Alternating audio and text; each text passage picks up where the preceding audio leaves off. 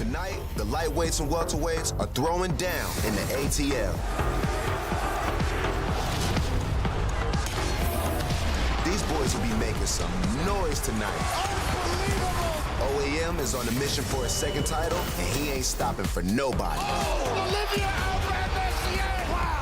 Hurricane Shane Burgos wants a piece of the playoffs, and I wouldn't want to be in his way. Hurricane Shane thinks it will end in a championship. Plus, the Swedish Denzel Sadabusi is after another million. Sadabusi with a second-round finish.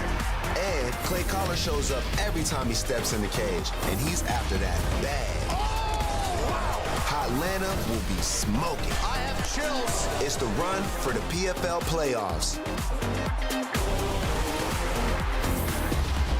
The PFL starts right now.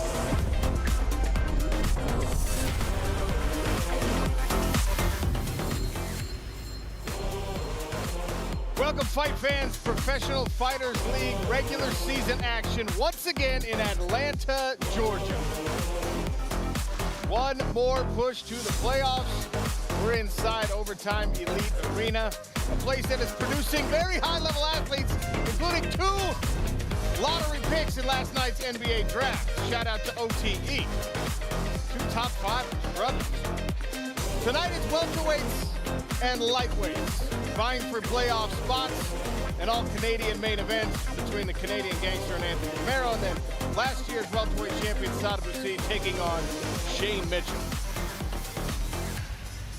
We'll get to all that later, but up first, exclusively right here on ESPN Plus, these 6 bouts. We'll start with 2 featherweight showcases, get into the regular season action with the welterweights, a couple of lightweight fights, and then a welterweight feature between 2 Challenger Series veterans. Here's a look at the odds.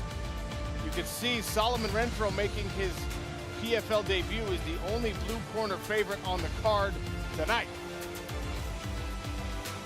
So how are we betting these numbers? We've got betting experts for that. Jonathan Coachman and Ian Parker. Here they are.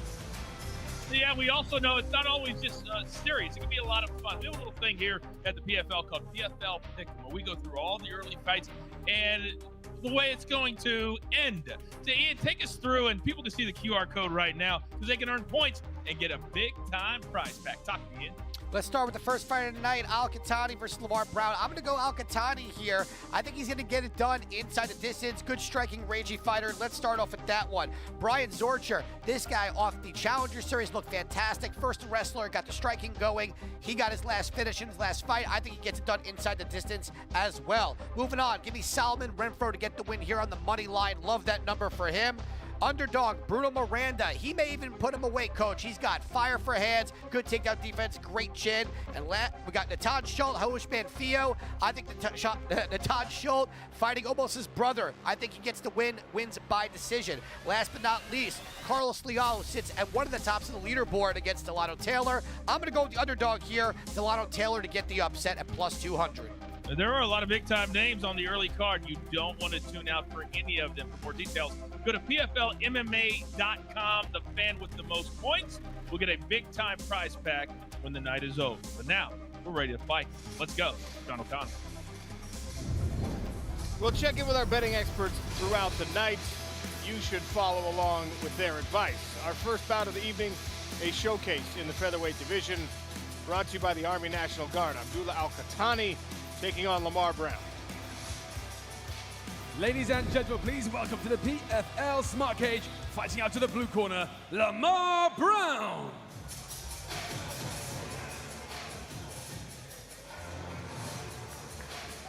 Lamar Brown is making his PFL debut, coming in on a 4-fight win streak. Flying the flag of Tanzania, making him the first PFL fighter to do so. Downtown, Lamar Brown looking to impress the bosses.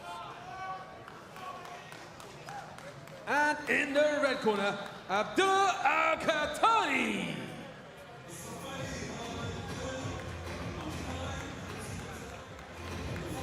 The Ripper, Abdullah Al-Qahtani, he's never fought in the United States before. This will be not only his PFL debut, but his U.S. debut. 5-1 record, And just like his opponent, the first PFL fighter to represent his home country of Saudi Arabia. He's training primarily in Bahrain right now.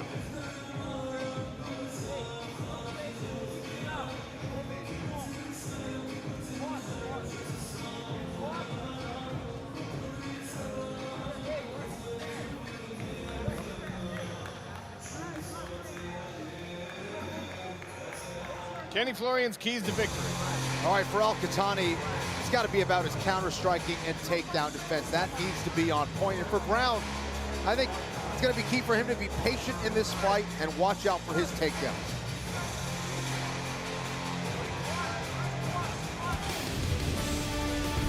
Tail and tape for this bout also brought to you by the Army National Guard. You can see Lamar Brown is the older fighter at 34. Al-Qahtani is still just 25 years of age. Lamar Brown is 1 inch taller, weighed 1 pound heavier. Significant reach advantage. 5-inch margin for Abdullah Al-Qahtani on the arms and a 2-inch advantage on the leg. Andy Shepard gets the fight started. Ladies and gentlemen, welcome to the OTE Arena here in Atlanta, Georgia, and welcome to our viewers watching on ESPN+. Tonight, we conclude the PFL regular season with the lightweights and the welterweights having their opportunity to earn a place in the PFL playoffs. But we begin tonight with a special showcase bout in the featherweight division. Introducing first, fighting out of the blue corner. He's an MMA specialist and stands 5 feet 10 inches tall. He weighed in officially at 146 pounds and holds a record of 4 wins and not a single loss.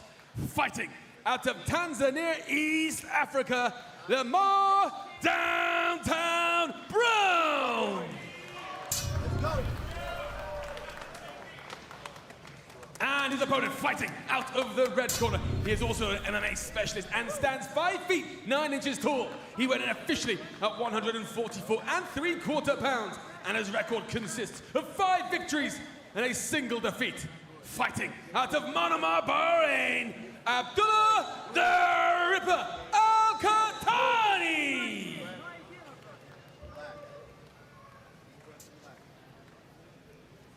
Your referee in charge, Brent McKeon. Brent McKeon is equipped with our ref cam. He'll take you up close and personal inside the action with a very unique view. There's Abdullah Al-Qahtani. All right, fighter, first round. Out of Are you ready? Saudi Arabia. You ready? Fight! In the green trunks, Lamar Brown is in the gray. Southpaw stance for Lamar Brown.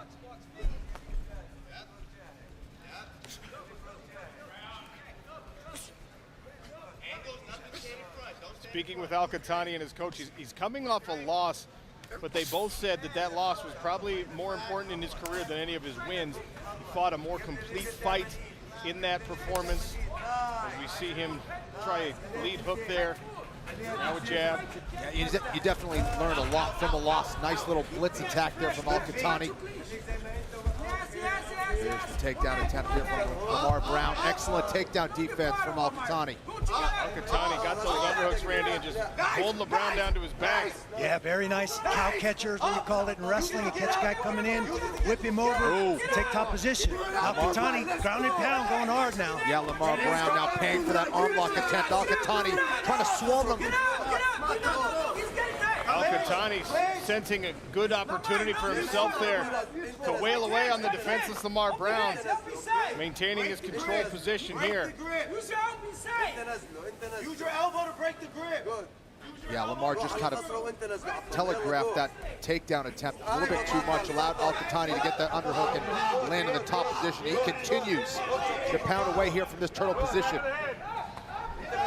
Got one hook in, both hooks in now by Al-Qahtani. And an arm around the neck. choke. Abdullah Al-Qahtani with a tight squeeze. Lamar Missed the Brown tap. with the tap. So nice. Al-Qahtani with a victory in his PFL and American debut. Nice to see somebody from Saudi Arabia representing here, and a huge talent pool as we partner with the Saudis moving forward to develop more talent in the Middle East. Yeah, a lot of people believe you have to get that arm underneath the chin to finish it, but you can crank the face, you can really injure the jaw, you can Feels like also your jaw's going to come unhinged in that exactly. You situation. put a lot of It sucks. pressure on the spine as well. There's a lot of ways you can finish from that position, but nice job. Well, Abdullah Al-Qahtani stayed aggressive from the very start as we take a look at this Celsius replay, Kenny.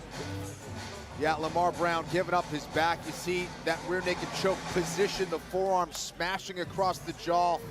Al-Qahtani celebrating. I believe that's a picture of his mother Yes. he's pointing to.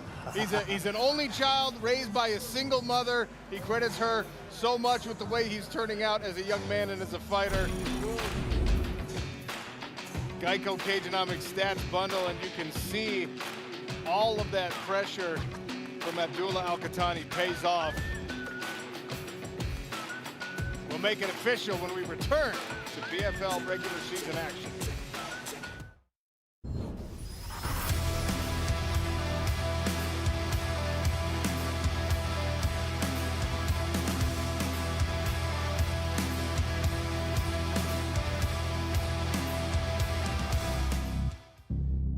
Collard has already thrown 214 strikes. We're not even into the third round. If he wants this smoke, come get it, man. I guarantee my hands are better. Oh, yeah, we've seen. Those body shots hurt Stevens. Collard decides to shoot up and down. Blake Collard dumps him and walks away. I was listening to a podcast and GSP was talking about how you need to be technical. You need your physical ability, your technical ability, and your tactical ability. So I feel like this year I'm physical, I'm technical, and I feel like what I was missing was that tactical advantage where we're working situations and we're working on exposing my opponent's weaknesses. I feel like I have all three this year, and I'm ready to go in there and get it done.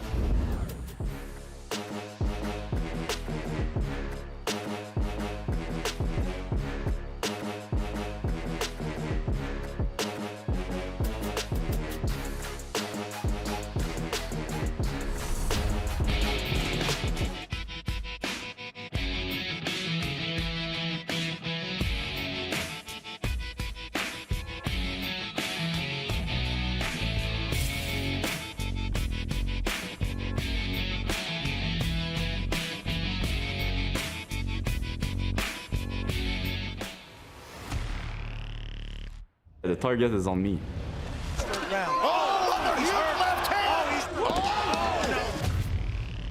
That's the difference between being a champion and up-and-comer.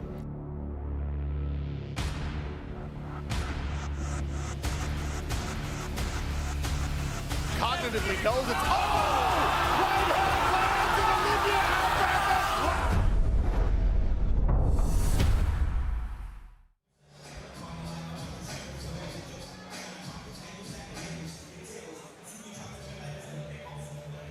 Welcome back to Professional Fighters League action here in Atlanta, Georgia. Abdullah Al-Qahtani versus Lamar Brown to open the night.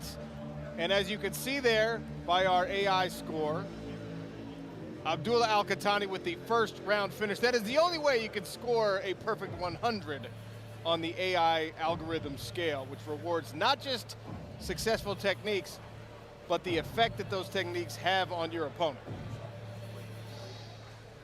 Let's set it inside the PFL Smart Cage with Andy Shepard to make this one official. Referee Brent McKeon calls a halt to the action of 1 minute and 35 seconds of round number 1. Declaring your winner via submission to a rear naked choke, Abdullah Al-Qahtani. 4 fighters make playoffs, $1 million. The champion needs to be. All right, so Lamar Brown was looking for this takedown, shot from a little bit too far away. It allowed Al-Qahtani to get that right underhook toward that takedown attempt. And then on top of that, he was able to counter and get top position. Brought a lot of pressure from the turtle position, landed some good ground and pound, got both leg hooks in, went right to the rear naked choke. Again, wasn't underneath the chin, but you could still get the finish. You put a lot of pressure on the jaw to the point where you could even break the jaw. That's how powerful that rear naked choke grip is. Lamar Brown trying to fight hands, trying to fight wrists, unable to do so.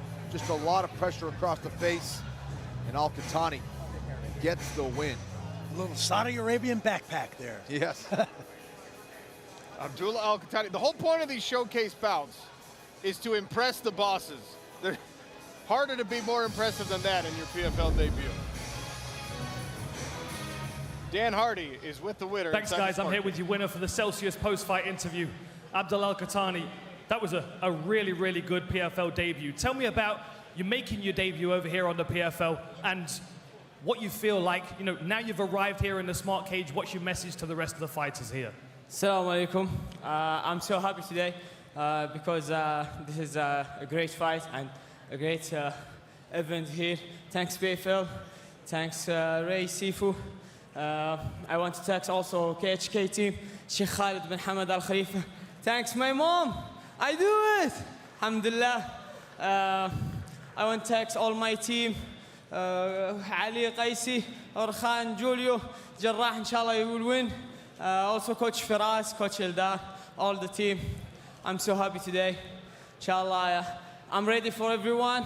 I will make a great show. Inshallah, next and next and next. I will be a champion PFL, inshallah. Let's go, let's do it, baby. Well, we got the successful victory. What's next for you in the smart cage? I will back now. I will back for my mom. Then I will maybe start training harder and harder. And I'm waiting for the next.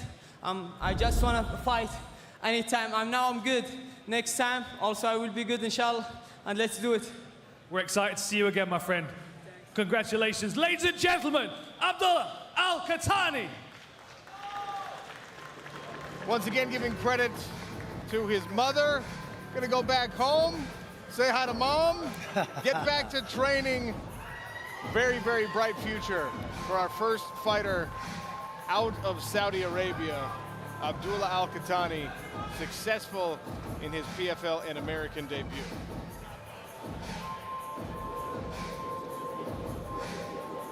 Take a look at that QR code at the bottom right-hand corner of your screen. Scan it. Follow along all the information for the PFL Crosstown.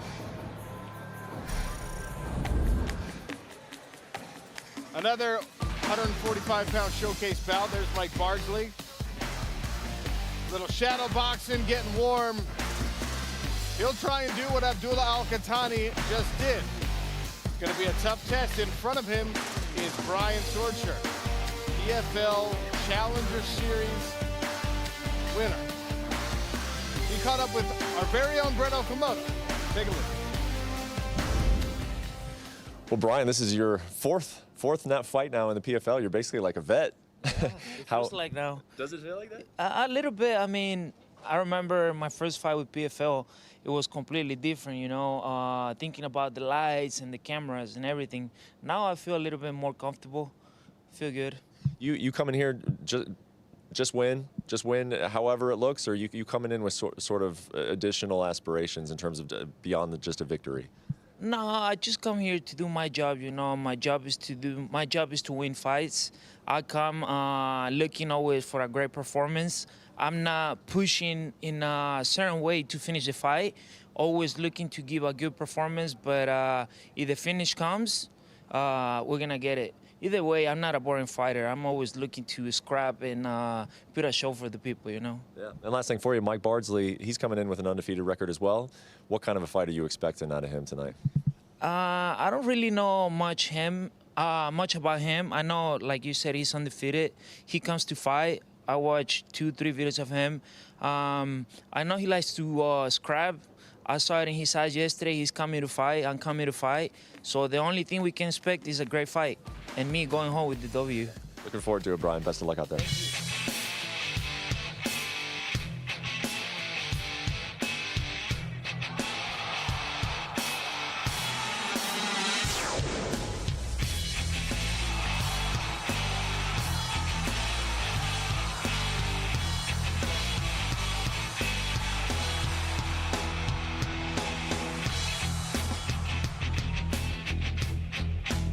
First round stop.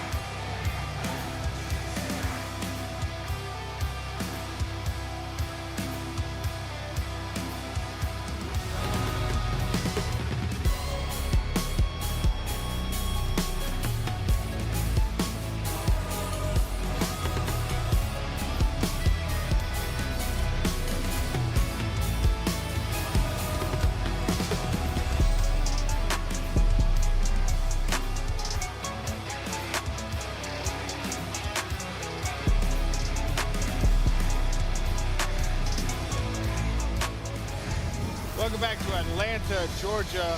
Up next, another showcase bout in the featherweight division, brought to you by Bud Light. Brian Zurcher versus Mike Bardsley in the Smart Kick.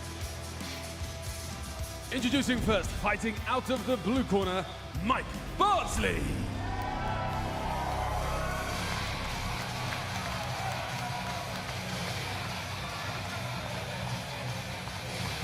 Mike Bardsley is making his PFL debut undefeated as a pro. Fighting out of nearby Lawrenceville, Georgia. He also had a 6-1 amateur record, took down a couple of titles as an amateur, looking to work his way to a position where he can do the same thing as a professional. And in the red corner, Brian Zurcher.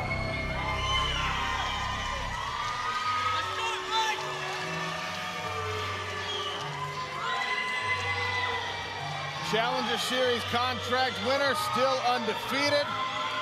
Trains down in Las Vegas, Nevada at one of the renowned camps in the world of mixed martial arts, Extreme Couture, named after one of my broadcast partners, Randy Couture and Kenny Florian. I'll let you decide which one it's named after.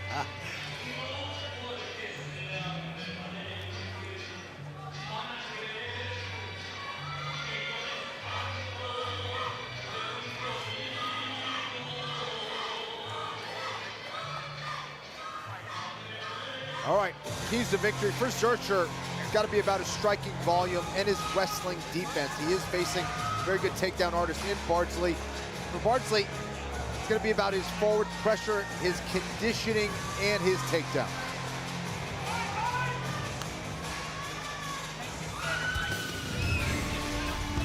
Tail Tape brought to you by Bud Light. Brian Zurcher, proud representative of Mexico. Mike Bardsley, right here from Georgia in the United States, and Bardsley is 2 years older.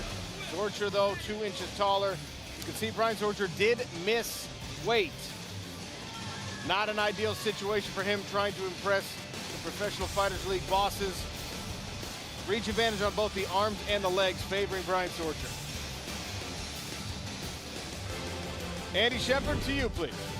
The following fight is a featherweight showcase bout. Introducing first, fighting out of the blue corner. He is a wrestling specialist and stands 5 feet 7 inches tall. He weighed in officially at 144.5 pounds and holds a perfect professional record of 3 victories and not a single loss. Fighting out of Lawrenceville, Georgia, Mike Bardsley.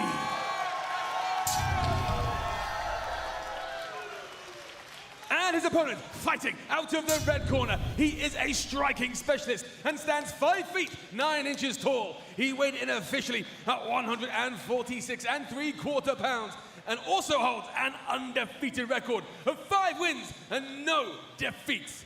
Fighting out of Javier Nayarit, Mexico, Brian Zurcher.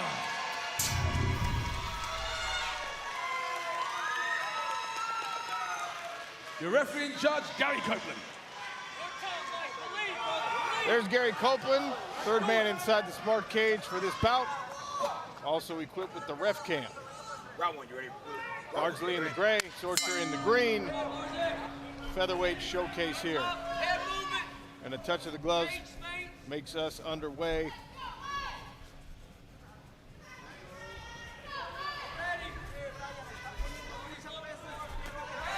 Bardsley starts the action, tosses up a high kick. Second from Bardsley.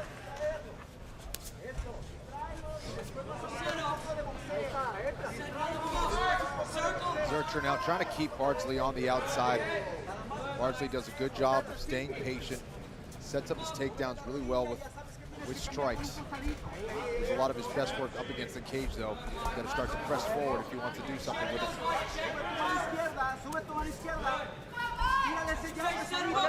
Bardsley is almost exclusively throwing kicks in the early part of this round. Calls himself a wrestler. That's not something you see all the time from wrestlers, but he's comfortable everywhere. Right hand landed there for Zurcher as Bardsley tried to advance. Zurcher's landing some good shots. Nice shot on the inside from Bardsley as well, though.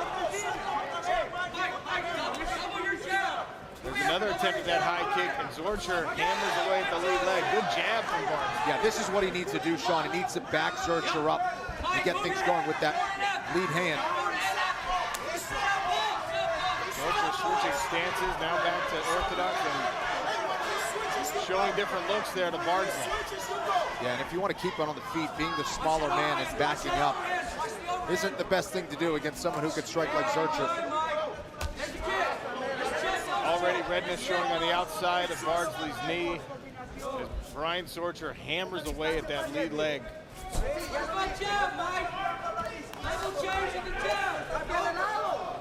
Overhand right glance off the guard there for Zurcher, who then switches stances and goes with the body kick.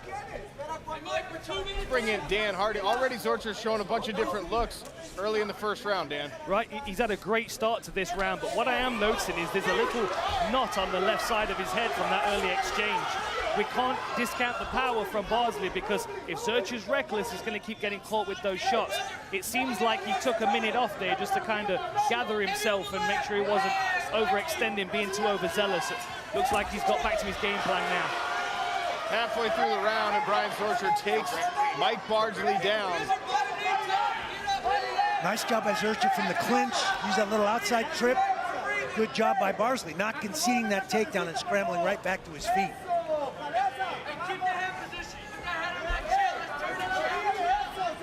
Nice knee to the body there by Zurcher. Just a look through Ghost Cam, exclusive here to the PFL.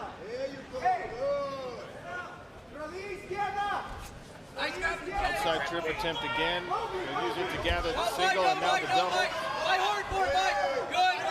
Bardsley doing a nice job with that left underhook to pull Zurcher back up chest to chest and not give up the takedown. Now Zurcher getting good head position there. It can be difficult to do against a shorter opponent.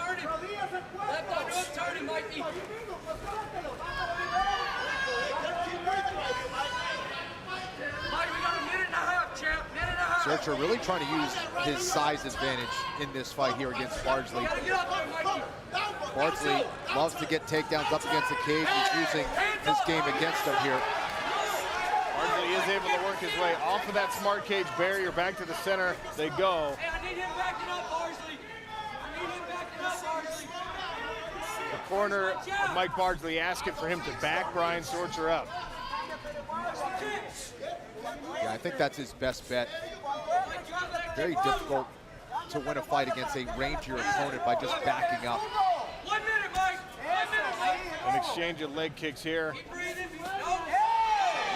Switch stance, and Zurcher goes up high. Bardsley keeps testing out his own lead high kick. Yeah, I don't know how many more kicks that lead leg of Bardsley can take.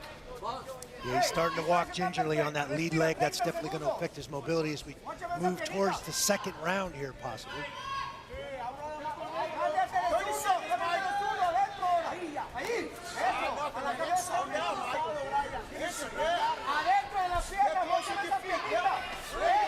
There's some nice jabs from Bardsley, but he just ate one to the groin there. You all right? All right, watch him, fight. Zurcher tried to wave it off. Bardsley's going to oblige and get right back to the action for the final 10 seconds. A little flurry here as the final seconds are out, one tick away. Both fighters trying to steal the round. We will see a second frame in this featherweight showcase when we return on ESPN+. Zawada, better known as the Swedish Denzel. The guy that's 6'4" at 170 pounds and long arms and long legs. The welterweight division is in trouble. Huge body kick by Zawada. My strength surprises people. It really is impressive how fast those kicks are from Zawada. Last year was my 5th world title. I want to have double digits.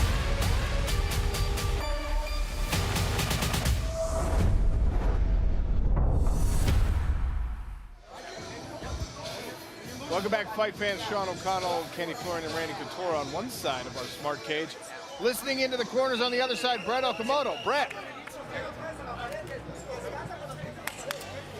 Yeah, guys.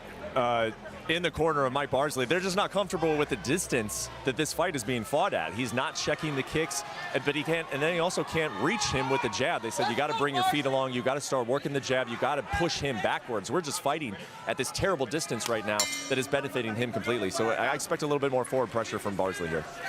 Thank you, Brett. Bardsley in the gray, Zurcher in the green.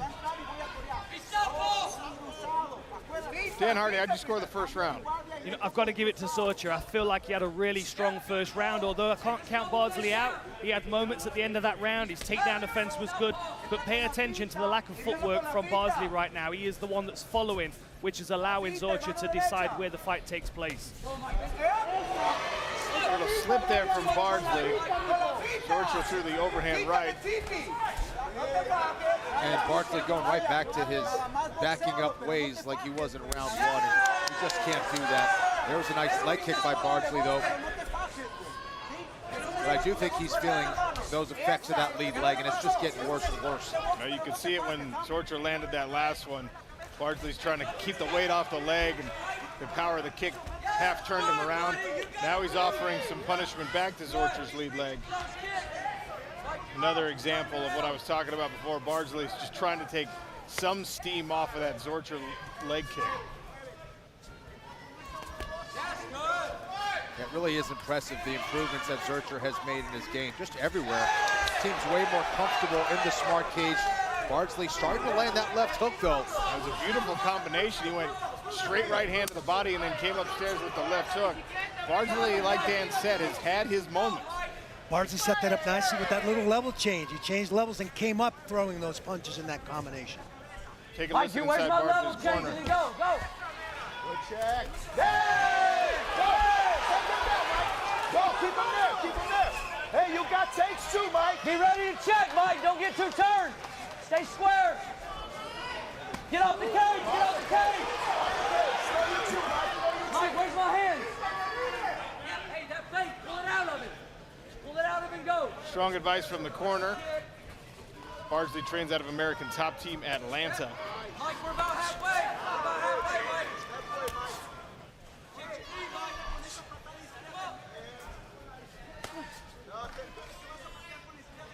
Yeah, Zurcher just kind of keeping him off balance, mixing up those strikes, keeping Bardsley guessing from the outside. Bardsley just needs to get nasty.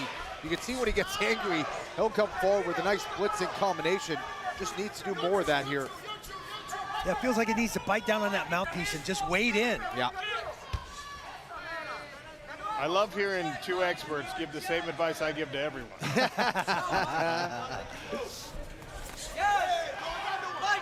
But it is effective when Bardsley gets aggressive. Oh! Nice right hand. Ran right into a right hand from Zurcher that backed him up. You saw a little wobble there from Bardsley. He appears to be recovered and now on the hunt. There's a look at Brian Zurcher's mom. Like Al-Qahtani in the last fight, Zurcher credited him with a lot of success. Landed a beautiful left hook there. Bardsley hanging in there, but he's starting to take a lot of damage. Man, is he tough.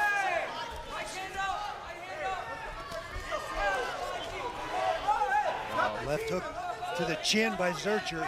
Yeah, that hurt him. That backed him up big time. He hit the body first, and then he came upstairs and landed one right on the chin. Now the jab's working for Zurcher too. It feels like with 90 seconds-ish in round number two, Brian Zurcher is starting to feel like he's gauged that distance and figured out the movement of Mike Bardsley. Yeah, and Bardsley is being predictable here. He's not really feinting his way as much. He's not mixing up his strikes, and Zurcher is onto it.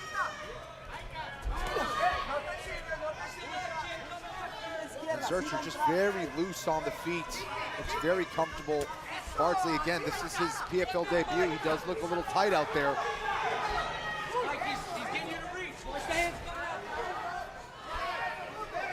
When you heard Brian Zurcher talk about that with Brett Okamoto in their conversation, he said, I've been here with the cameras on and under the bright lights before. I do feel more comfortable.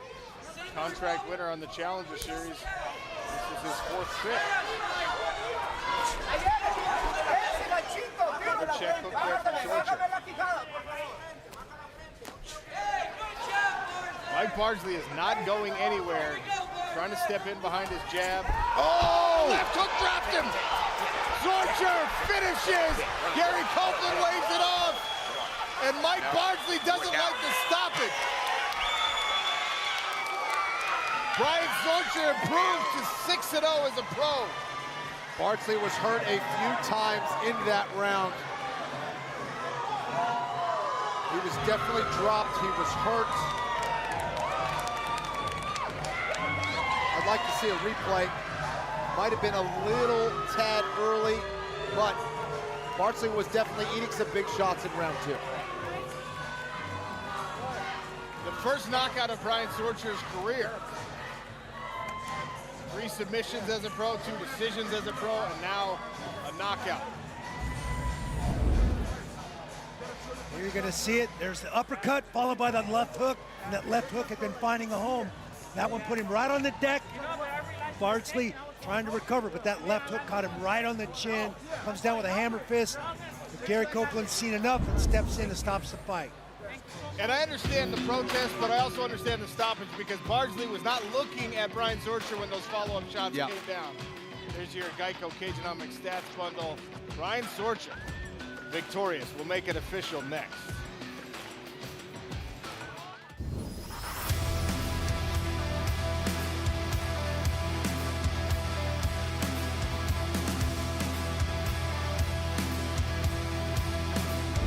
So I didn't really put too much emphasis or too much thought on the point system.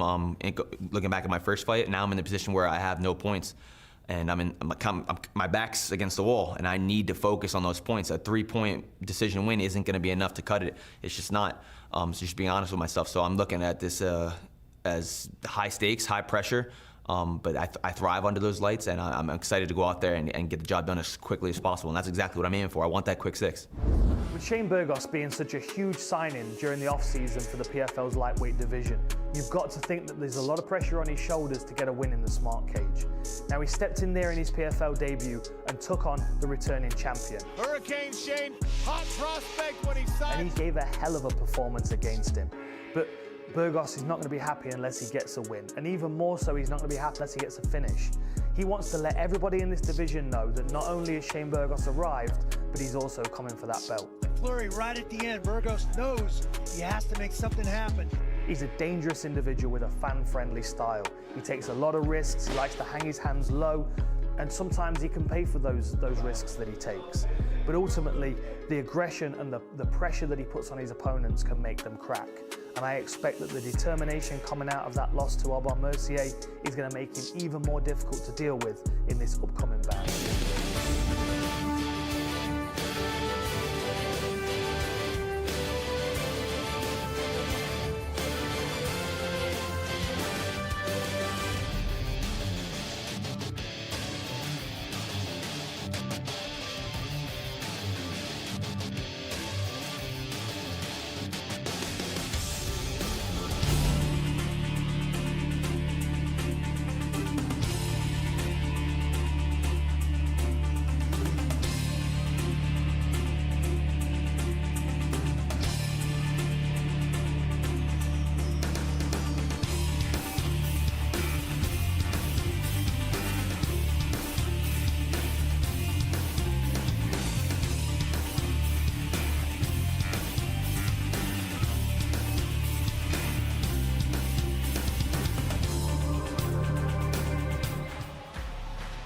Welcome back to OTE Arena in Atlanta, Georgia. Brian Zurcher victorious over Mike Bardsley, and you can see our AI score gave round 1 to Brian Zurcher, but round 2, that perfect 100 score means we saw a finish.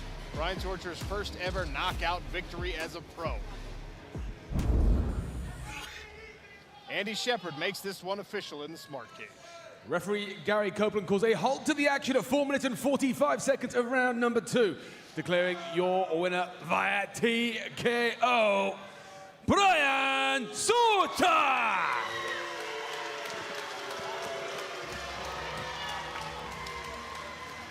Kenny Florian, walk me through these replays. Well, there were some big shots landed there from Zurcher. There's a right hand. But for me, it was the left hand that was doing the most amount of damage in round 2. Beautiful cross hook combination. It was the hook that dropped and hurt Bardsley. There's that left hand sneaking through the guard. Kind of split his guard there. Gary Copeland had seen enough there. Beautiful left hook. Dropped him. Stays undefeated at 6-0.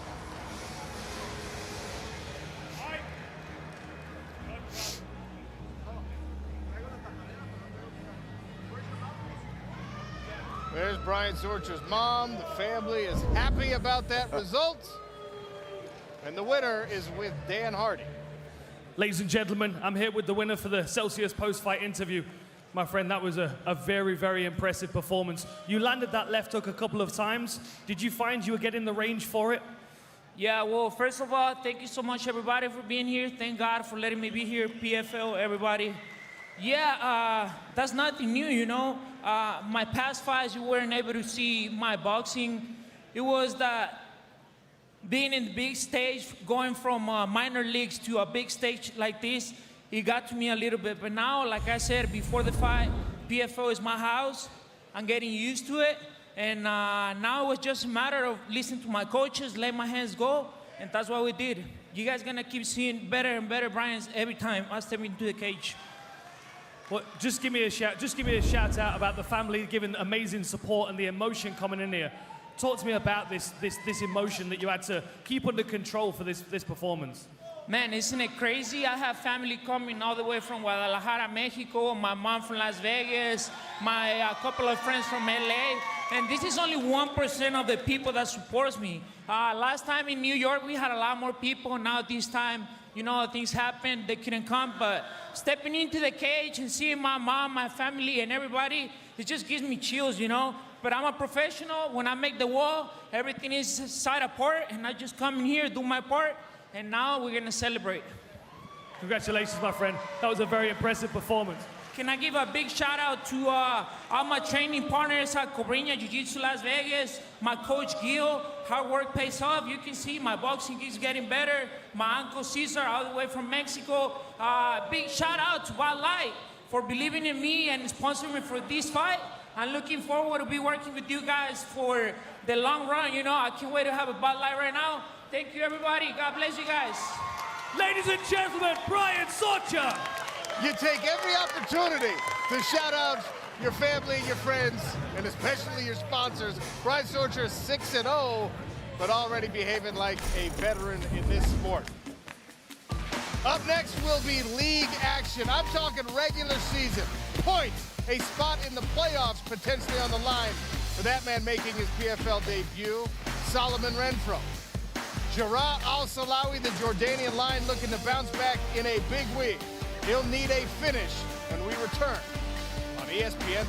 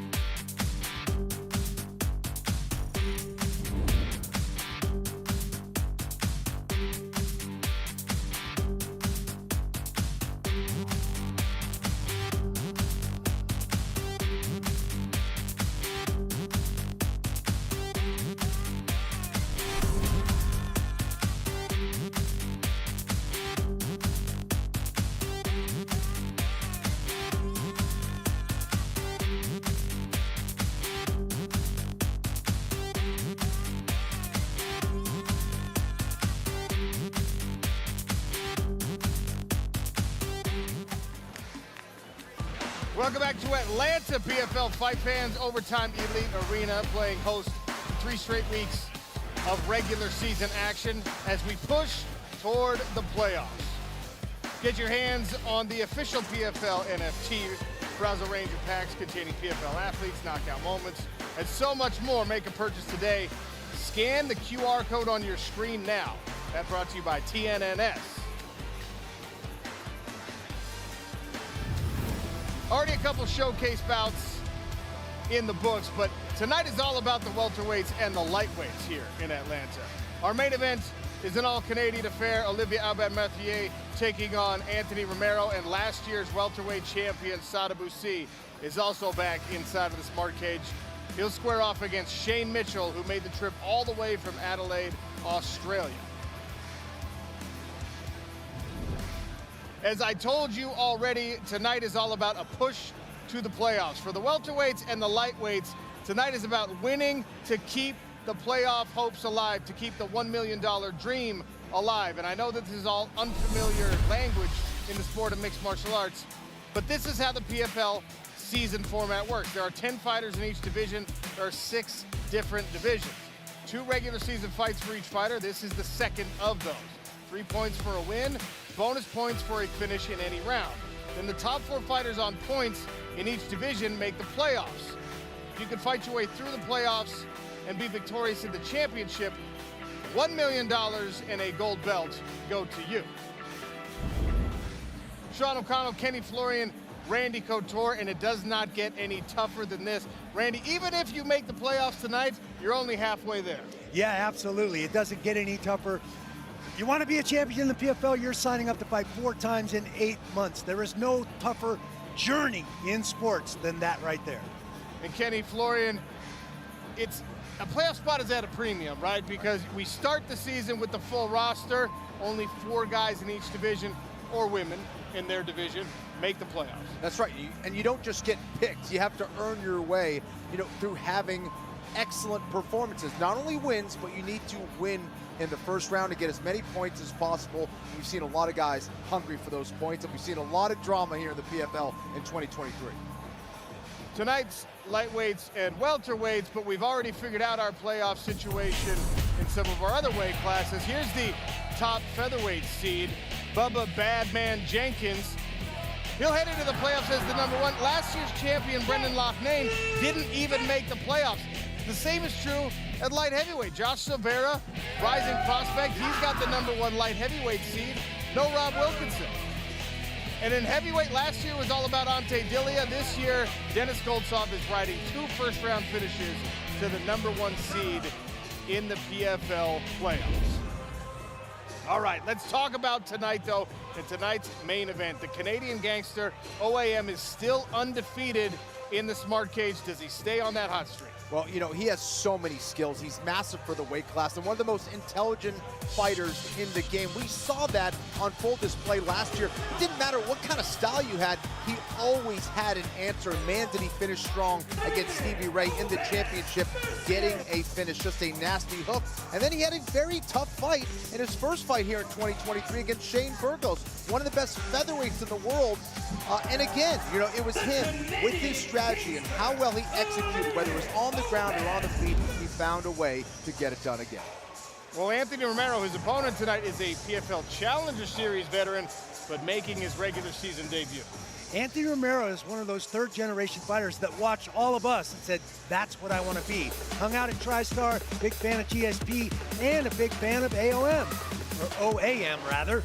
And he feels like he has what it takes. He wants to step in the pocket, challenge Olivier's striking, push the pace. He feels like he wants to take over as the marquee guy in Canadian MMA, and he's going to try to do that tonight. They're 2 very cerebral fighters, but they both need points, especially Romero. So sometimes you got to put away the intelligent game plan. We'll see how it plays out in the main event. Let's talk about the co-main event as well, because there's another returning champion, and this guy is a staple in the PFL. Sada Boucy has been part of all 5 PFL seasons. He's looking to go back-to-back as a champion. Standing in his way tonight is Shane Mitchell. He's got 5 points, Randy. Does he add another finish tonight? There's a guy that came down from middleweight, 185, to make 170. He's very, very tall. He's got long-range weapons. He had a glaring weakness. That was his ability to stay off the ground. He needed some wrestling and wrestling defense, especially. He spent the last 2 years diligently applying himself to develop that wrestling, and that has given him the confidence to let those long hands and feet go. If you stand around in front of this guy and do not pressure him, you're going to have a very, very big problem with the Swedish Denzel, Sada Boucy. And you can see the results when he's comfortable with his takedown defense and he just lets those strikes go. Sada Boucy is red hot. Shane Mitchell is coming off a loss, and he knows what he's up against tonight. Yeah, that's right. But he does feel that the pressure is all on Sadabusi's side. He loves this matchup as well. You know, in his first matchup here against Naive Lopez, he felt, you know, he was just getting taken down. He was getting controlled. He likes this striker versus striker matchup. Now, he does need to get into boxing range. He needs to get into the pocket and land those hands against Sadabusi. No easy task, but he loves the matchup. He's got nothing to lose, and he's looking for the upset tonight. So a great main event, great co-main event, and we're going to get to that later tonight. The simulcast right here on ESPN Plus. It'll also be on ESPN and on ESPN Deportes. But right now on ESPN Plus, 4 league fights. The first one will be at welterweight, Jarrah Al-Silawi and Solomon Renfro. Then a pair of lightweight contests. Just wait till we tell you the story behind Natan Schult and Haush Manfio, and a feature between Carlos Leal and Delano Taylor, 2 PFL Challenger Series veterans. Here's a look at the odds. You can see Bruno Miranda, Alexander Martinez. That's a dead heat. That's even money. That's a pick'em. Solomon Renfro is a blue corner favorite, making his PFL debut. Before we get to the regular season action, a refresher on our welterweight standings. Right now, Magomed Karimov, Magomed Umalatov, and Carlos Leal all have 6 points, coming on with 6 points because of their first round finishes. Sadabusi, 5 point second round finish in his first bout of the season, and Naive Lopez with a decision victory good enough for 3 points. And that brings us to our first regular season welterweight bout of the evening. 3 5-minute rounds between Jarrah Al-Silawi and Solomon Renfro, brought to you by Geico. Introducing first, fighting out of the blue corner, Solomon Renfro.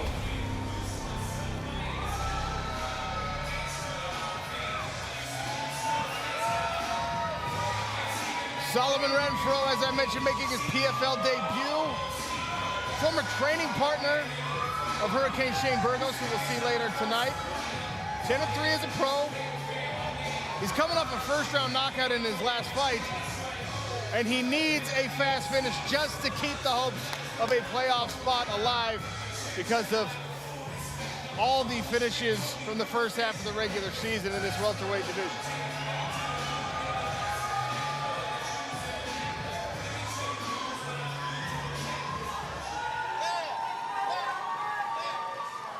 And in the red corner, Jarrah Al-Silawi.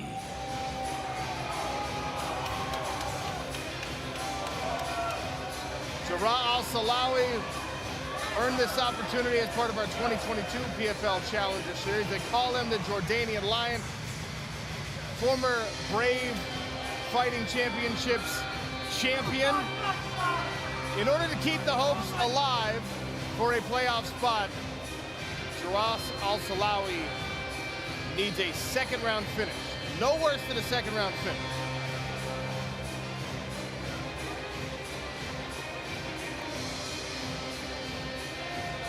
Neither man can clinch a playoff spot, even with a victory in this fight. So, best case scenario is you sit down, you sweat it out. Kenny, what are the keys to victory?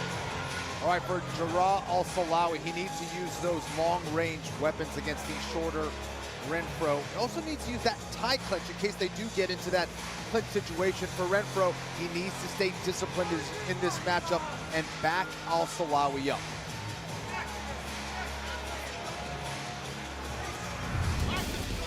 Down the tape is brought to you by Geico. Jarrah Al-Silawi versus Solomon Renfro, and Jarrah Al-Silawi 4 years older. He is also the taller fighter at 5 feet 11 inches, weighed in 2 pounds heavier. The reach advantage on the arms belongs to Solomon Renfro, but both men with a 41-inch leg reach. Andy Shepard, to you. The following fight is a PFL regular season contest in the welterweight division. Introducing first, fighting out of the blue corner. He's a mixed martial arts specialist and stands 5 feet 9 inches tall. He weighed in officially at 169.5 pounds and amassed a professional record of 10 wins and 3 losses. Fighting out of Cleveland, Ohio, the Black Dragon, Solomon Renfro.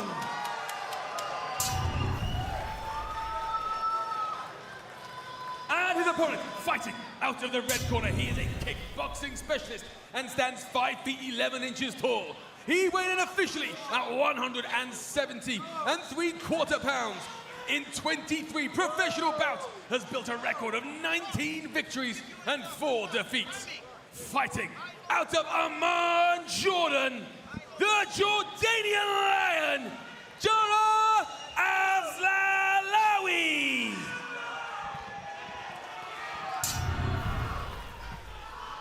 Your referee in charge, Brian Miner. Brian Miner will oversee the action. Jara Al-Silawi is in the blue trunks. Solomon Renfro in the gray. I think it's important to note Jara Al-Silawi, the matchmaking hasn't done him any favors. His last 2 fights, Sadabusi, last year's champion, Magomed Umalatov, who is still undefeated as a pro. We'll see him later tonight. High kick attempt there to start the action from Jara Al-Silawi.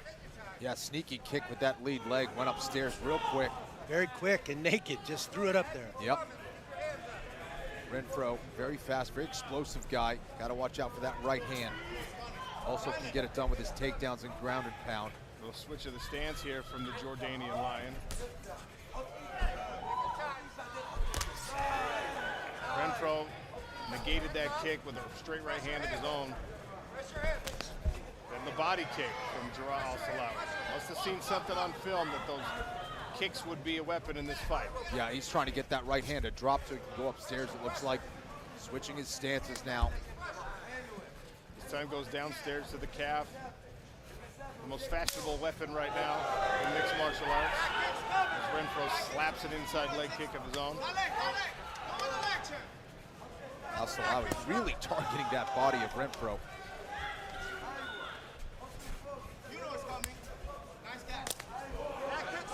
There it is again. Al-Silawi looking a lot more comfortable in this fight. We've seen him, Kenny, at his very best. Absolutely formidable, 19-2 before he came to the PFL. Yeah, definitely looks very loose on the feet, very fast here against Renfro.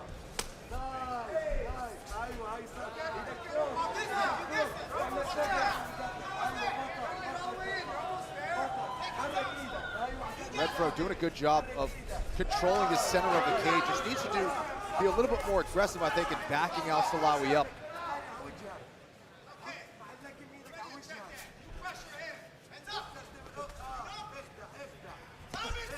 Jara Al-Silawi mastering the distance right now in the early part of this round. Taking advantage of his reach advantage. He's judging the distance very well, too. He's not really allowing for Renfro to connect when he's coming forward. Another body kick.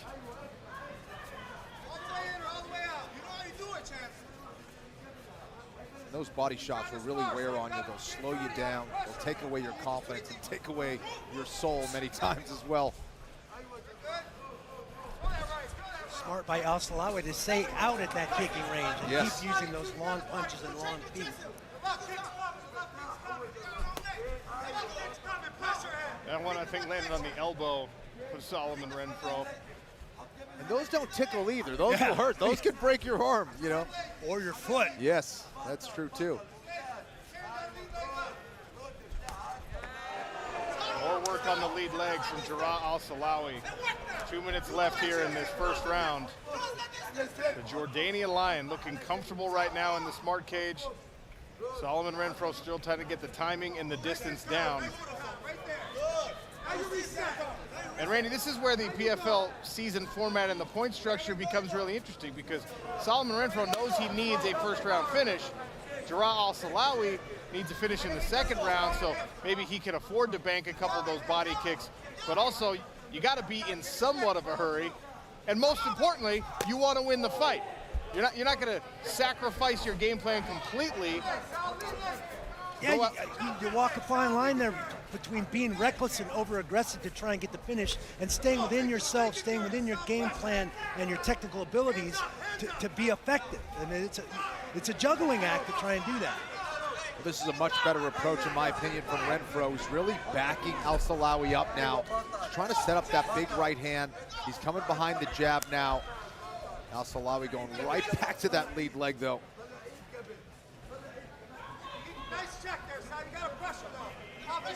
Looks like Al-Silawi definitely has the speed advantage here.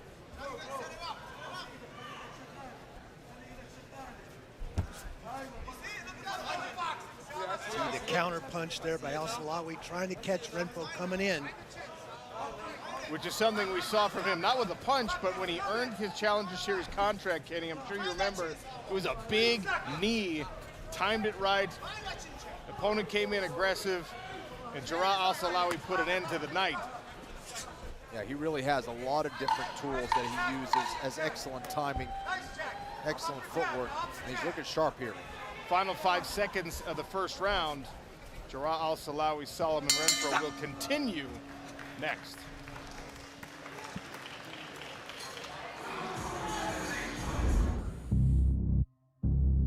Collard has already thrown 214 strikes.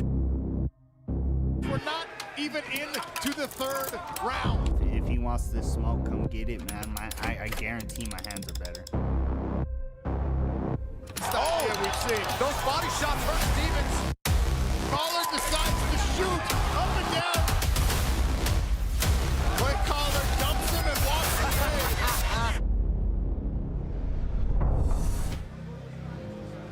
Welcome back to PFL Action. Sean O'Connell, Randy Couture, Kenny Florian, and let's hear from Brett Okamoto.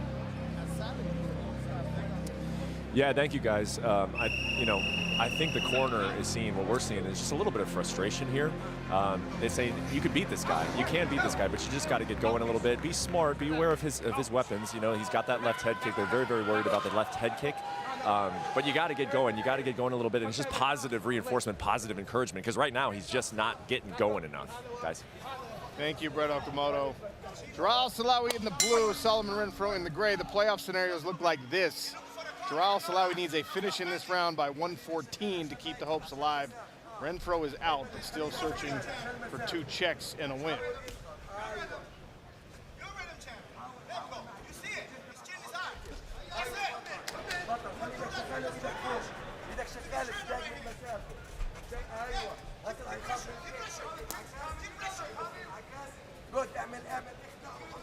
Dan Hardy, what do you think of the approach from both of these fighters right now? I think we're seeing the kickboxing experience of Al-Silawi here. He's the one that's pulling his opponent towards him all the time. What we're seeing with Renfro is he's following his opponent. That means that lead leg is vulnerable all the time. And of course he's working to the body, but we can't neglect the idea that he might be trying to deaden that right arm, because of course that's the major weapon of Solomon Renfro. If he can deaden that, you can keep seeing him shaking it out. That might slow down his attack, the lead leg and the rear arm. Nullify those two and it makes it a lot safer fight for Al-Silawi going forward. Jarrah Al-Silawi has mere seconds to try and keep the playoff hopes alive here. Ooh. There's that beautiful timing of that knee you were talking about before, Sean. Al-Silawi doing a good job of getting himself out of trouble if he doesn't find that cage behind him. Very elusive tonight. Oh, head kick landed there. But Jarrah Al-Silawi is no longer in playoff contention because of how much time ticked off. Oh, Renfro landed in the flurry there. And now he's got Al-Silawi on the retreat. Yeah, that hurt Al-Silawi. Renfro does it.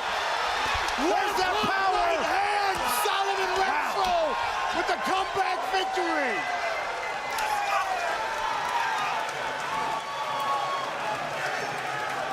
Jarrah Al-Silawi not only out of the playoffs, but out cold on the smart cage canvas, and 5 points for Solomon Renfro.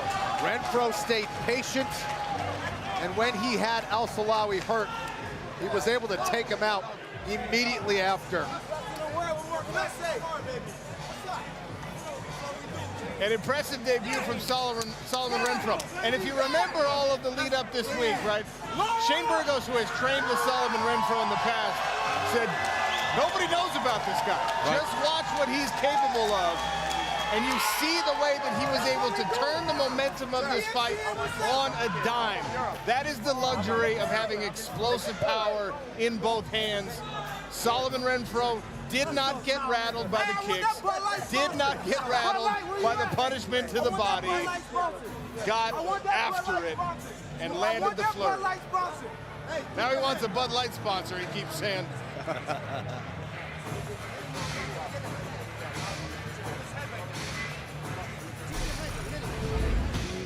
Cageonomics Stats Bundle is brought to you by Geico. You can see all the work done by the kicks of Al-Silawi. At the end of the day, it was a right hand, left hook, and then another flurry for Solomon Renfro. And out go the lights on the Jordanian Lion.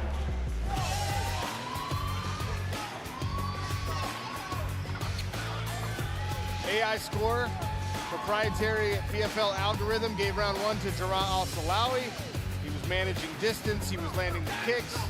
Round 2 and this fight belong to Solomon Renfro. The only way to score a perfect 100 is to get a finish inside of the round. Renfro did just that.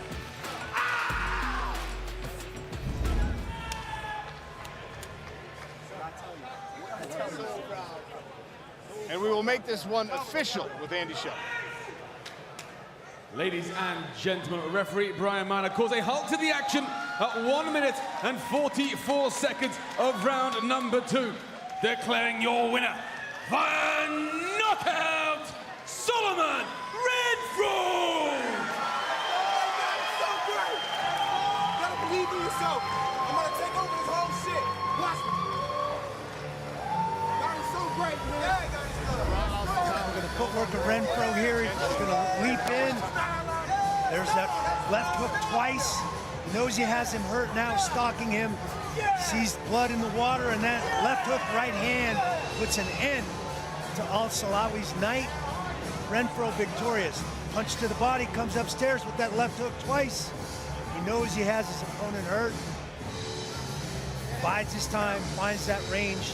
Left hook, right hand, and that right hand puts Al-Silawi on the deck. A couple hammer fists for good measure, and the referee has seen enough.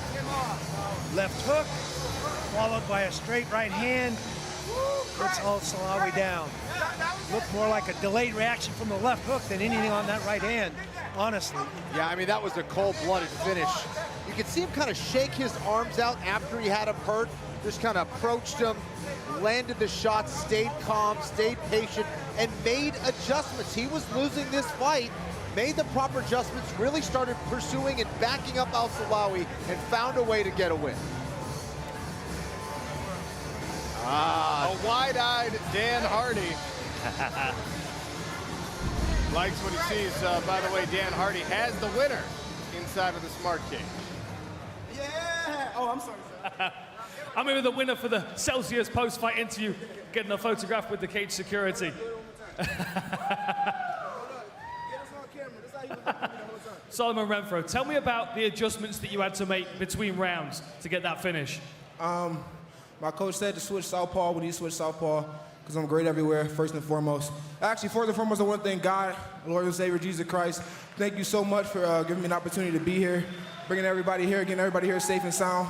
Hope my opponent is safe. Hope he has the safe travels back. And thank you so much to PFL for giving me that money, baby. I just made 30 G's, baby! Let's go! So, short notice fight, you came in light. 6 days notice, 6 days notice, man. I'm really a 55er, coming for that 155-pound belt. My manager called me on Saturday, said, hey, you said you want to make some money. Here's your chance to make some money. I said, put me in there, man. Let's make some money. So you're watching these 55ers tonight, ready for next year, then? Oh, yes, sir, and watching each and every one of them. I really don't want to fight my big brother, Shane Burgos. That's the only guy I don't want to fight. But everybody else, all you motherfuckers can get it. Best in the world coming to get each and every one of you, putting you all down. Let's go. Congratulations, my friend. That was a fantastic performance. I'm sorry, listen, I didn't even answer this question. The adjustments I made, coach said when he goes southpaw, switch to southpaw. My boy Pat Mix in the corner said, listen, when you put him in the corner, you're the best in the world. Get him in the corner, cut an angle, knock him out. We did exactly what they asked me to do. And God is great, we're the best in the world. The real king is here, baby! The Black Dragon is here! Yes, sir! Congratulations. Congratulations. Ladies and gentlemen, Solomon Renfro! Solomon Renfro feeling excited after a successful PFL debut. in the Air Force Reserve prep point. Nathan Schult getting the hand wraps on. A very tall task in front of him tonight. And we'll tell you why when we get there. But up next, maybe one of the dark horses of the lightweight division. Bruno Miranda. Also a Challenger Series veteran, taking on Alexander Martinez, who is looking to make a return to the PFL playoffs. Both men need the points. That fight next.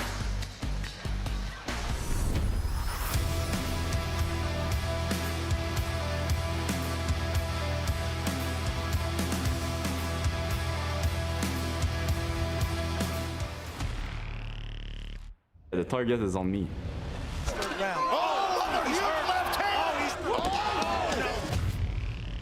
That's the difference between being a champion and up-and-comer.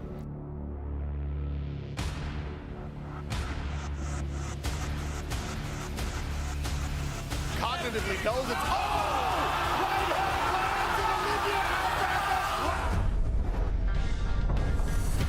When I saw a lock name 2 weeks ago, it was a cautionary tale, you know.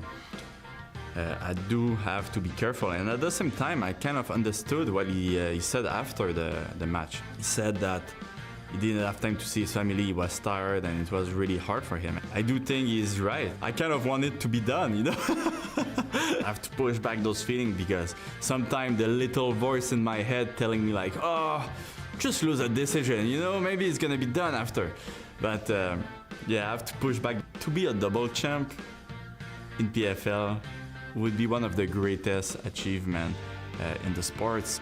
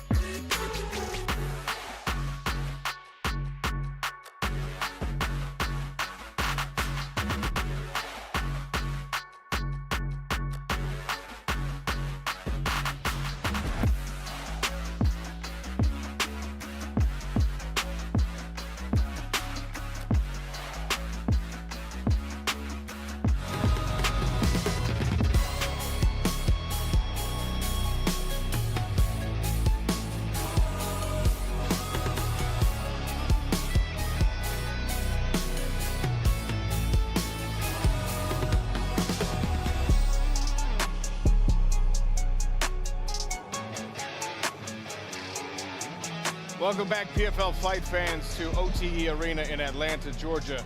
Some very special guests in the building. And to introduce them, Andy Shepard. Ladies and gentlemen, please welcome the Deputy Commander of the Air Force Recruiting Service, Brigadier General Lisa Craig. The Air Force and the Air Force Reserve are so proud of these young people who are going to wear our nation's cloth, and we are going to swear them into the Air Force today.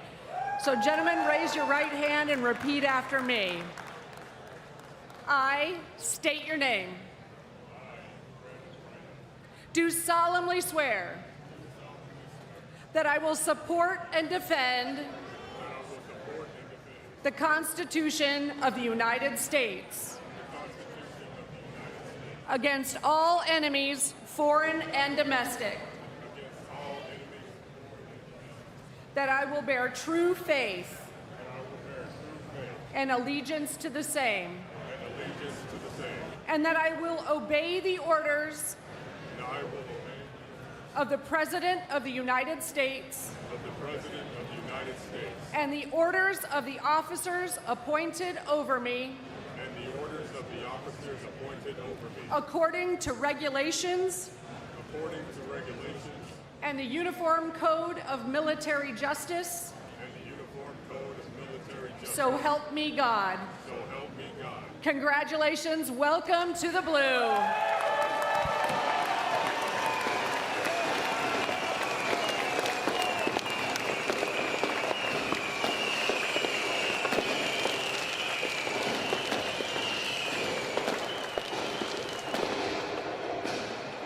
Congratulations to each of those young men, and a preemptive thank you for their service.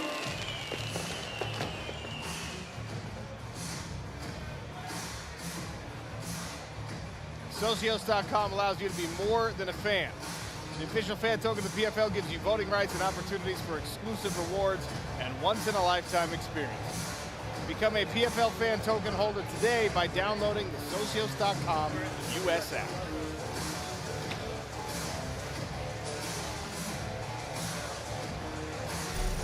Three more fights to go here, exclusively on ESPN+. All of these are regular season contests with points and a spot in the playoffs potentially on the line. A reminder on how we're betting. We bring in our experts, Jonathan Coachman, Ian Parker. Fellas? Sean, this is the last night of the regular season, so every single fighter should be thinking one thing: finish. So far, Ian Parker, what have we seen? 3 finishes. But up next, we've got Martinez and Miranda. So, fire up the big board. Tell me what we're doing. Coach, it's an interesting situation here. Earlier when we did our pre-show, Bruno Miranda was plus 100. He is now minus 110. Both gentlemen are. I still see the value in Miranda. We've seen Martinez here before. Good striker, well-rounded, but he's taken a lot of damage over his last few fights. Miranda, good takedown defense, a ton of power in his hands. I think he's flying under the radar this season. I'm going with Bruno Miranda to get it done. And Bruno Miranda, one of those fighters with 3 points, so a finish.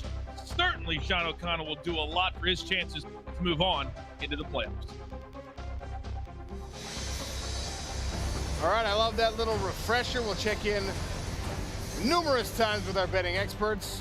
Speaking of refreshers, here how the lightweight standings look, at least for now. It is a log jam.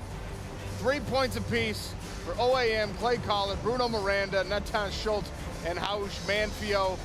Miranda up next, Natan Schult and Haush Manfio are up next. Facing one another, Alexander Martinez faces elimination if he can't get something done here.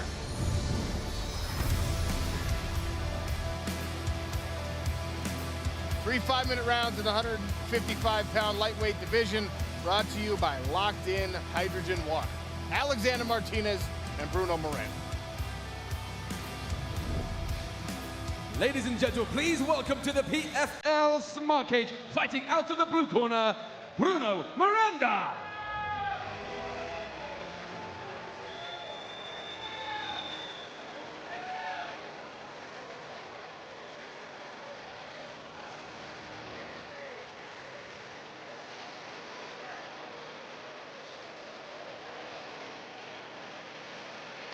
I promise Bruno Miranda is going to come out at some point.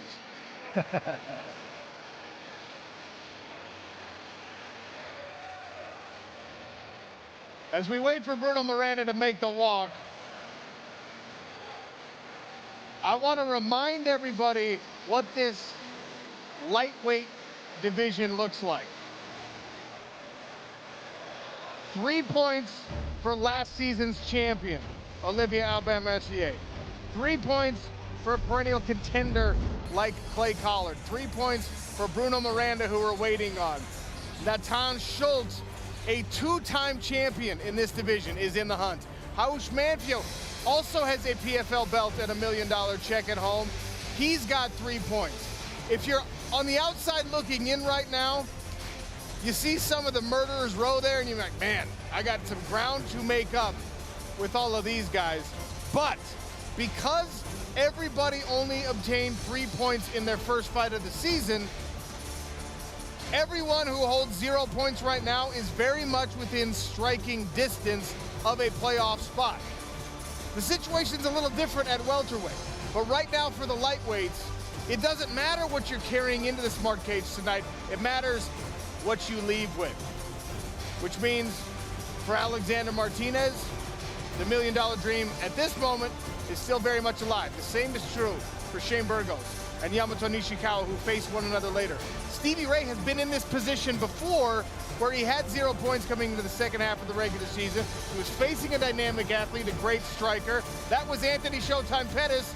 And Randy, you remember what he did there? Yeah, the Scottish Twister, amazing. Ladies and gentlemen, please welcome, fighting out of the blue corner, Bruno Miranda. There he is, Robusto Bruno Miranda. 9 knockouts in his professional mixed martial arts career. He's got 15 total wins. He's on a 6-fight win streak that goes back 6 years. This guy hasn't lost in a long time. Won his contract on the 2022 PFL Challenger Series, and he can clinch a playoff spot with a finish in any round.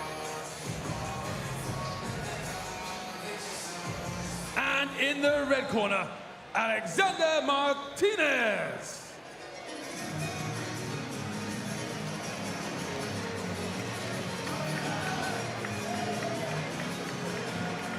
Alexander Martinez trains at TriStar in Montreal, Canada. You see him waving 2 flags there. Canadian flag where his family immigrated to from Paraguay. He's got the Paraguayan flag as well. That's Faraz Sahabi in his corner. Still yet to see 30 years of age. He's very experienced, lifelong martial artist. And you can see 2-time PFL semifinalist, so he knows what it takes to get to the playoffs.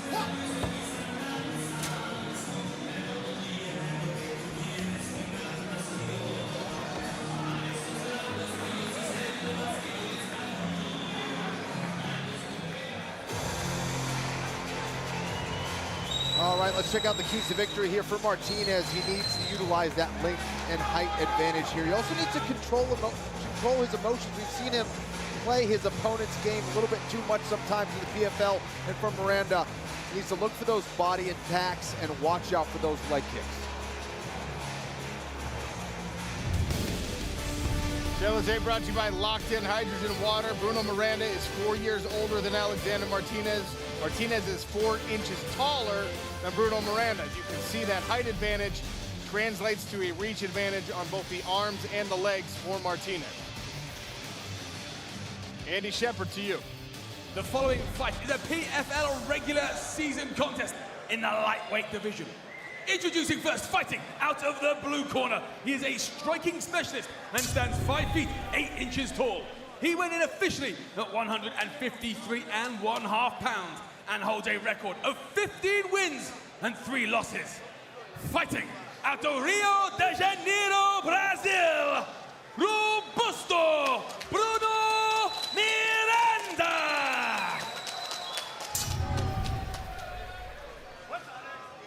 And his opponent, fighting out of the red corner. He is a striking specialist and stands 6 feet even. He weighed in officially at 156 pounds. His professional record consists of 10 victories, 4 defeats, and 1 no contest. Fighting out of Grand Prairie, Alberta, Canada, Alexander Martinez.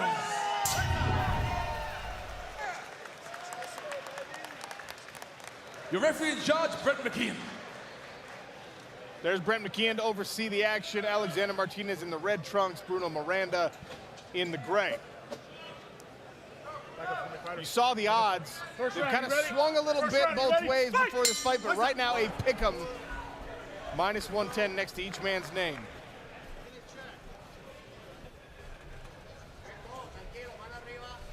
You can already see the difference in the way these two guys move. Oh! Nice push kick there from Alexander Martinez. Bruno Miranda right off his feet. Yeah, that was a beautiful lead leg kick from Martinez, who has that Taekwondo background. Definitely caught Miranda by surprise. Martinez's father is a master of Taekwondo. Martinez grew up in martial arts, didn't really commit himself till they moved to Canada at 14 years old.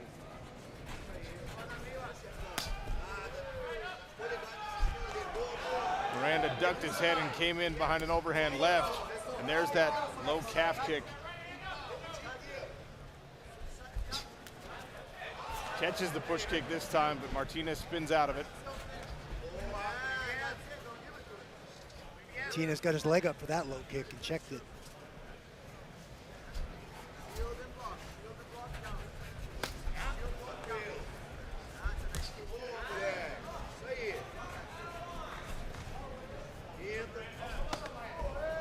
High kick glances off the guard of Bruno Miranda. Martinez staying active with the legs.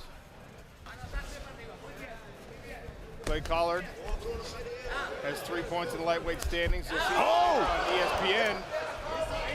Alexander Martinez rolling out of that caught kick, but having some success early here. Yeah, Martinez looking very sharp here.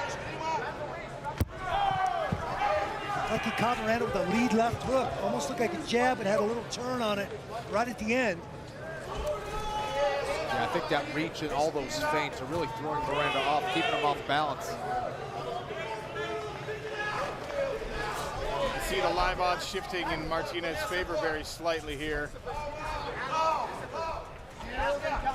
2 minutes gone in the first round. Well, it's such an interesting contrast of styles. You have Martinez, who comes from that traditional martial arts background, the Taekwondo style of striking. A lot of footwork in and out, a lot of feints and movement. Miranda, more methodical, coming from that Muay Thai background. And Bruno Miranda has already banked several of those on the low calf of Alexander Martinez, who offers one back in return. Ghost cam gives you a look through the fence. Takes the chain link right out of the equation for you. Proprietary technology here in the PFL. Martinez seems to be checking those low kicks better than most guys do. He's getting his angle, his shin turned out a little bit. He's getting his foot up so he doesn't have a lot of weight on it. Martinez really staying on the attack. Yep. And then Bruno's now trying to press forward to cause Martinez to counterpunch. Oh, a nice left hook, an exchange, and it looks like Miranda got the better of it. Yeah, that's one of Miranda's best strikes, that left hook. Just nasty. I mean, Martinez landed the left hook at the exact same time. Both guys had to take a step back, but it took Martinez off his feet. You could see why this fight at the beginning of it was a pickup. Oh, heavy, heavy calf kick there. And there's a switching of the stance by Martinez, who then goes right back. Body kick from Martinez. Yeah, this is such a great fight here on the feet.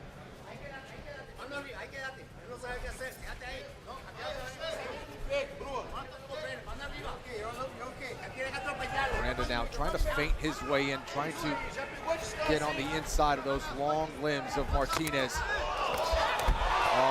Nice caught kick, and then Miranda uses that to sweep the legs out from under Martinez, who hops right back up. Both of these men have hit the canvas in the first round. Good movement. Miranda ducking under the attack. Dan Hardy, what do you got?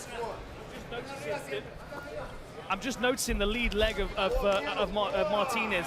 All of a sudden he switched to southpaw, and even when he switches back to orthodox, which is his most comfortable stance, there's a hesitation there, and before long you can see him, he's even struggling to put weight on that leg as he's moving. As a Taekwondo practitioner myself, I want both my legs functioning fully. If you take away one of them, I feel like I've got no arms. It's very, very difficult for him to move around right now. I also want both of my legs to function. Has nothing to do with Taekwondo for me. Final 10 seconds of the round. Body kick again there from Martinez. Great first round. Second frame next. Fascinating.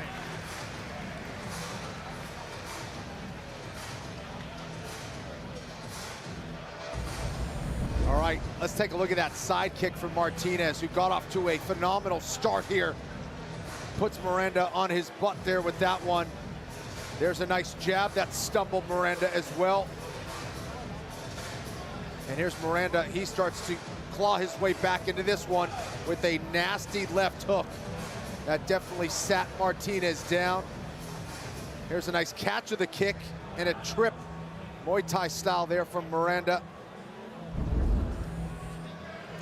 So, Randy, how do you score a round where both guys had their moments, both guys with 2 knockdowns? I mean, I guess the trip wouldn't be considered a knockdown necessarily.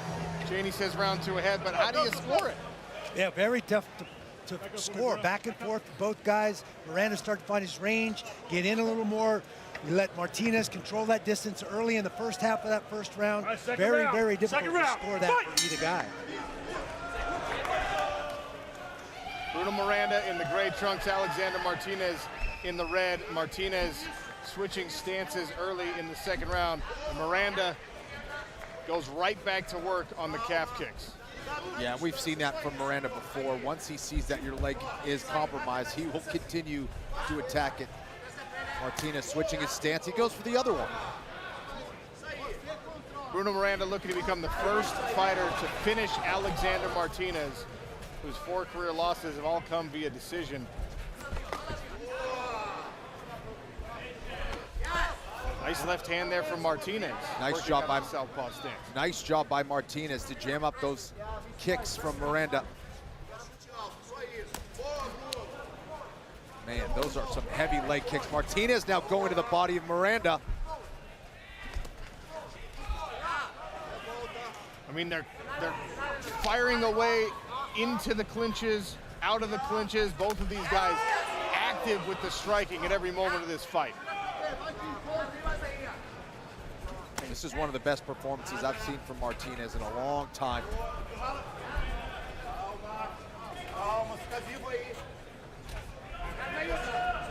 And I think this is where Miranda needs to be. He can't let that taller fighter back him up. Miranda now pursuing, backing Martinez up. Martinez needs to be careful on the exit. He's starting to run into that left hook.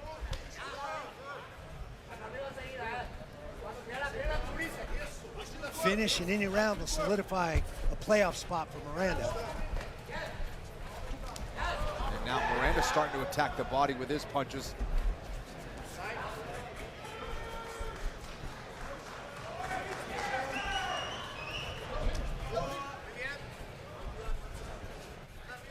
We've seen Alexander Martinez in the past with some excellent work on the ground. I'm somewhat surprised in a relatively evenly matched striking battle he hasn't tried to take Bruno Miranda down. Easier said than done, of course. He's accounting well for himself on the feet, utilizing his reach, doing well from the outside. But I agree, Sean, I think if he can get top position here against Miranda, he can do some damage. He's going for it there. Live odds have swung in the favor of Bruno Miranda. It started as a pick'em early in the first round. Ooh. Martinez the favorite, now back in Miranda's favor. Miranda continues to attack that body. He wants those hands to drop so he can take off the head.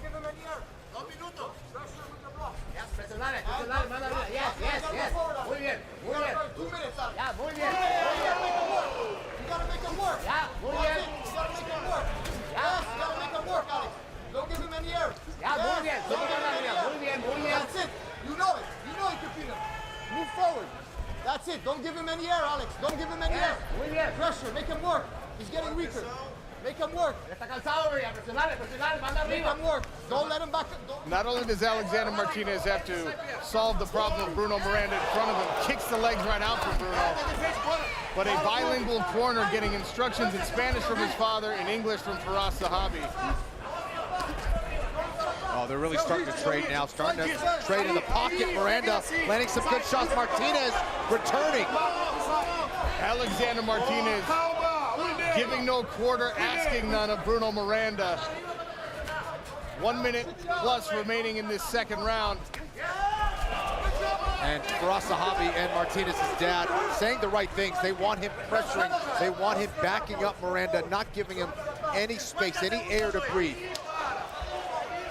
1 minute. Yes. You gotta go forward.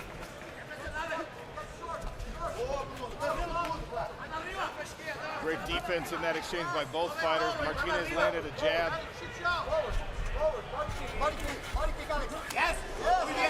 Bruno Miranda slaps the kick away and then ducks under the spinning back fist. I mean, this is a master class from both men. Oh, body Big shot. kick. Wow.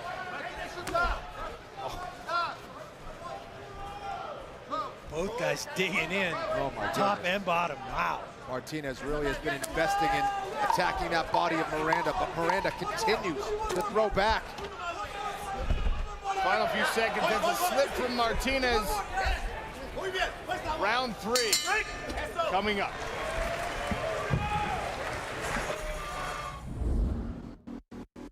Weighing in at 170 1/2 pounds with a perfect record.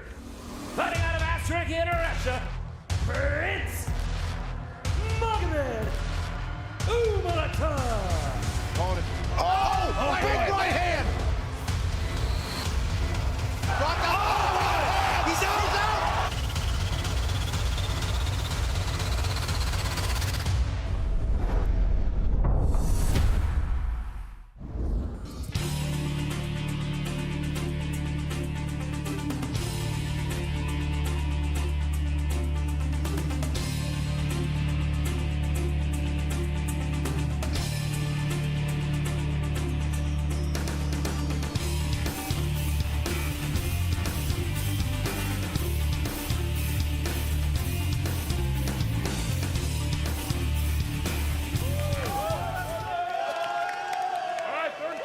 The fans love what they're seeing in this lightweight contest at OTE Arena in Atlanta, Georgia. Sean O'Connell, Kenny Fleury, and Randy Couture cage side.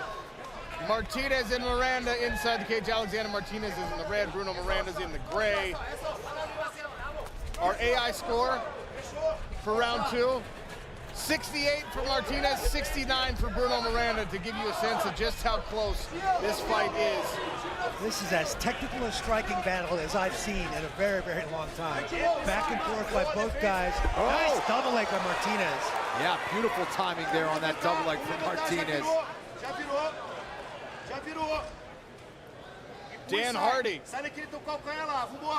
Another form of artificial intelligence here, cage side.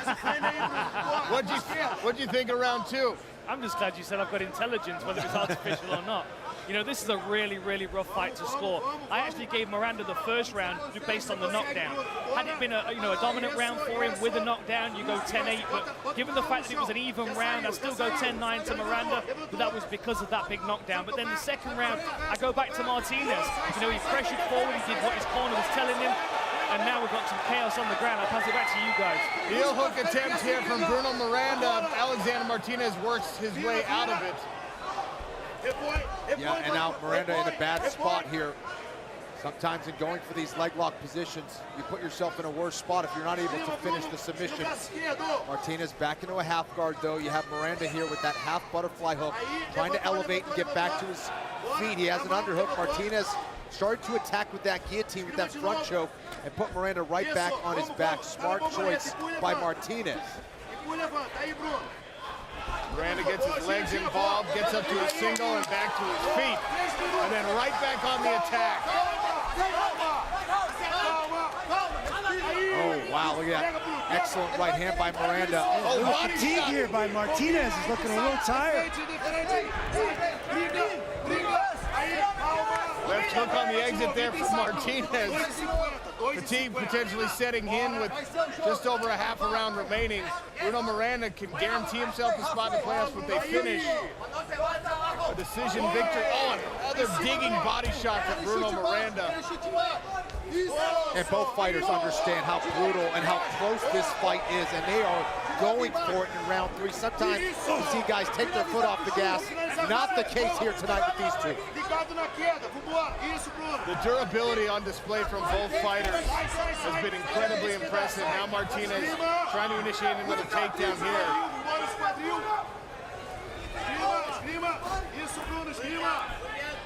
Miranda doing a good job pushing that head away, fighting for those underhooks, taking away that control from Martinez.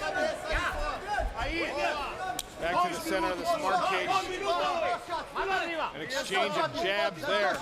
Yes, let's go. Again. Forward, forward. He's breaking. He's breaking. Yes. Right hand landed after the calf kick. Left body kick in the body. Liver kick. Al cuerpo, patea al cuerpo, Luis. Al cuerpo, yes. Yes, work. Knee to the body. Rodilla. Knee to the body. Yes, to the liver. Yes. Knee, again. You heard the red corner calling for the liver shots, the blue corner. Don't let him take you down, Bruno. Right against the cage. Yep, that's it. Minute 20. Let's go. Minute 20. All you. Yep, that's it. Let's go. Low kicks. Yep, that's it. Arms and legs. And you wonder how the judges are viewing that, because when Miranda's landing that kick to that lead leg, Martinez switches immediately, which may indicate that there's some serious damage there. So, man, this is a close fight. Martinez goes back to work with the kick to Bruno Miranda's body. Was the takedown and ground and pound for about a minute in this third period, enough to swing that round for Martinez. And then how are they judging that second round when the AI has it 1 point apiece? I mean, amazing. Very difficult fight to judge. These are big shots here from Miranda.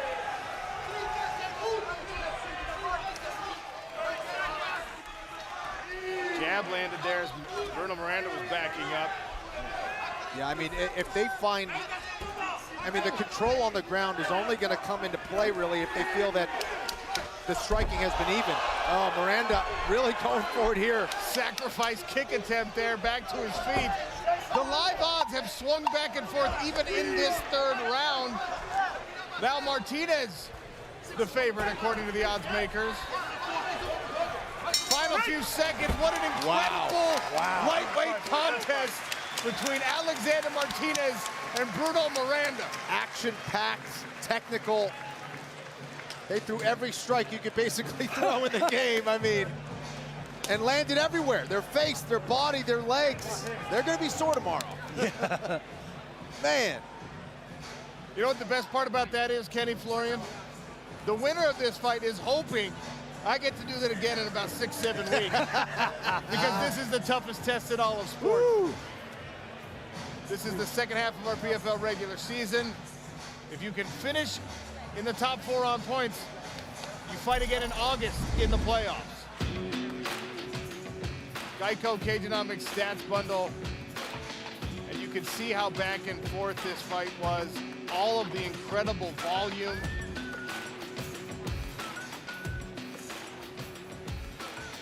The takedown from Alexander Martinez.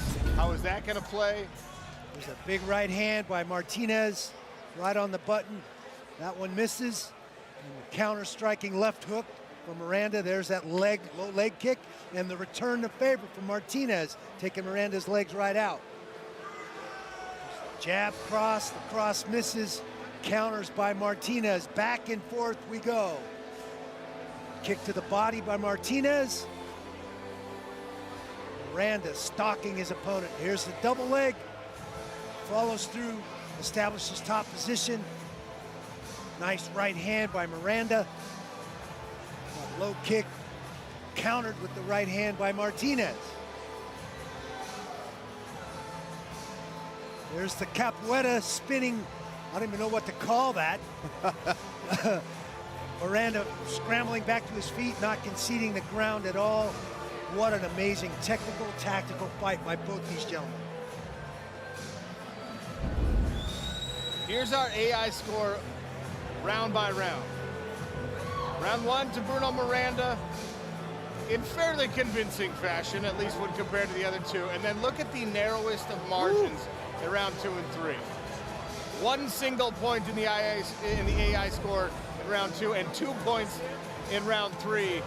Again, proprietary to the PFL, the AI score, objective, based on not only successful technique, but the effect that that technique has on your opponents. Our experts say that Bruno Miranda won this fight. We'll see what the official judges' scorecards look like in a matter of moments. Taking some time in the scoring and the deliberation. I do not envy judges in situations like this. Oh, man. We who got to watch the fight, we're all winners. But this is a huge moment, right? Because that logjam at 3 points in the lightweight division, if Bruno Miranda gets a decision, that'll be 3 more. He'll have 6 points. That'll put him in a good position right now. If Alexander Martinez gets a decision here, we have another lightweight with 3 points, and we're talking about potentially several tiebreakers coming into play. Yeah. Andy Shepard now has the official judges' scorecards. After 3 rounds of action, we go to the judges' scorecards. Judge Will Fisher scores the bout 29-28 Martinez. Judge John Margliano scores the bout 29-28 Miranda. Judge Nate Mann scores the bout 29-28. For your winner, via split decision, Bruno Miranda! So the judges later tonight, same is true of Anthony Romero, who's one half of our main event.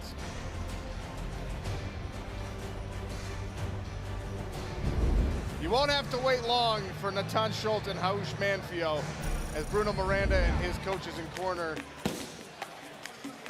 take their victory picture.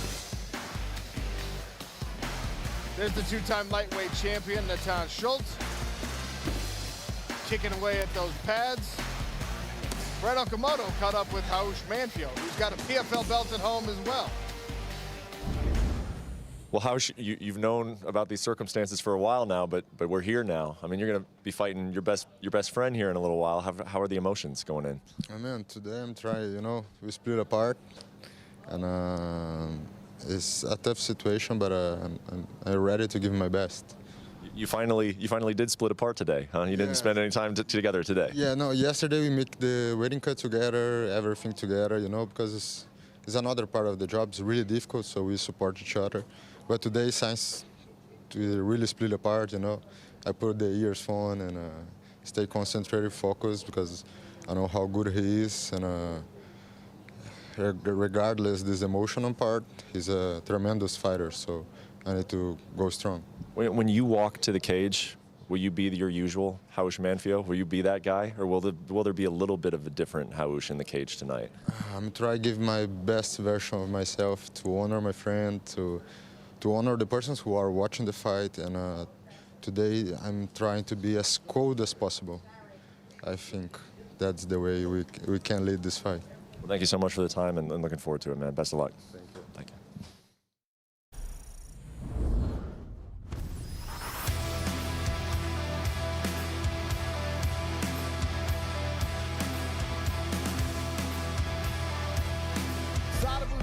Better known as the Swedish Denzel. The guy that's 6'4" at 170 pounds and long arms and long legs. The welterweight division is in trouble. Huge body kick by Sadabusi. My strength surprises people. It really is impressive how fast those kicks are from Sadabusi. Last year was my 5th world title. I want to have double digits.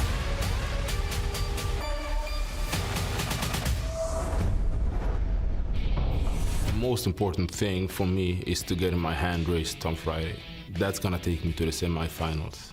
I believe I've seen enough. I've trained and I have things that in my face, in my arm, I believe, that I'm gonna throw at Shane on Friday, and the goal is to get a viral one. So I'm not gonna do anything that's not there. I'm gonna take what's there, and I believe that we have enough to make this a viral knockout.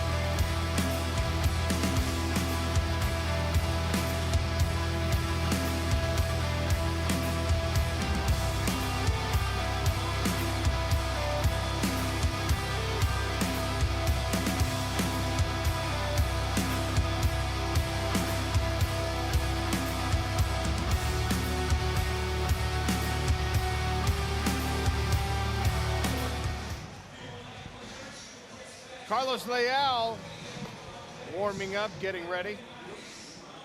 Stay up to date on all things PFL. Follow us on Facebook, Instagram, YouTube, and Twitter at PFL MMA.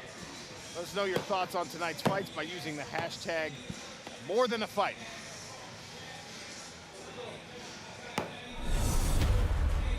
All right, lightweight action up next. Lightweight action in our rear view. Bruno Miranda with a decision victory in an incredible fight against Alexander Martinez.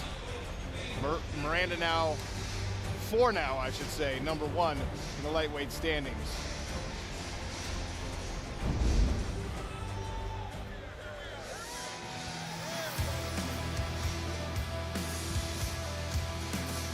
Three 5-minute rounds of regular season PFL action brought to you by Beard Guys. Natan Schult and Raush Manfio, both proud Brazilians now training at American Top Team. Ladies and gentlemen, please welcome, fighting out of the blue corner, Raush Manfio.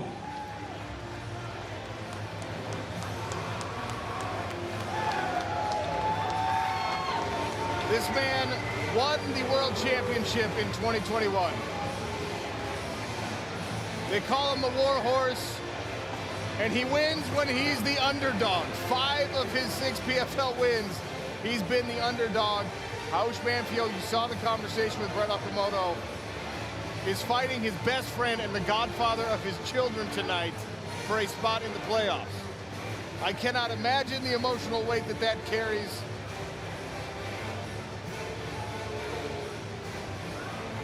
And in the red corner, Natan Schult. And what is true of Raush Manfio is also true of Natan Schult. The only major difference here is that this man has 2 previous PFL championships. He won it all in season 1 and season 2, which, by the way, was a 5-fight journey in each of those years. He's missed the playoffs the last 2 seasons. They weren't lying. I came to the hotel when all of the fighters were finishing up their weight cuts. Walking out of the same van, wearing the same miserable look, having done the same weight cut together, were Natan Schult and Raush Manfio. Absolutely insane. All right, let's check out the keys to victory here for both men. For Natan Schult, he's got to be sharp with his striking defense here against Manfio. He also needs to be very good with his top control if he does take this fight to the mat. And for Manfio, he's got to be sharp with his counter striking, and he has to stop those takedowns by Natan Schult.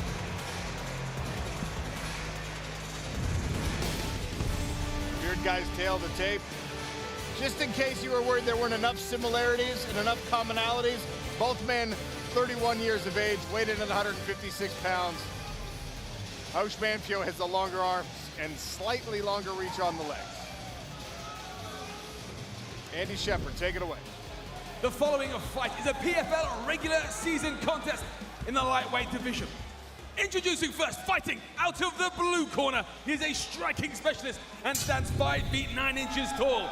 He weighed in officially at 156 pounds and holds a professional record of 17 victories and 4 losses.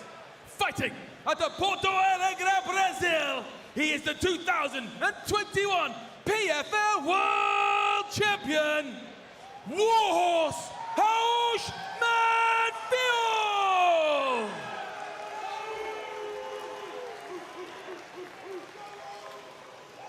And his opponent fighting out of the red corner. He stands 5 feet 10 inches tall and also weighed in officially at 156 pounds. In 30 professional contests, he has amassed a record of 24 wins, 5 defeats, and a single draw.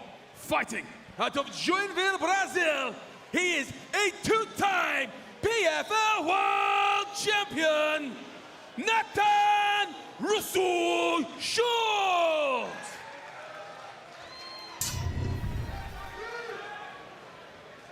The referee in charge, Gary Copeland. Gary Copeland equipped with the ref cam. Natan Schult in the red, 2-time PFL lightweight champion.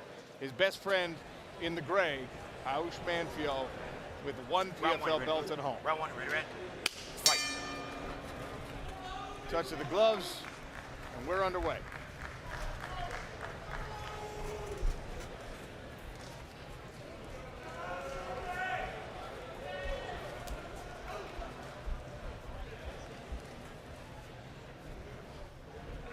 Both men trying to find their range here.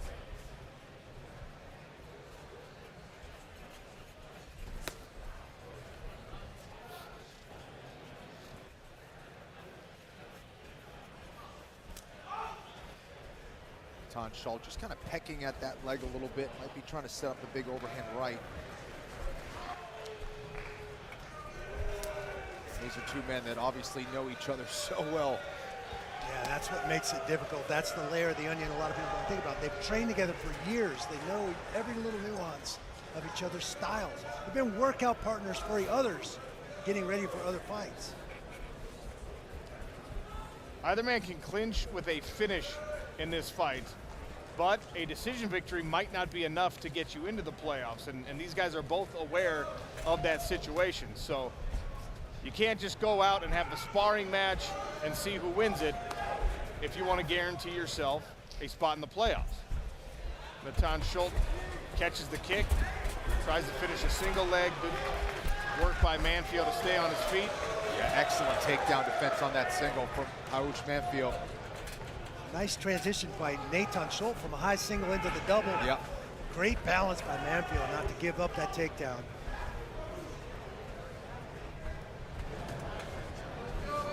Ian Parker, does the close relationship for these two men affect the way that you have to try and pick it and bet it? I don't know what's going on with these guys. I would fight my brother if it meant $1 million on the line, so I don't know what's wrong with them. But you know what? When it comes to the odds, right now nothing much has changed. There's a feeling out period. It feels like they're sparring like every day at the gym. If someone makes a move and the odds change, it's going to depend on momentum. I still think Schult's eventually going to get this fight to the floor, and then the odds are going to go really heavy in his favor. So for me, if you still want to play Schult, you're getting a decent number still. And there's a takedown attempt from Schult. This time he does get Manfio to the mat. Yeah, this is an aspect that he said he's been working on for the last year, really trying to get his control in order after he hits the takedown. Working very hard on his finishing skills as well on the ground. Manfio on one foot though, trying to cage walk here. Schult may have an opportunity. Nope, he was looking for that hook. See if he can do a mat return here. He's got one now.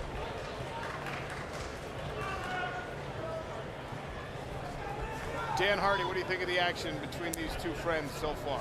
You know, it's kind of cautious, to be honest, as you would expect. It's a very unusual situation to find yourself in, but when you're both aiming for the same target, the same championship, these are the circumstances you find yourself in.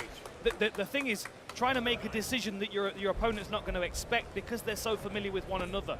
Where are the surprises here? That's what I'm waiting to see, and who's the first one to pull the trigger. Schult pressuring heavy on the back of the godfather to his children, Manfio. Goes cam. We take a look through the smart cage barrier. Schult has that seatbelt control position from top, has one hook in, much better position so far. Manfio is going to try to get his back to the cage again, try to work that right underhook. He can do it now, but he's got to worry about those punches from top. But Schult hasn't really been throwing heavy shots from that top position. No, he certainly hasn't. Let's work, guys.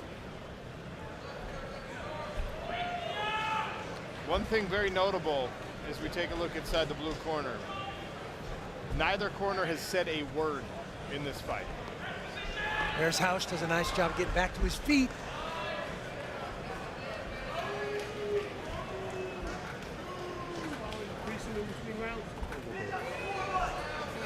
Inside trip by Schult.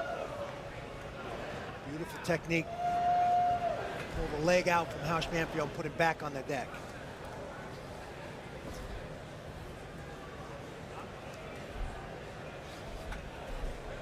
Schult has good positioning, hasn't worked a whole lot of ground and pound yet. Manfio trying to push him away, trying to get those feet on the hips to create space.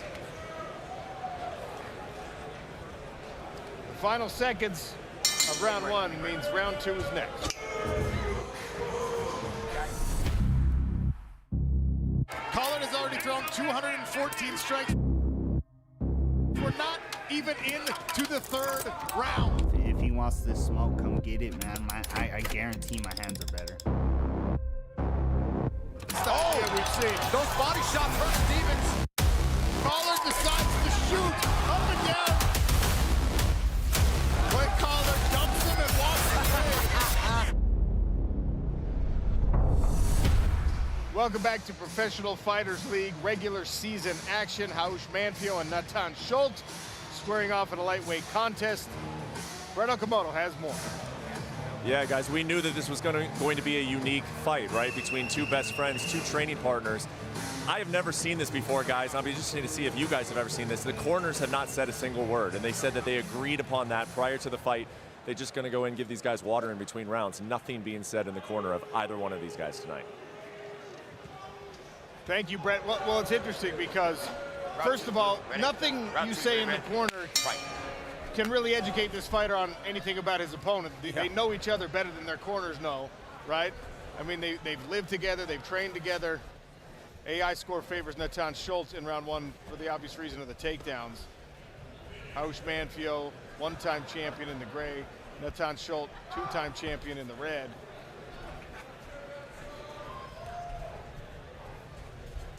Manfio has definitely been much busier on the feet than Natan Schult.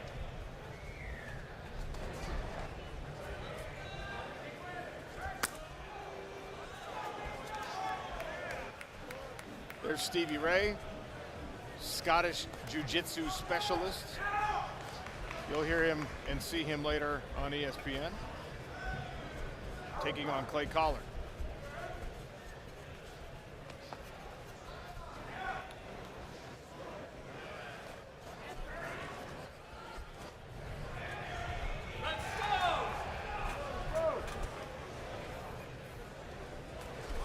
It has to be said that this doesn't look like a fight, it looks like a sparring match. Yeah, they're touching each other, but they're not really touching each other. I mean, Manfio has that distinctive style where he puts so much heat on every strike. Natan Schult is, like you said, Randy, a Terminator, constantly moving forward, constantly hunting. Nice double leg by Natan, in deep, trying to turn the corner, now in a high single. Manfio with a nice whizzer, does a great job of getting his legs back, tries an Uchimata. Natan says no, takes his back in the standing position. Gets Manfio to one knee, can he get an anchor? Can he get a hook in and secure the position? One thing's for sure is they are committing way more to the grappling than they are to the striking, right? I mean, when they do clinch, Natan Schult definitely putting a lot into it, but as far as their punches go, it definitely looks like more of a sparring session than a fight. I mean, we've seen many, many times in the sport of mixed martial arts where teammates are asked to fight one another. The stakes are high enough, the purses are big enough that they agree, yes, we will fight one another. This is a situation well beyond teammates fighting one another. These are two best friends who have shared important parts of their lives with one another. And it has changed the dynamic of this fight very drastically.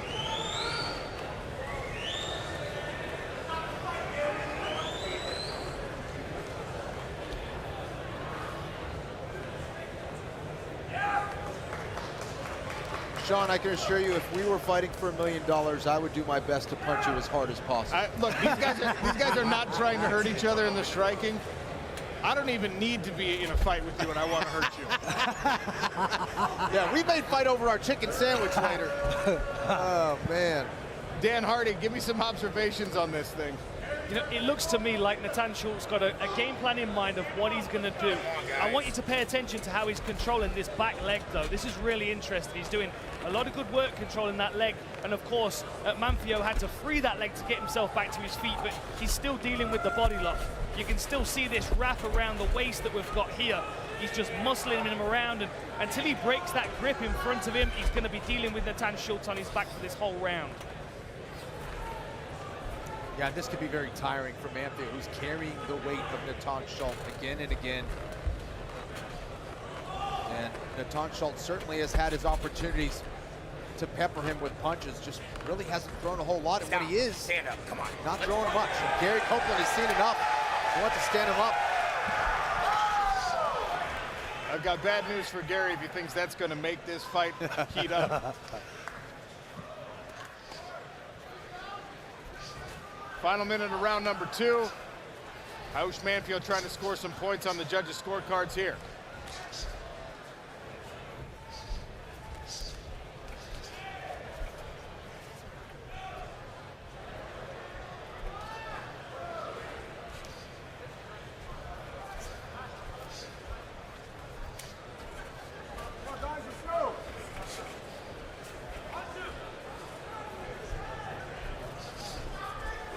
Couple uppercut attempts here from Manfio. Schult with another takedown attempt, this time head outside on the single. Final 10 seconds of round 2.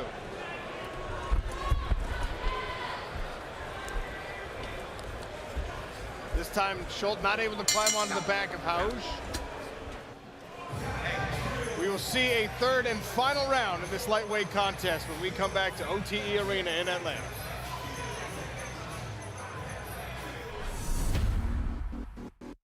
Weighing in at 170.5 pounds with a perfect record, fighting out of Austria in Russia, Prince Magomed Umalatov. Oh, big right hand! Drop that. Oh, he's out! He's out!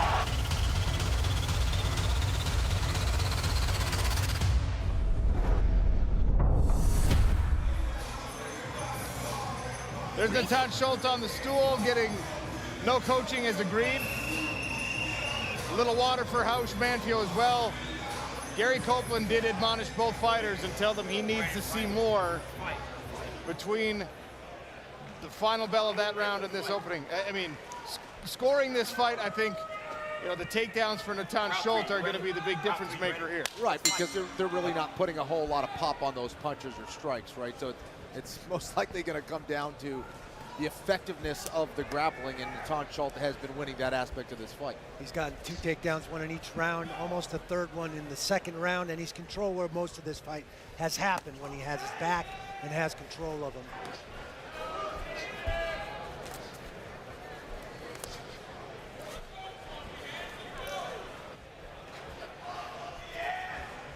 Gary Copeland told the fighters between rounds, stop fighting like your best friends. They are best friends. Yes.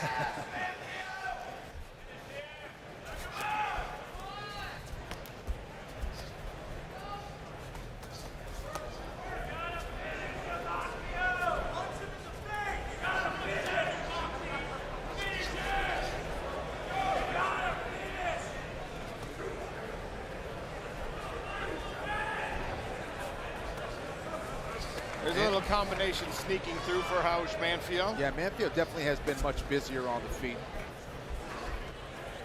But we definitely haven't seen that traditional walking forward, multiple hooks from Natan Schult trying to take your head off.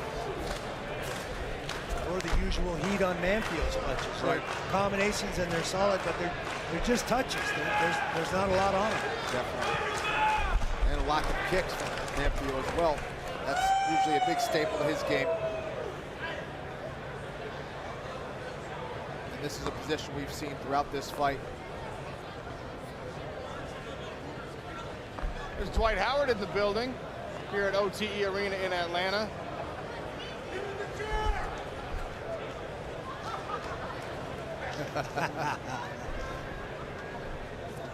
NBA star, now playing overseas.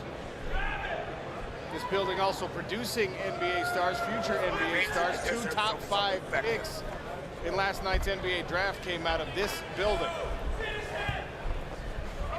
Amen and Assar Thompson.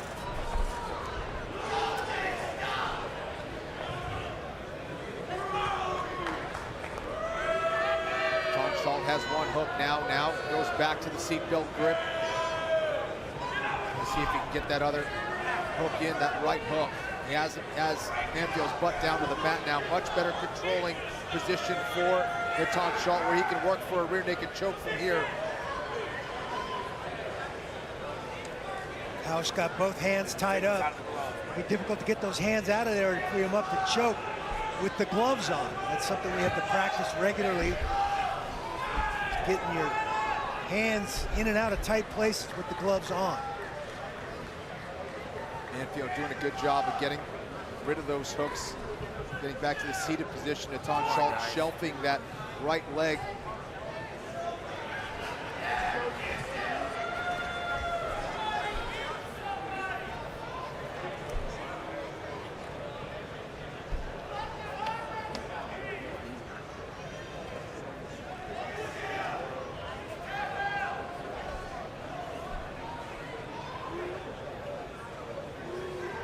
Again, a much better controlled position here for Natan Schult. Manfio doing a good job of controlling those wrists. See, the live odds have swung drastically in the favor of Natan Schult on the strength of these takedowns and controlled positions as we approach 1 minute remaining in the fight.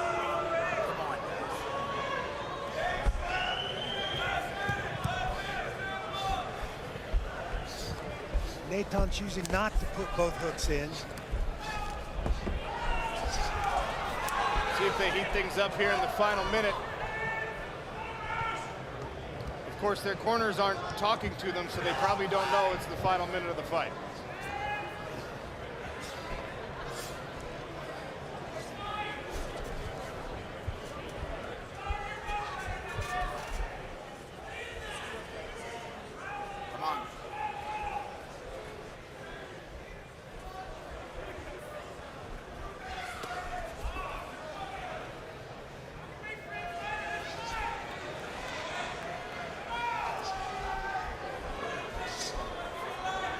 An exchange of kicks to the body there.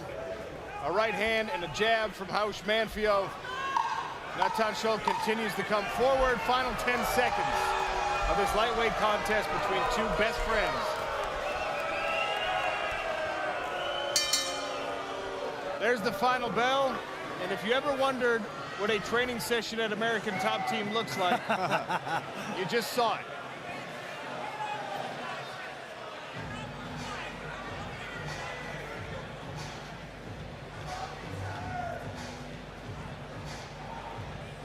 Natan Schult on his knees in the corner, appears to be emotional. Manfio, I think, knows the situation here. There's your Cageonomics stats bundle. Natan Schult with the takedowns. Other things in this fight relatively even. No damage.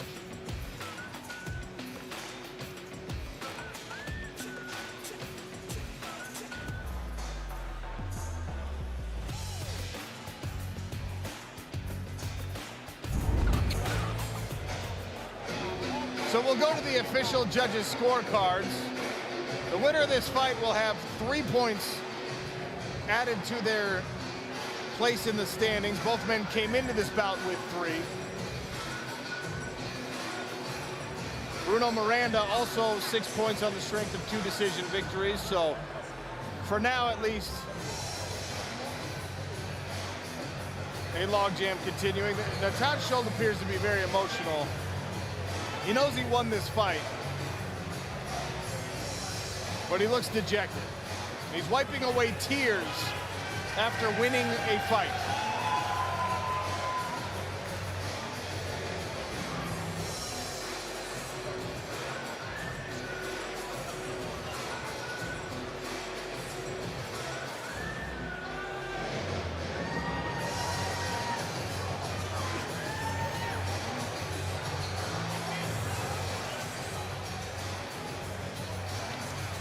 PFL's AI score hands rounds 1, 2, and 3 to Natan Schult. Our expert opinions match what AI says. Natan Schult taking the sweep so far. We'll see what the official commission judges have to say. Andy Shepard has their scorecards. After 3 rounds of action, we go to the judges' scorecard. The judges scored about 30-27, 30-27, and 29-28. All for your winner via unanimous decision and clinching their place in the 2023 PFL playoffs, Natan Schult! All right, so Natan Schult clinches with his 2 decision victories. Bruno Miranda has to sweat it out. He has to wait and see. A win over a fighter with a win, which Natan Schult just got, is worth more than a win over a fighter, be it by decision, I should say, who has 0 points, which of course is the case for Bruno Miranda, who just beat Alexander Martinez.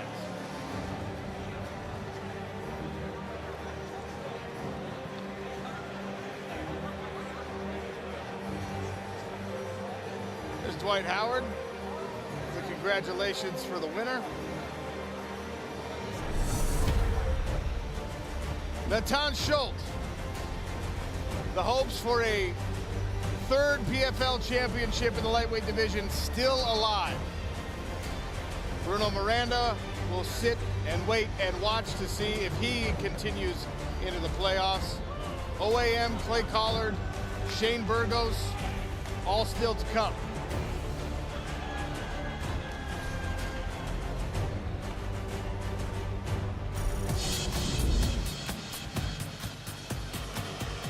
There's the Just for Men beard cam. There's Delano Taylor with a nice beard.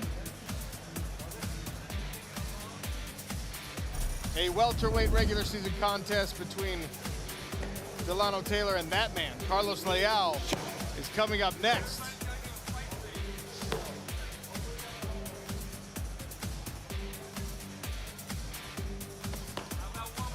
Carlos Leal, just to refresh your memory, last time out, did this to David Zawada.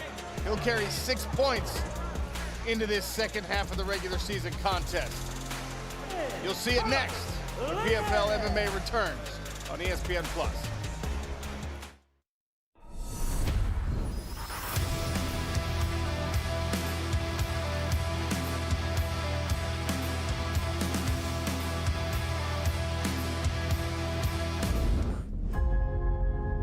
I started to fighting to become the best that I can be. I'm getting better, I'm improving, and winning every fight and winning the next fight. Sadibou is a very imposing individual. As a former welterweight, I've stood next to him and thought, my goodness, he would be a really difficult person to deal with, based on his size and his reach and his skills. Every fighter in this division has to walk through a wall of fire before they can get close to him. And then he touched him with that glove. Huge body kick by Sadibou. The shot is down and hurt badly. Sadibou pounded out in 17 seconds. Now, I don't get tired. Now, I don't have any holes in my game. And now, I'm a complete MMA fighter, which I'm always trying to aspire to become. Beautiful kick upstairs there by C. I feel like the physicality and the skills, as well as the confidence of Sadibou have all come together. And I feel like moving into the 2023 playoffs, he is the man to beat, of course, but he's going to be far more difficult to beat than he was last year. I'm not done. I'm not in my prime yet. I'm a whole different fighter than what I was. Silawi tries to blitz in. I'm striving for greatness. Ooh, that was a nasty one to the body. I'm striving to create things where people say, oh my God, now that's impossible. Oh, that hurt Silawi to the body. Oh, Silawi's hurt, and he's down, and he's done. Sadibou with a second round finish.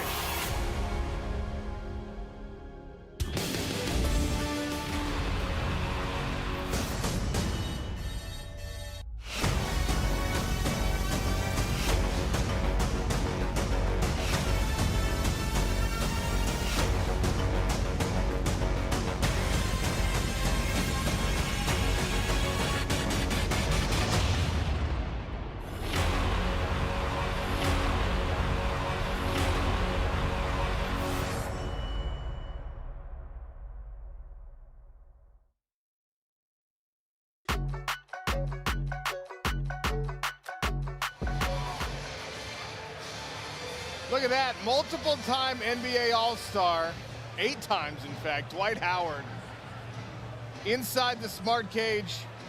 I'm hoping that's his kid and he just didn't grab someone. It's some good ground and pound. Oh, a reversal, look at that. Despite a serious size disadvantage, the young man comes back.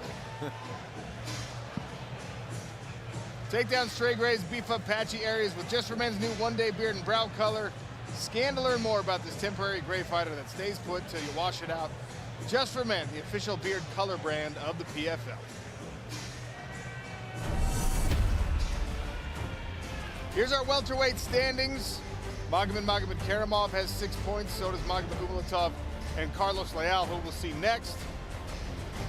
Sadabusi with 5. Solomon Renfro grabbed 5 points earlier tonight, but he's eliminated. He only had 1 opportunity. He needed a first-round finish. Still coming off an exciting win, though, and we'll get to the welterweight regular season action here momentarily.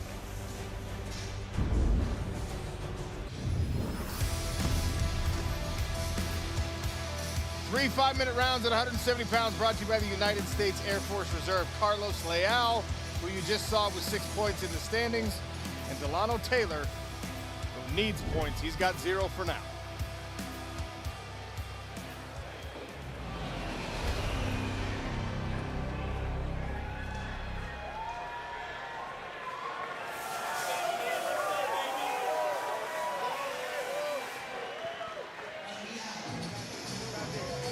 Delano Taylor making the walk to the PFL Smart Cage.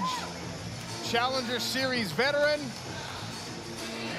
Has stepped in multiple times last year, I should say, stepped in multiple times on short notice, answering the call, produced some big wins for himself, and punched his ticket all the way to a PFL championship fight. He came up short against Sadabusi. Because Delano Taylor missed weight, he will come into this fight with no chance to make the playoffs. So this one is all about that second check and pride. Not sure if Delano Taylor knows that he is mathematically eliminated as this fight starts. A runner-up a year ago will not fight in the playoffs this year. Former Titan FC champion. And despite the situation with the missed weight, at 26 years of age, already 10 wins on his pro mixed martial arts record, including one over a legend like Rory McDonald. This guy's future is very, very bright in the sport. And in the red corner, Carlos Leal.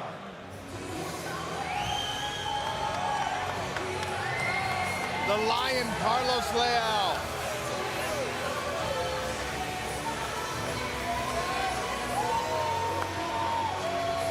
Coming off a big win over David Zawada, good enough for 6 points in the standings.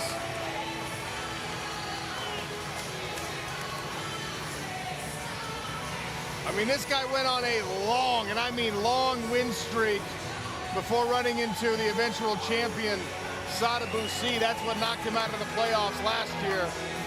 Carlos Leal thinks if he can get back to that, a potential rematch or an opportunity in the playoffs, that he will take home $1 million.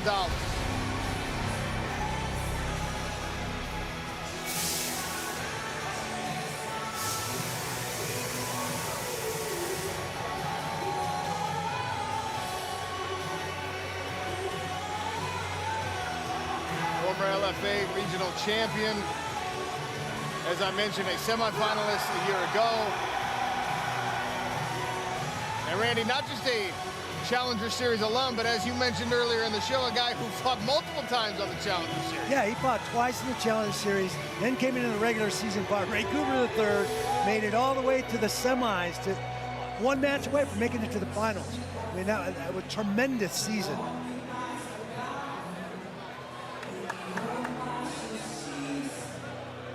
Kenny Florian's keys to victories coming up.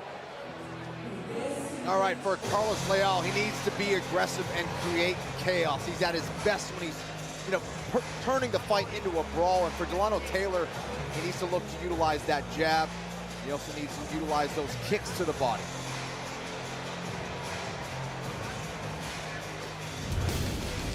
Tail of Tape brought to you by the United States Air Force Reserve. Carlos Leal, still yet to see 30 years of age, but he is the older fighter here. Delano Taylor, very tall for the weight class at 6'3". You can see that height advantage translates to a reach advantage in both arms and legs. And the weight is listed at 171. Delano Taylor was actually 171.2, which means he missed weight in this fight.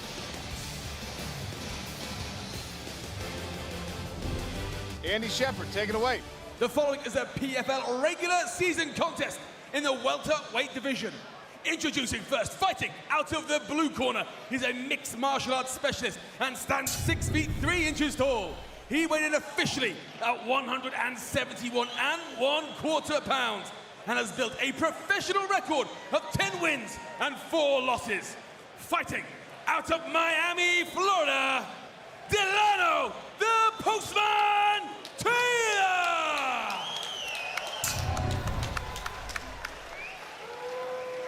And his opponent, fighting out of the red corner, is a Muay Thai specialist and stands 5 feet 11 inches tall. He weighed in officially at 170 1/2 pounds and holds a record of 18 victories and 4 defeats. Fighting out of Curitiba, Paraná, Brazil, Carlos the Lion Leal!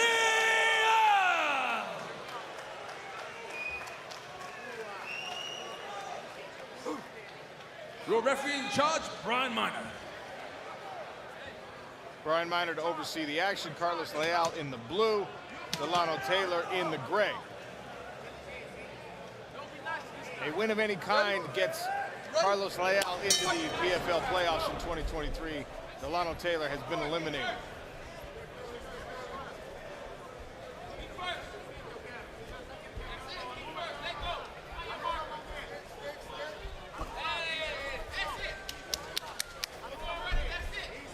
These guys getting right after it. These guys, not best friends. Hey, touch your hands on. That's it. Touch your hands on. A jab to the chest, right in that solar plexus area. Delano Taylor doing work on the body of Carlos Leal. Well, he doesn't want to be charged by Leal. That jab is going to be critical to his success here. He does have the reach advantage. He's good at using his length. Nice counter right hand there from Delano Taylor after the combination from Carlos Leal. And another right hand landed for Taylor. Yeah, Delano looking very sharp here. The Prince, Magomed Umalatov. Watching, we'll see him later on our ESPN main card. He's the last man to beat Delano Taylor. Excellent head movement there from Taylor. Just slipping off that center line. Nice left hook now.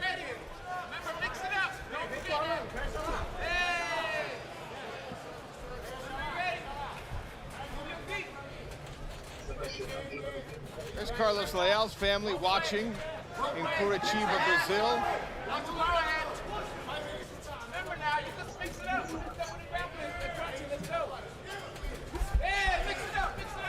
More leg kick work here from both fighters, but Carlos Leal trying to take away some of the mobility of Delano Taylor. Another sharp combination from the post. Set it up, set it up. It's there, set it up.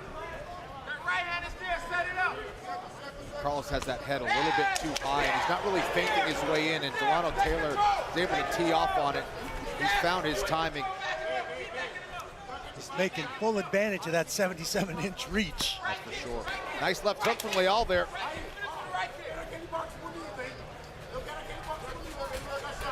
Well, you can already see that Taylor's jab and the tactics here have made Carlos Leal respect him. I mean, oftentimes we've seen Carlos Leal really blitz in, move forward, get heavy with punches. A more measured approach here from the Lion.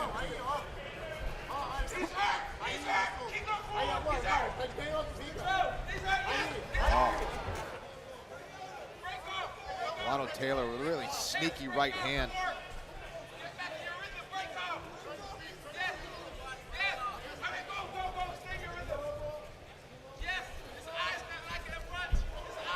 Take a listen inside the blue corner of Delano Taylor. Take the jab. Take the jab. Set number 2. Set number 2. Oh. Let that 2 go when you're ready.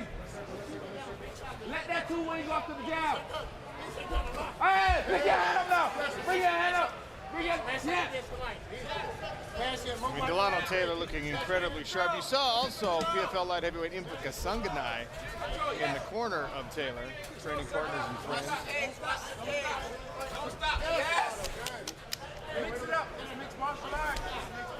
Ian Parker, the odds are swinging in favor of Delano Taylor. What do you think? Well, Sean, we took Delano Taylor plus 225. I felt that was the right play based on what we saw Leal against Sadabusi. He struggles against rangy guys. If Delano Taylor keeps leading the dance with the jab, he's hitting that right counter every single time, even at minus 130. I think there's still value. He doesn't need to wrestle, though. He's just got to keep doing what he's doing, and I think he'll get it done. Thank you, Ian Parker. Feeling good about the prediction right now as we take down the final minute. Carlos Leal knocked the mouthpiece of Delano Taylor out.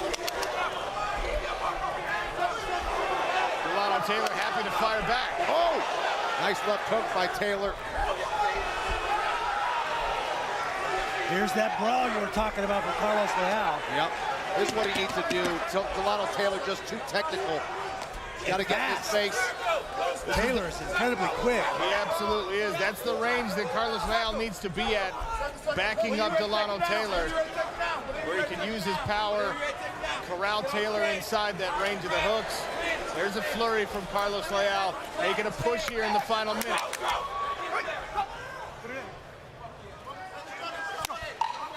Final 10 seconds of round number 1.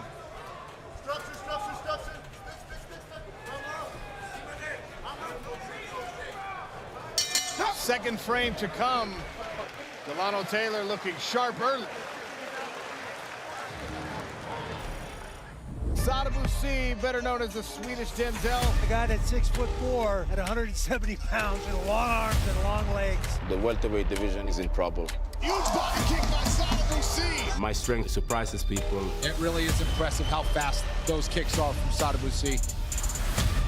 Last year was my 5th world title.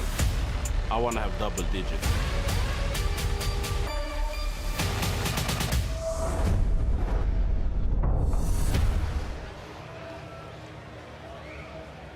Welcome back. Carlos Leal getting a little work done. There's a left hand. Delano Taylor spits out the mouthpiece off that jab, followed by a right hand by Leal. In the pocket, Leal, right at the end of the first round, had his best work here, found that range, corralled Delano Taylor, but most of the round was Delano Taylor with long, quick strikes and proper distance. Sean O'Connell, Kenny Florian, Randy Couture, cage side here. Inside the cage, Carlos Leal in the blue, Delano Taylor in the gray. A regular season contest. Carlos Leal is fighting for a playoff spot. Delano Taylor has been mathematically eliminated because he missed weight.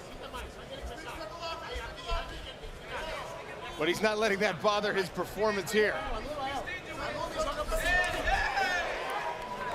Brett Okamoto, what do you think? Yeah, so in the corner of Delano Taylor, I haven't seen it yet. They're calling for a jab and then a high kick. That's the combination they want him to throw. And then when he throws it, they want him to move. You can't stand stationary. You got to throw a combination, then you got to move. You got to reset and then throw it again. Don't back up. Be first. Hasn't really started doing it yet this round, but we'll see. That's what they want him to do, guys. Well, early in this round, Carlos Leal is finding himself in the range he wants to be in. Delano Taylor hasn't been as successful jousting with that jab. Big right hand. Oh, Carlos Taylor. That right hand was Taylor right on the is money. hurt. Leal smells blood. Oh, nice one. Another one. Another one. He was out on his feet. Carlos Leal with a finish. Punches his ticket to the playoffs. That's what he needed to do. He needed to make it a brawl. He was able to get into boxing range, landed some devastating shots that hurt Taylor, and he was able to finish the job. Started cutting off the ring and using the fence, using the barrier to limit Taylor's escape routes, and then he started landing punches. You saw him make that adjustment late in the first round, and he picked up right where he left off to begin the second. Delano Taylor lost his mouthpiece on that initial hook, and I don't think he was conscious, even though he was standing after that.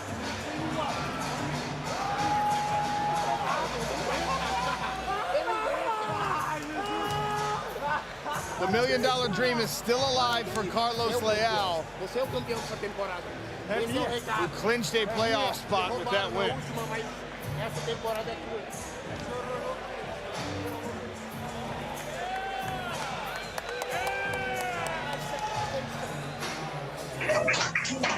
The family in Curitiba feeling good about that result for very obvious reasons.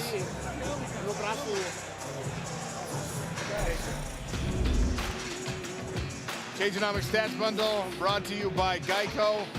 Carlos Leal with the flurry at the end of round number 1 started to pile up the stats, and then of course heavy-handed in round 2 as well.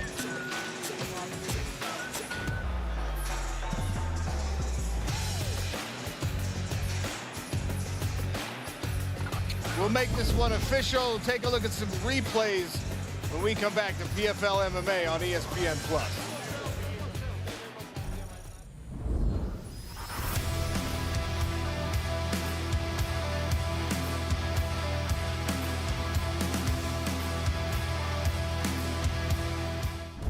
My dream was to be a world champion.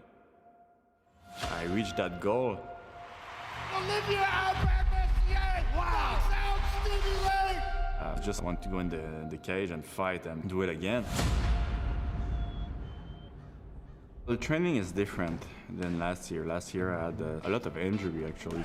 I was not able to wrestle last year. Now I'm able to, and I was not really able to do a ground game either. But I do think I'm a little bit better everywhere. Olivier Aubin-Mercier brings with him to the smart cage over 20 fights of professional experience, with half of those fights being against top-flight competition. Big hand, big right hand, huge overhand right. Aubin-Mercier goes to work from the top. And you can see from his physique and from his conditioning that he's a difficult person to deal with at any range.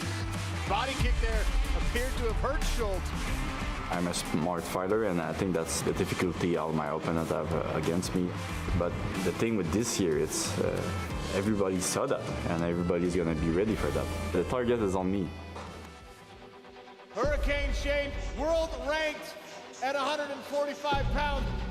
Now we see him make his debut. The beautiful right uppercut. Jousting jab. Big body kick there from OAM. Canadian gangster staying aggressive here against Hurricane Shane. Very nice takedown. Burgos very frustrated.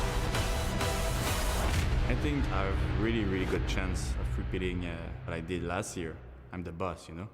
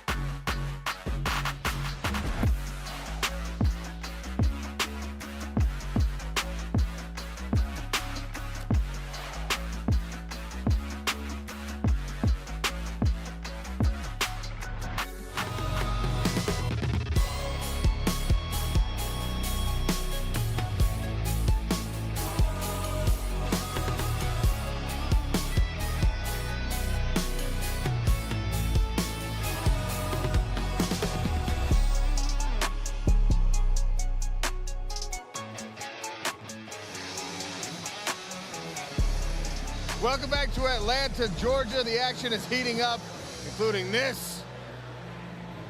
Just a nasty right hand. There's never a good time to take a Carlos Leal punch, but it's especially not good when the mouth guard comes out of the mouth. There it is. And Leal is not going to forgive from there. He's going to keep going. Just a nasty flurry. And we talked about the right hand, the left hook. Carlos Leal had to get in his face, get into boxing range if he wanted to win this fight. He made some good adjustments in this round against the jab and the long range of Taylor. And boy, did he come back with a vengeance here. Just a nasty left hook. There's another through a back fist. There's a right hook. Carlos Leal, one of the most heavy-handed fighters in the PFL's welterweight division. Just destruction.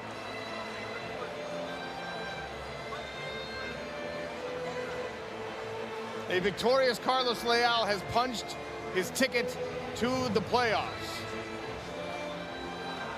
Your AI score, round one, a strong performance from Delano Taylor with the distance and the sharp jabs and the kicks.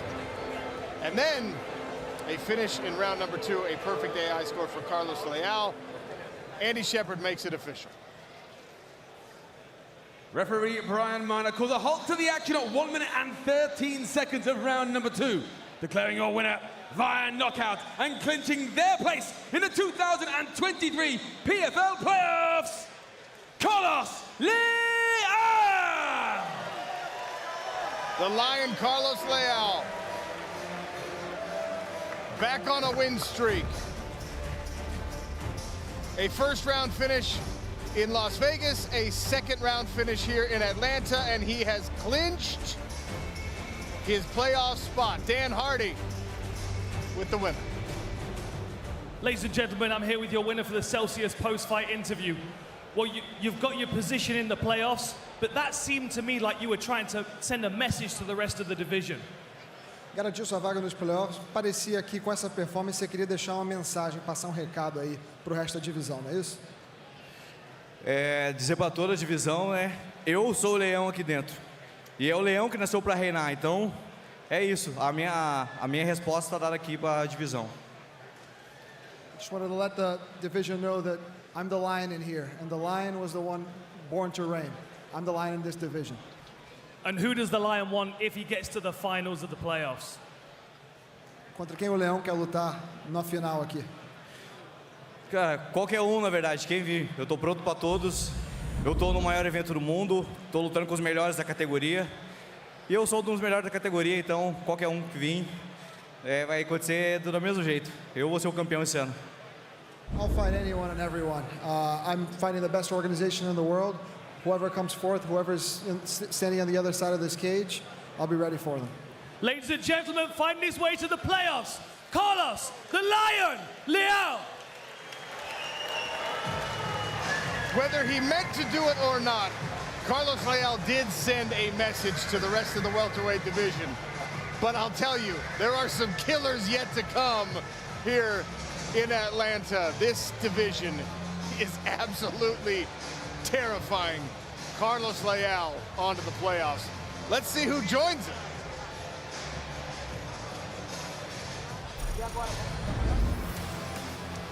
Plenty of incredible action already taking place here in Atlanta, Georgia at OTE Arena.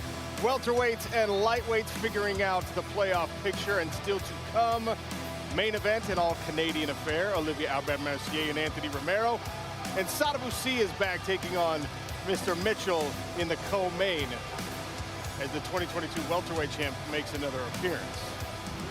Here's a look at yesterday's weigh-in. The Canadian gangster facing off against the genius. Anthony Romero says it's time for a changing of the guard in Canadian mixed martial arts. OAM says otherwise. My dream was to be a world champion. I reached that goal. Olivia Aubin-Mercier! Wow! Out Stevie Ray! I just want to go in the cage and fight and do it again. The training is different than last year. Last year I had a lot of injury actually. I was not able to wrestle last year. Now I'm able to, and I was not really able to do a ground game either. But I do think I'm a little bit better everywhere. Olivier Aubin-Mercier brings with him to the smart cage over 20 fights of professional experience, with half of those fights being against top-flight competition. Huge overhead right. Aubin-Mercier goes to work from the top. And you can see from his physique and from his conditioning that he's a difficult person to deal with at any range. Body kick there appeared to have hurt Schult. I'm a smart fighter, and I think that's the difficulty all my opponents have against me. But the thing with this year, it's everybody saw that, and everybody's going to be ready for that. The target is on me. Hurricane Shane, world ranked at 145 pounds. Now we see him make his debut. Beautiful right uppercut. Jousting jab. Big body kick there from OAM. Canadian gangster staying aggressive here against Hurricane Shane. Very nice takedown. Burgos very frustrated. I think I have a really, really good chance of repeating what I did last year. I'm the boss, you know? Not only is the Canadian gangster a returning champion, but he's still yet to taste defeat inside the PFL smart cage. Is he going to stay on that track, Kenny? You know, he's a guy who has so many weapons and he knows how to use them. He's massive for the weight class, and we saw his ability to defeat many different styles last year. There he is in the final, defeating Stevie Ray. Actually got the finish, just a gorgeous set of punches there. And then he got it done against Shane Burgos, a very dangerous guy, and he has such a great way of taking guys out of their game, keeping them guessing. He can beat you in a variety of ways like we talked about. And, you know, unless you're able to throw him off his game or get him injured somehow during the fight, it's going to be very difficult to beat. Well, throwing him off his game has been the impossible thing for every one of his opponents so far. He does fight so smart, as you saw him mention there in the piece. But let's talk about his opponent tonight, because this guy, well, he's known for the same thing. They call him the genius. He's a very intelligent fighter, and a lot of folks think just a younger version of OAM. Randy, what do you say? What's interesting about this is there's a teenage boy at TriStar in Canada seeing George St. Pierre and OAM. These were his heroes. These are the guys he wanted to be like, and now he's fighting one of those guys here tonight. Going to be amazing. He says he wants to test OAM's striking. He feels like he might have a little advantage in the striking realm of that. He wants to step into the pocket, use those hands, and challenge OAM. He thinks he's going to see a changing of the guard tonight.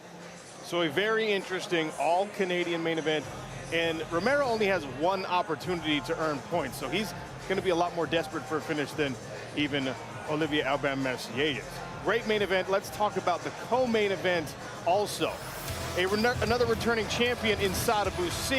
He won it at welterweight a season ago. He's actually been part of every PFL season so far. He began his career with the PFL as a middleweight, moved down to welterweight, and finally got the championship in 2022. He's taking on Shane Mitchell, hard-hitting Australian who is desperate for points, coming off a loss in his first regular season fight. There they are facing off at the weigh-ins, and Shane Mitchell says, we're two strikers, one of us could go down. Sadibou has designs on continuing his success. I started to fighting to become the best that I can be. I'm getting better, I'm improving, and winning every fight and winning the next fight. Sadibou is a very imposing individual. As a former welterweight, I've stood next to him and thought, my goodness, he would be a really difficult person to deal with, based on his size and his reach and his skills. Every fighter in this division has to walk through a wall of fire before they can get close to him. And then he touched him with that huge body kick by Sadibou. The shot is down and hurt badly. Sadibou pounds it out in 17 seconds. Now, I don't get tired. Now, I don't have any holes in my game, and now I'm a complete MMA fighter, which I'm always trying to aspire to become. Beautiful kick upstairs there by C. I feel like the physicality and the skills, as well as the confidence of Sadibou have all come together. And I feel like moving into the 2023 playoffs, he is the man to beat, of course, but he's going to be far more difficult to beat than he was last year. I'm not done. I'm not in my prime yet. I'm a whole different fighter than what I was. Silawi tries to blitz in. I'm striving for greatness. Ooh, that was a nasty one to the body. I'm striving to create things where people say, oh my God, no, that's impossible. Oh, that hurt Silawi to the body. Oh, Silawi's hurt, and he's down, and he's done. Sadabousi with a second round finish.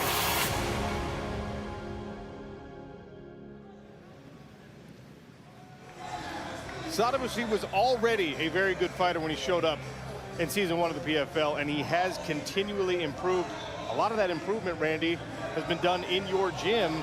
Is he still on the upward trajectory? I think he's still on the upward trajectory. He's still putting himself out there. He's still putting in that work, and that's what it's all about, the work ethic. Here's a man that recognized he had a glaring weakness. If guys could get their hands on him and tie him up and put him on the ground, he had some problems. He knew he had to fix his wrestling. He came to Extreme Couture. He spent the last 2 seasons doing all of his camps there, shoring up that wrestling in a defensive manner. We haven't seen him take anybody down, but he's so long, he is very, very difficult to take down. That gives him confidence to use all those long-range weapons, those hands and those feet. That makes him very, very tough to get to. Well, tough to get to, tough to hit, tough to beat, period. Shane Mitchell knows all of this and says, we are 2 strikers. Somebody is going down. He's willing to push the pace in this one. Yeah, that's right. I think in his mind, he sees this as an easier fight than actually his first fight in the PFL, where he had to deal with a grappler. He likes the fact that he's going against another striker in Sadabousi. Now, he's a decent-sized welterweight, but he's definitely not the size of Sadabousi. He's going to have to get into boxing range, get into that range, and make Sadabousi pay for those kicks. He understands he needs a finish here. And again, be careful with the guy who has nothing to lose. He feels like he has everything to gain going into this fight, and he feels no pressure heading into it tonight. I would be remiss if I didn't note that 2023 has not been overly kind to returning champions in the PFL, right? Even guys who are in a good situation with points coming into the second half of the regular season. So definitely keep a close eye on the co-main event and, of course, the main event, where you've got 2 returning champions with points, big-time favorites in their fights. That is a recipe for upsets. Now let's talk about another feature bout on the main card tonight. Hurricane Shane Burgos, one of the biggest signings in PFL history, highly regarded prospect, world ranked. He's a big lightweight, despite the fact that at one point he was a featherweight. He's taking on Yamato Nishikawa, and the most important thing about this fight, both fighters incredibly talented, incredibly tough, and right now holding on to 0 points. That means Shane Burgos has his back against the wall. Will he deliver on the promise? We'll find out tonight.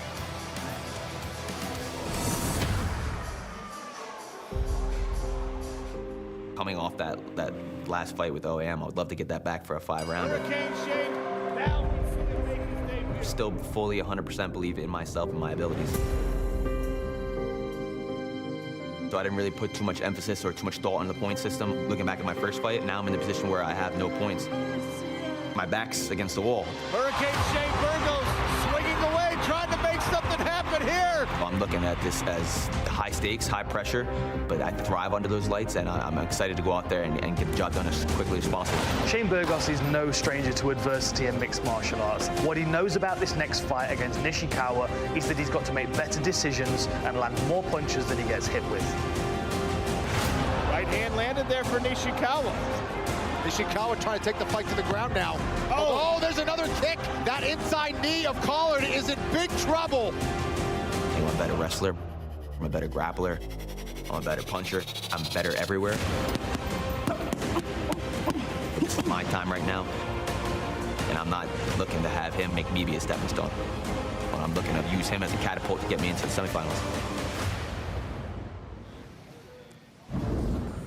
I'm really excited for this matchup, and I don't want to belabor any cliches here, Kenny, but you do find out a lot about a fighter when their back is against the wall, when it's truly a win-or-go-home situation in this PFL format. I think now is when we find out a lot about Hurricane Shane. Yeah, absolutely, and I think it's a great point, but because with Shane Burgos, he tends to shine when he gets hurt, when he gets hit. That's when he starts to wake up. He just did that a little too late against OAM, got off to a late start, and that ended up, really being a bad thing at the end of the day. He had a strong third round, but it took him way too long to wake up. Your reputation isn't enough to get a win here in the PFL. You have to go out there and earn it, and I think he was a little taken by surprise by OEM. You heard Shane Burgos talking about, I'm better everywhere than Yamato Nishikawa. This guy came to the PFL relatively unknown. His first fight against Clay Collard was a loss, but he accounted incredibly well for himself despite being undersized for the weight class. Yamato Nishikawa is a dangerous fighter. Absolutely. Yamato Nishikawa was groomed by his father at a very young age to be a mixed martial artist in combative sports. This is actually the first fight he's ever been to without his father in his corner. This guy's got great striking. He's a well-rounded fighter. At 20 years old, he has over 20 fights already, to his credit. He feels like walking into the Challenger Series, he is the challenger. He certainly was here against Clay Collard, and again tonight against Burgos. But like you said, Kenny, when a guy has nothing to lose, that makes him pretty dangerous. And by the way, both of these guys in a log-jammed lightweight division will be looking for finishes to try and separate themselves and earn a spot in the playoffs. That means an exciting fight for us as we get ready for our main card. Let's take a look at the full main card. First fight will be at 9. We're on ESPN, simulcast on ESPN Plus and ESPN Deportes. We talked about those top 3 fights, but how about a returning champion from season 1, Magomed Karamov? He's got points. He's taking on David Zawada, who's very hungry for a finish of his own. Magomed Umalatov still has yet to taste defeat as a professional mixed martial artist, and the same is true of his opponent, Naib Lopez. That's 13-0 versus 16-0, and then a classic striker versus grappler matchup as we open with the lightweights, Clay Collard and Stevie Ray. You cannot ask for much more from this main card. So those remaining fights are going to determine the final playoff situations in our final weight classes. This is the end of the regular season. Tonight, right here in Atlanta, let's take a look at what's going on with the welterweight division, with plenty of fights still to come on our main card. Carlos Leal came in with a first-round finish. And you know what? This one took until the second round, Kenny, but he didn't want to waste a lot of time. No, not at all. Once you have your opponent hurt, and it's Carlos Leal in front of you, I mean, he's going to try to take you out. And he did the right adjustments. He did the right game plans in round 2. He was not finding success from the outside. Once he got on the inside, he got that knockdown. So there's the welterweight standings. Carlos Leal has clinched his spot. We'll see if he's the #1 seed at the end of the night or where he's at. He knows he is headed to New York City to keep the $1 million dream alive. Still to come, both Magomeds, Sada Boussi, Shane Mitchell.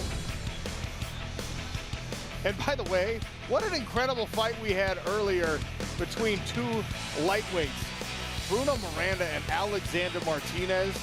Fight of the year so far, maybe, in the Professional Fighters League. Multiple knockdowns, back and forth.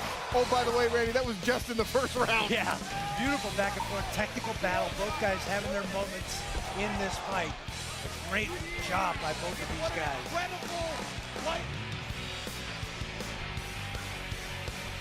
So Bruno Miranda gets the nod by split decision there. Natan Schult, he's clinched. Bruno Miranda has to sit and sweat it out. We'll see what happens for him at the end of the night. OAM, Clay Collard, still to come. Plenty more action at welterweight and lightweight as we continue on ESPN and right here on ESPN Plus.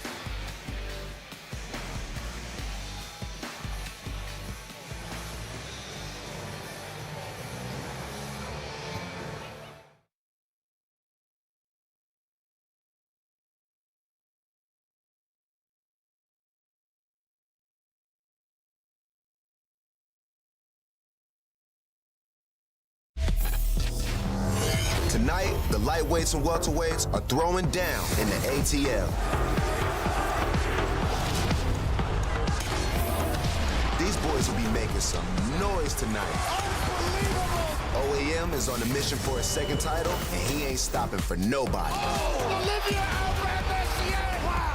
Hurricane Shane Burgos wants a piece of the playoffs, and I wouldn't want to be in his way. Hurricane Shane thinks it will end in a championship. Plus, the Swedish Denzel, Sada Boussi, is after another $1 million. Sada Boussi with a second round finish.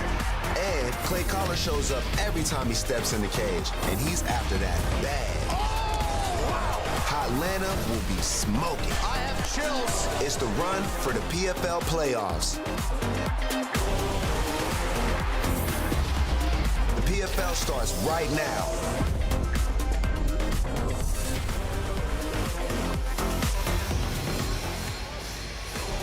Atlanta, Georgia, playing host to PFL regular season action. This is the third of 3 straight weeks here at OTE Arena. And by the way, this is a place producing some big-time talent. 2 top 5 NBA draft picks selected out of OTE last night. Speaking of big-time talent, welterweights and lightweights on a stacked card. They push to the playoffs continues for last year's champion in lightweight, Aubin-Mercier. He's one half of our main event against Anthony Romero. The same is true of last year's welterweight champion, Zawada, in the co-main, as he welcomes Shane Mitchell into the smart cage one more time. If you're new to the PFL and you don't understand what I mean by push to the playoffs, well, here's how it works. This is our regular season format. 10 fighters per division, 6 different weight divisions, 2 regular season fights for each fighter. This is the second of those. 3 points for wins, bonus points for finishes in any round, and that's when the playoffs come in. The top 4 fighters in each division will make the playoffs. $1 million to a champion at the end of those playoffs in every single division.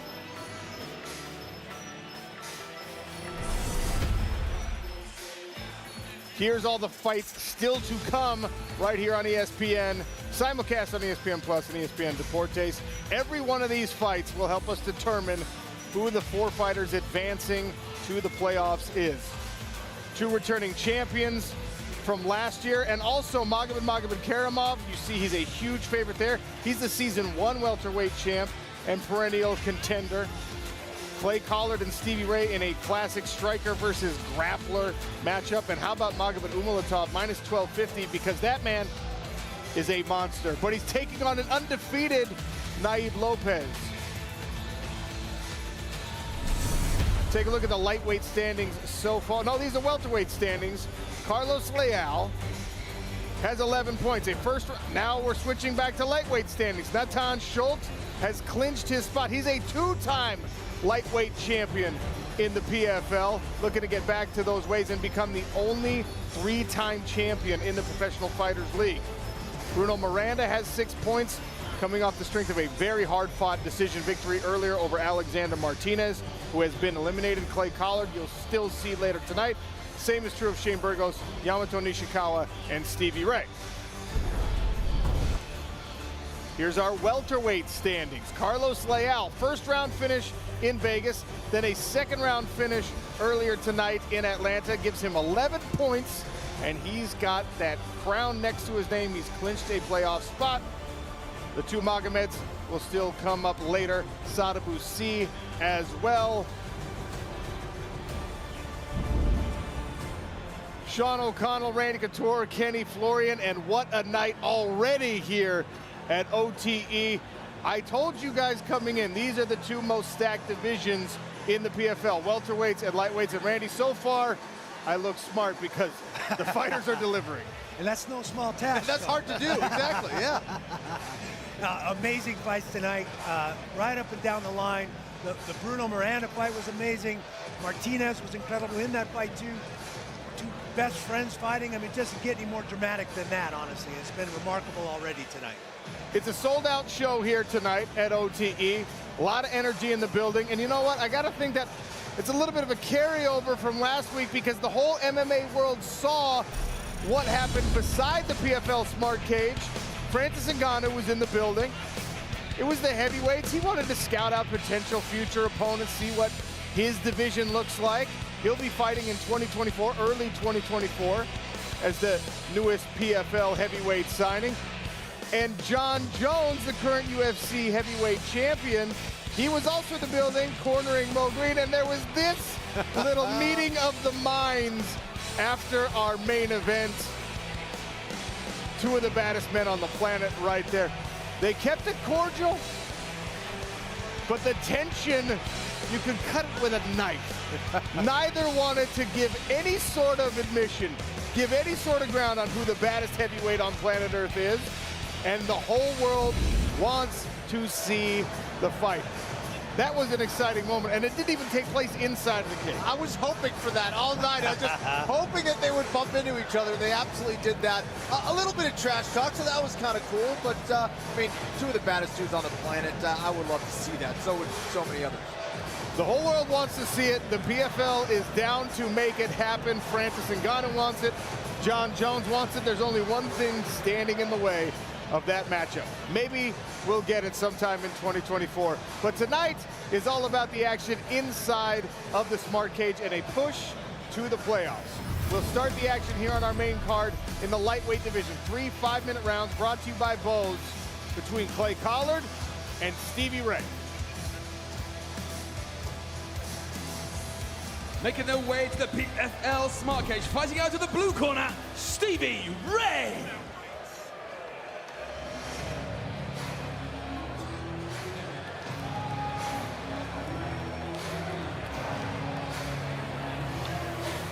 Stevie Braveheart Ray has been in this position before.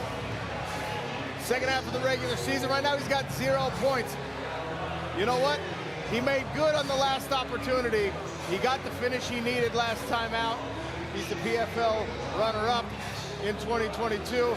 And Stevie Ray, coming off a loss, asked for this matchup against Clay Collard. He told us why. I'm obviously in his head a little bit because technically called him out, and then I've ended up with him as well. So it's almost like he's seen that I've asked for that fight, and then I've been given it. So, you know, am I in his head? I called Clay out because one, he's an exciting fighter, but two, mainly because I know I could beat him, and I'm going to beat him.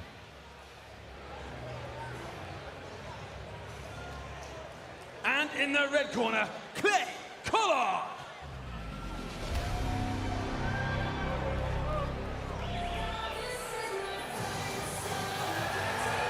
Cassius Clay Collard, 2021 PFL semifinalist, 10 career knockouts. Spent a lot of time during the pandemic when the MMA world shut down in professional boxing.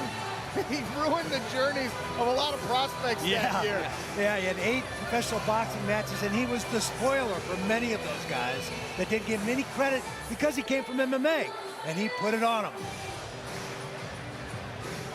Clay Collard, he's always had the skill, he's always had the athleticism, but this year he changed camps and shored up another element to his game as he's on a quest for his first PFL championship.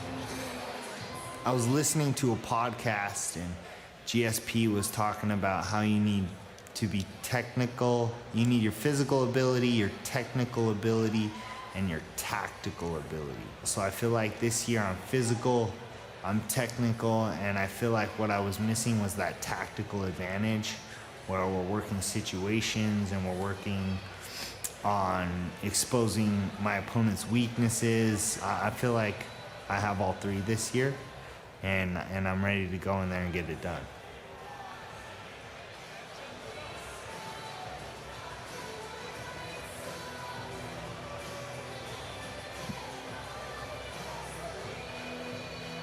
All right, here are the keys to victory for Collard. He's got to look for those leg kicks in this one. Also trying to attack the body of Stevie Ray. And for Stevie, he needs to take the fight to the ground. Really, it's pretty much that simple.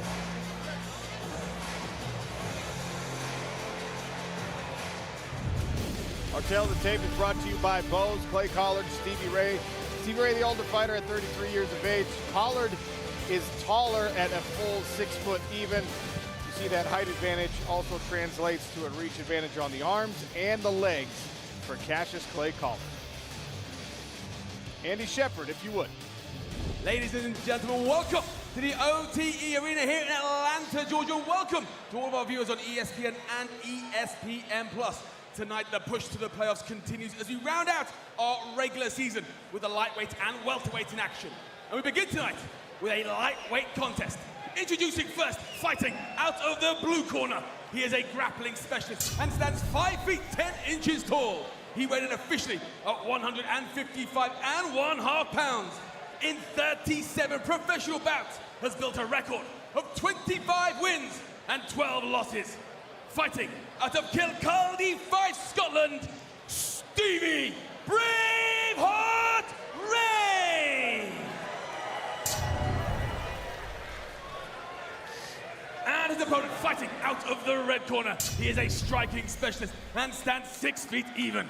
He weighed in officially at 155 pounds and has amassed a professional record of 22 wins, 10 losses, and 1 no contest. Fighting out of Burley, Idaho, Cassius Clay Collard!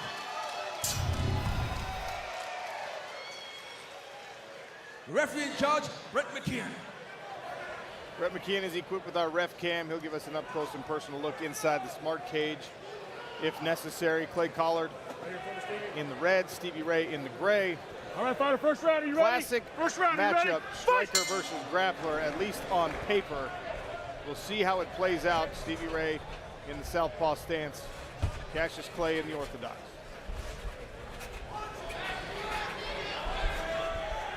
Clay going right to that leg of Stevie Ray.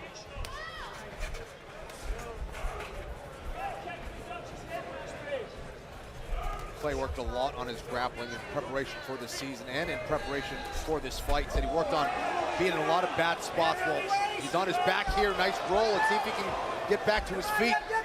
Excellent timing on that takedown by Stevie Ray, Randy. Yeah, Ray was in deep on the double, finished it. Looked like Collard almost had a cradle to try and roll him over, but he was on the wrong side of his head when they rolled through. Here's the suplex. Stevie Ray putting him back on his knees, back on the mat. Collard not gonna concede any takedown. Trying to fight hands and find a way out. Puts a hand over his head. Stevie Ray understands the situation he is in, coming in with 0 points. The only way he can clinch a playoff spot is with a first round finish. Gonna get on the back. Man, look at this. Clay Collard. Think about this, they're dry. This is early in the first period. These guys are both dry. No sweat at all. It's gonna be tough to slip out of anything for Clay Collard. And this is Stevie Ray's best position, is exactly what he did against Anthony Pettis. Got the win from this position. Ended up becoming more of a spinal twist than it is a rear naked choke. But Clay Collard said he's been preparing for this back position by Stevie Ray. We're gonna find out if he's been doing his homework. Stevie Ray controlling that right leg of Clay Collard to try to off-balance him. He can also hit a Suliev stretch or a knee bar from that position. He decides to bail on that. Collard trying to shake him down. Stevie Ray pretty high.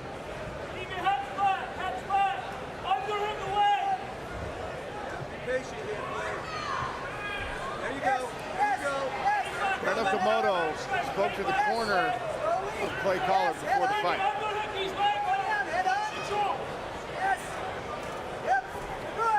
Stevie Ray very, very high here. Collard trying to capture the head of Stevie Ray and pull him over the top, come out the back door, and there he does, out the back door. A little stumble there from Stevie Ray. Halfway through round number 1. Low kicks again from Clay Collard.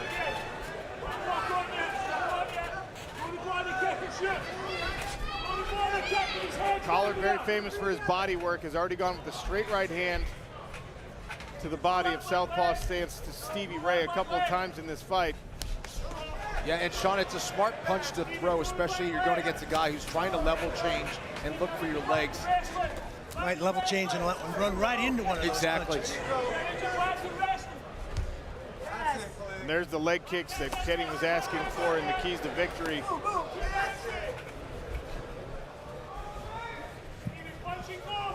Knee landed there for Stevie Ray, but now Clay Collard stunting a little bit, sticking the tongue out. Typical Collard fashion. Always the showman.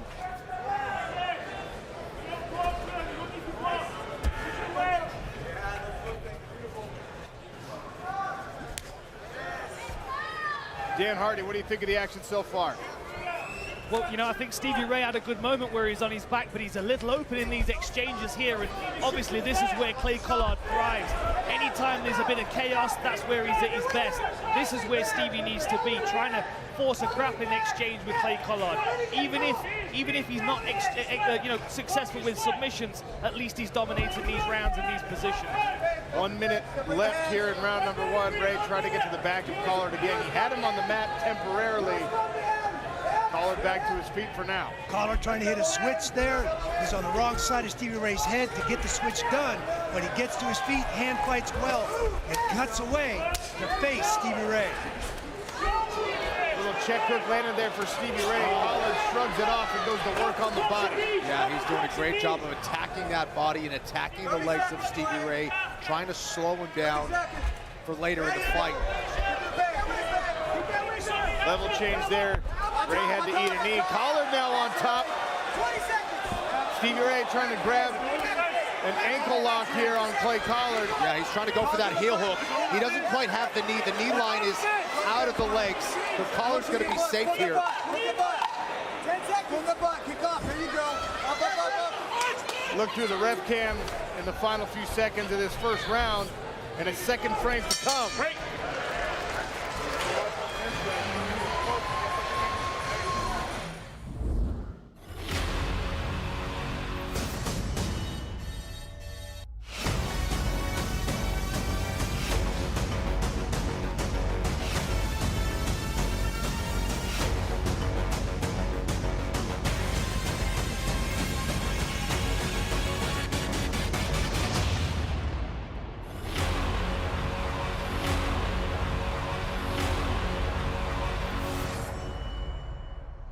Catches Clay Collard, getting advice from the corner. Brad Martinez, Jason Mertlick, his new coaches this season.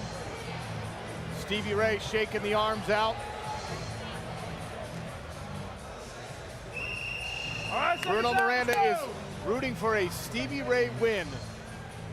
His 6 points still not guaranteeing him a spot in the playoffs, so we'll have to see the outcome of this one.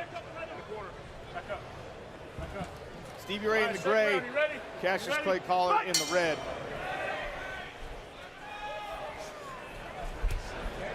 Certainly see the grappling that Collard has put in this year in this camp with a new coach, a new team. Has paid dividends. He's got out of some situations that a lot of guys wouldn't get out of with a guy like Stevie Ray. Speed advantage. Oh, right hand dropped. Stevie Ray. Collard now kicking away at that right leg of Stevie Ray. And Clay Collard told us he was going to have the speed advantage on the feet, and boy, has that been evident. Collard walks away. Wisely getting Stevie Ray to stand back up. I think maybe last year or a couple years ago, you would have seen Clay Collard maybe follow up on the ground and try to take him out. Big body shot. Oh, big body shot. Stevie Ray's in trouble. He's in big trouble. In trouble, down. Goes for the leg lock. Big ground and pound shots, though. Oh, he's in big trouble. Stevie Ray in serious trouble. The referee has seen it up. Clay Collard clinches a playoff spot with the second round finish. What a performance by Clay Collard. He softened Stevie Ray up, and when he had his opportunity to finish it, he did just that. He was in some tough spots on the ground. Stayed patient, kept his composure, and fought smart. This is a complete performance here from Clay Collard.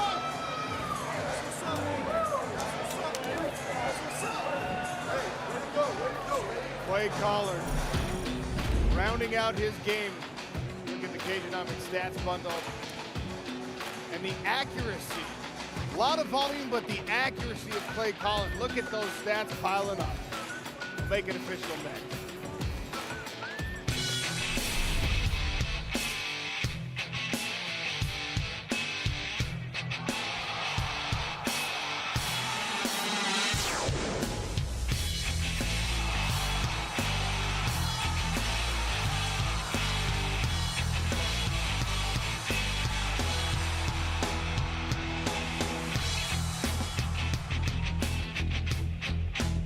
First round stop.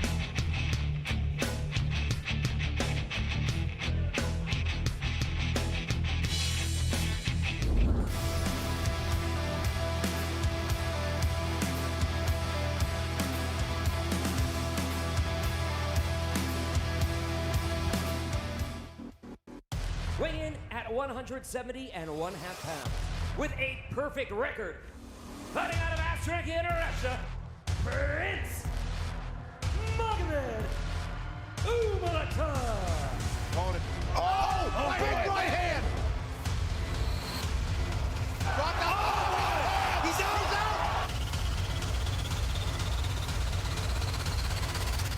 I know he's 16-0. I saw his fight, and I think he gonna try to take me down. But I'm ready for everything.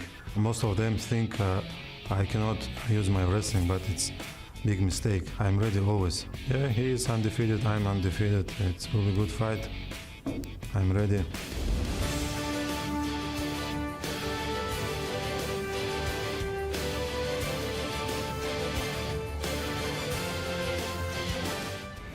This is the hardest competition in sport, never mind combat.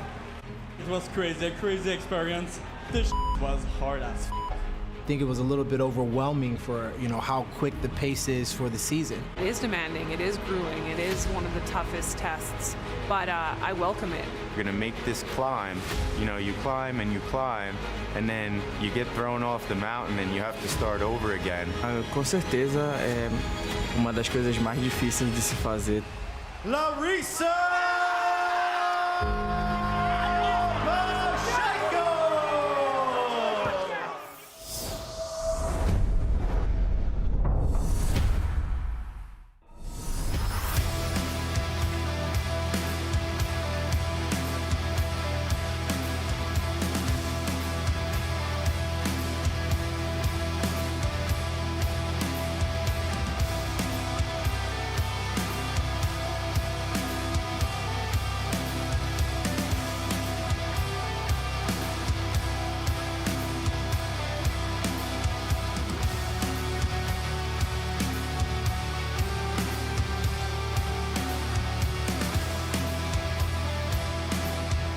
Scan the QR code now on your screen. Get in on all the action with the PFL Pick'em.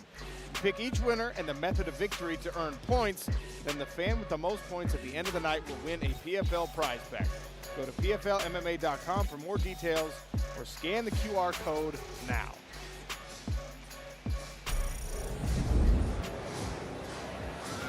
A drive to the playoffs presented by Bose. Shane Burgos. Got the headphones on, walking into Overtime Elite Arena. We will see him a little bit later. Here's the replays, Kenny. Yeah, there's a beautiful right hand right down. That split the guard of Stevie Ray, dropping him. Had him trapped up against the fence, collared, attacking the body, going upstairs. Flurry after flurry. Stevie Ray valiantly tried to go for that leg submission, was looking for the heel hook yet again. The knee line was outside of the leg control of Stevie Ray, and Clay Collard knew it and just pounced on him with a barrage of shots. There he is again, just mixing up all those strikes. He knew he had Stevie Ray hurt, tucked his knee in, started pounding away with some excellent grounded pound. Had Stevie in a really bad spot there and just kept that pressure on him. There's the right hand, very strategic. Picked his shots very, very well. Recognized he was still in a little bit of danger. Got his hips up over that foot, so he couldn't isolate it. And then selecting those shots on the ground too, making every single one of those count.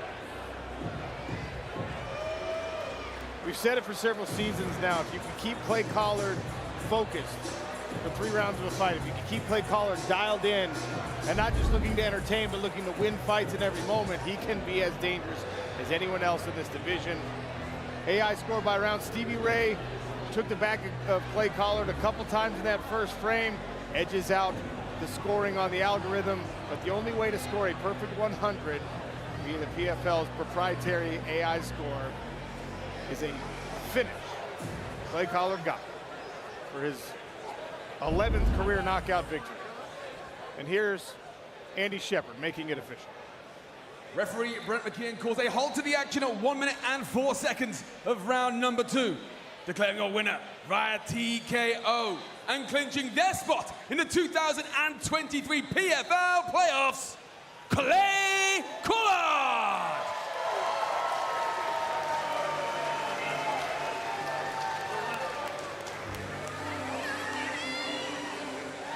Clay Collard's son turned 1 year old yesterday.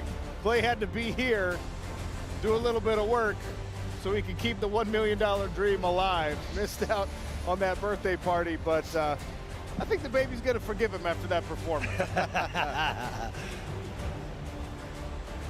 Dan Hardy's with the winner inside the Smart Cage.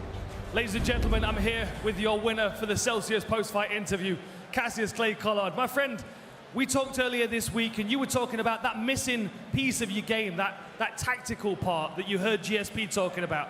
Is this the complete Clay Collard we saw today? It's a start. It's a start. So what else do you need to add to this? Because you've secured your place in the playoffs. You're going to go back and watch the rest of these fights play out. What are you seeing for your future in the playoffs here? Man, I'm going all the way. That's why I do this shit, right? So we've been working hard. I got my eyes on you know, the last year's champ, Mercier. He's smart, he's tough, he's who I have my eyes on. We'll see what happens with everybody else, but he's the man to beat right now, and I think I'm the man to do it, so let's go.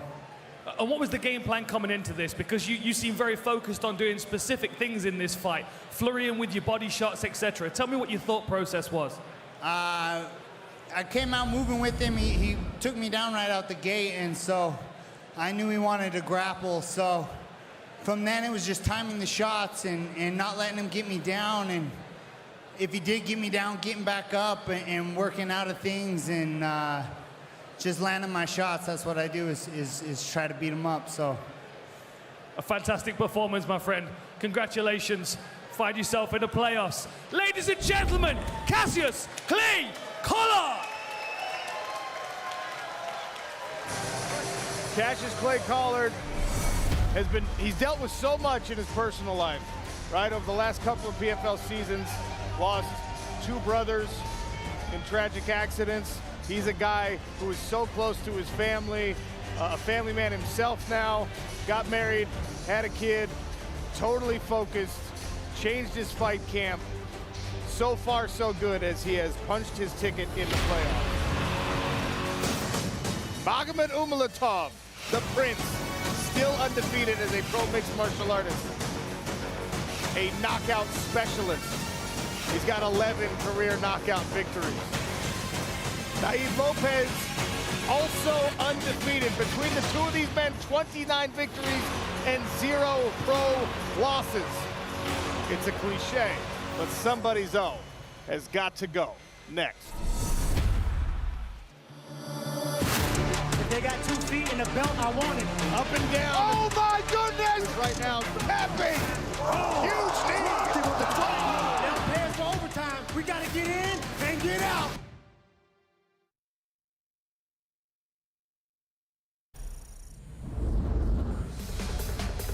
And here's our Bud Light knockout of the night. Reina Fajeda. With the flurry, he ate one, he gave a couple back, and a hammer fist that was just to punctuate. First round knockout for Reina Fajeda. And of course, nobody does the celebration better than that guy. Not his cleanest landing, but still better than I could do. Yes, that's for sure. Bud Light celebration on the night.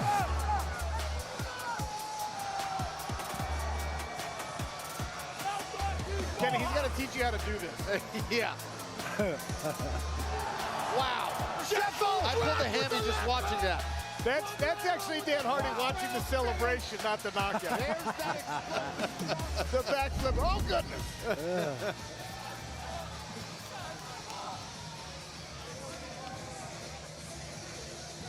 There's the moment we were hoping for.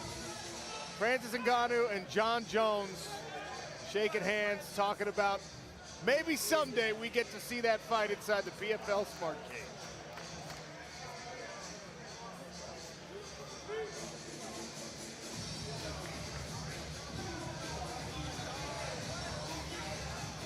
Let's keep a camera on these two and see what happens.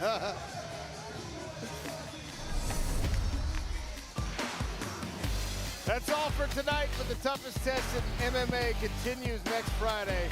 The PFL is back in Atlanta. It's the final run to the playoffs. The shot at $1 million, lightweights and welterweights next week. For Andy Shepard, Dan Hardy, Brett Okamoto, Kenny Florian, Randy Couture, I'm Sean O'Connell. Thank you for watching. Be safe, everybody.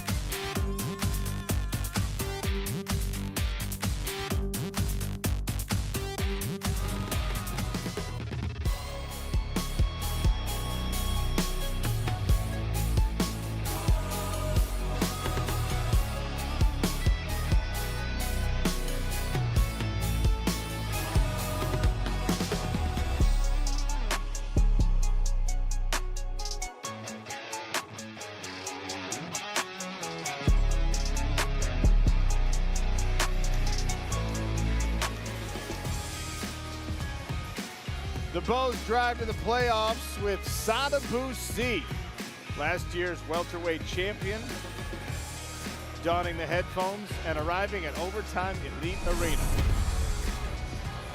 Welterweight standings with plenty of action still to come at 170 pounds. So far, only the Lion Carlos Leal has secured a playoff spot. First round victory in Vegas, second round victory here tonight in Atlanta. And plenty more fights to come, including a couple more former champions at welterweight. Both of these men chasing their first PFL welterweight championship. 3 5-minute rounds presented by Redcon 1 between Magomed Umalatov and Naib Lopez. Fighting out of the blue corner, Naib Lopez.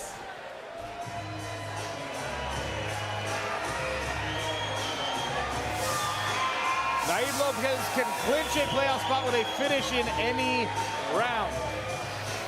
He's undefeated at 16-0, coming off a hard-fought decision victory in Las Vegas. So he's got 3 points in the standings. Can he add to them?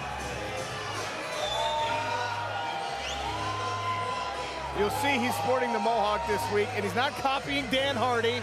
He's not copying Chuck Liddell.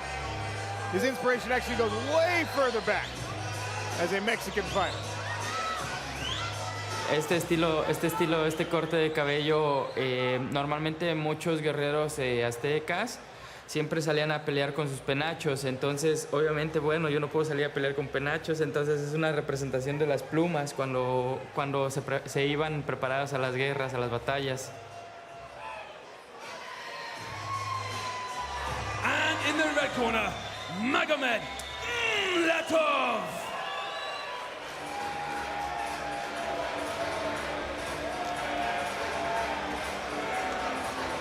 A win of any kind clinches a playoff spot for Magomed Umalatov. They call him the Prince, undefeated at 13-0.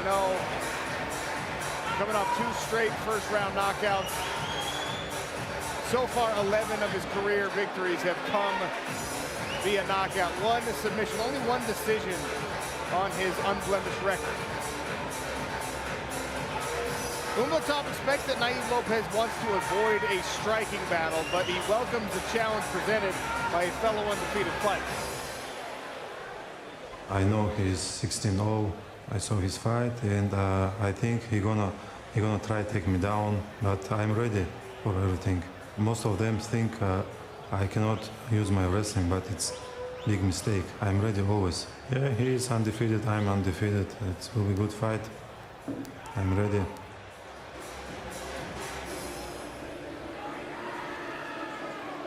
Take a look at Kenny Florian's keys to victory coming up.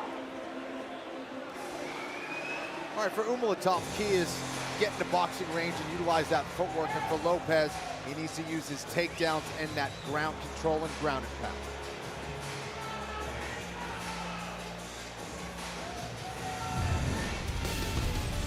Taylor Day brought to you by Redcon 1. Magomed Umalatov is 1 year older than Naib Lopez, who is the taller fighter here at 6'3", but the reach advantage on the arm very slightly in favor of the Russian Magomed Umalatov. Both men with a 43-inch measurement on the leg. Andy Shepard, if you would. The following is a PFL regular season contest in the welterweight division. Introducing first, fighting out of the blue corner.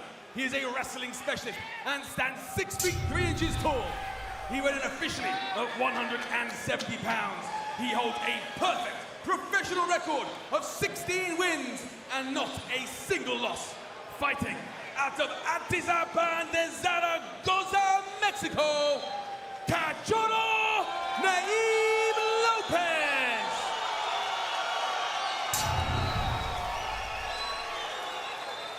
And his opponent, fighting out of the red corner. He is a wrestling specialist and stands 6 feet 1 inches tall. He weighed in officially at 170.5 pounds. He also holds an undefeated record of 13 victories and no defeats. Fighting out of Dagestan, Russia, Prince Magomed Umalatov.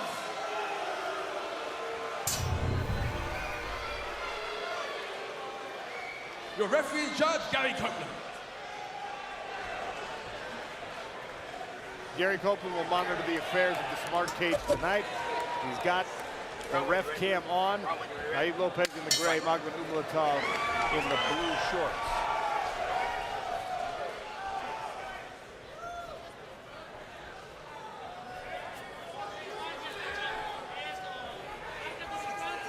Lopez waiting for his timing to try to level change. Umalatov landing early. Just crazy explosive power from Magomed Umalatov has been on display in most of his fights. Lopez grabs his clinch, that's where he wanted to fight. Umalatov told us he wouldn't be shy about putting his own grappling skills on display.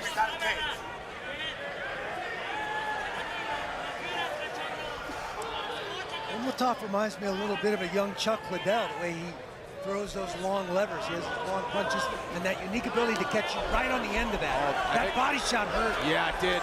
Lopez is hurting. Lopez on the retreat here as Magomed Umalatov pours it on. And now Lopez tries to battle back. And this is what Lopez wants. He wants to try to make it a dogfight. He doesn't want to trade too much with Umalatov, though. Umalatov's gauze is hanging out already. The thumb loop has come off. He may eventually have to stop the fight momentarily to cut that off. An uppercut just missed from Magomed Umalatov on the exit.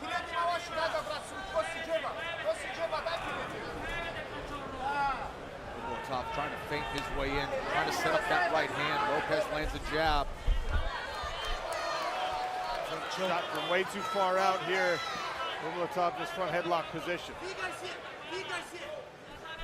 Umalatov can either attack with a front choke or maybe go to the back of Lopez. Umalatov might try that anaconda. He looks like he can slide in. Steady take his back. Tight waist and drag Lopez down. Flatten his hips out on the mat. And he's got that cross wrist. He's going to rain down punches with his right hand. Lopez trying to belly back out and build a base here. Successfully does so. And here come the punches from the top. Magomed Umalatov. There's Carlos Real, who's already clinched his playoff position, watching on from backstage. Lopez tying up the hands of Magomed Umalatov here. He can set up an arm triangle here. He's got it. He's got it deep. Here comes the squeeze. Lopez is in big trouble here. Naib Lopez trying to buy himself a little space. Very, very tight. He's a little high. The shoulder's a little high. He can still finish if he gets a little bit lower. Clear the legs and slide out and get flatter. The shoulder's just a little bit too high. Now he's getting a better angle. But that shoulder is running into the jaw of Lopez. That's why he's not able to get the best bite on that carotid artery there. He's trying to clear that right leg. If he can clear that right leg, he can slide into a better position. He ends up giving it up. Lopez survives that first attempt. We told you he was going to be a tough out for anybody in this division. Lopez with just over 90 seconds to try and make something happen. It's been all Magomed Umalatov so far in round one. Yeah, Lopez doing a good job of surviving in that very tough spot. Now eating some big shots from this turtle position. Umalatov is smashing away. It looks like he's about to drop there. Naib Lopez trying to scramble back to his feet. Just can't take too many more of those. And now the hammer fist come down. Copeland watching on very closely. Lopez trying to tie up the hands. These are massive shots here. Lopez is showing so much heart. Fights his way to his feet. All the way back to his feet. Naib Lopez refuses to go away, but he's unsteady. He's got no legs under him. Lopez, big knee misses. Naib Lopez puts Magomed Umalatov to the mat. He is still off balance. Yeah, he is still hurt, Sean. No question about it. Man, there is no quit in Naib Lopez. Clinging doggedly to that leg. Once again, drags Magomed Umalatov down. What a display of heart. Wow. Umalatov with the low single to get out from underneath Lopez, get back to his feet. Lopez hanging on to him like a rat on a Cheeto, not letting it go. And this is where, if you're in Umalatov's spot, you're asking yourself, what do I need to do to finish this guy? An absolute zombie is Naib Lopez. Final 10 seconds. Lopez appears to have shaken all the cobwebs out. Second frame to come on PFL. Wow, unbelievable. Naib Lopez hearing that pop from the crowd.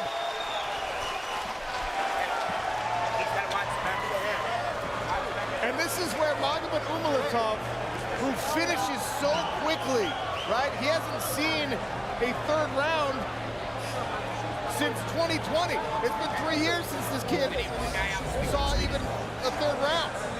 Well, here's that arm triangle set up. There was a perfect opportunity to attack. You see the shoulder running into the mouth and jaw of Naib Lopez.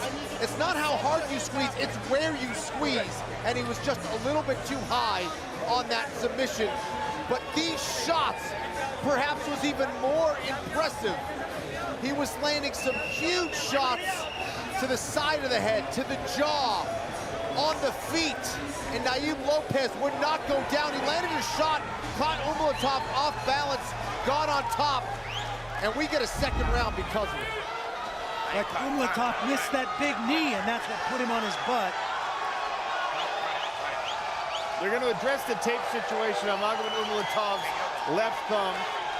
Got that done quickly. Gary Copeland on top of it all. Back up, back up, back up. Umalatov went back to the corner and heaved a couple of huge, deep breaths. Naib Lopez hanging around. Umalatov in the blue trunks. Lopez in the gray. Chance of Lopez raining down from the Atlanta crowd.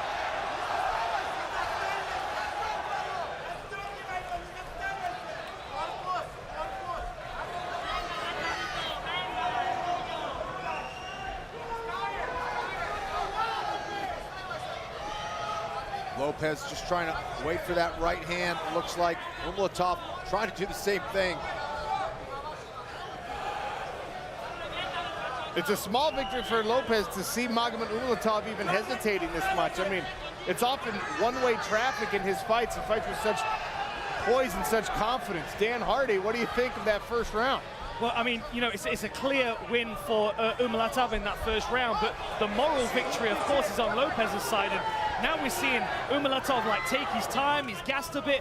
There was probably an adrenaline rush there because he must have felt like that fight was finished almost with the arm triangle and with the ground and pound. What emotions is he going through right now? Over a minute gone here in the second round. Both fighters showing a lot of respect. Not much action so far here in this frame. Oh, and now Lopez steps in to engage. Missed on those final two punches, though. Lopez came into this fight very humble, says he comes from a small team, a small town. said there's more pressure on Umalatov heading into this one.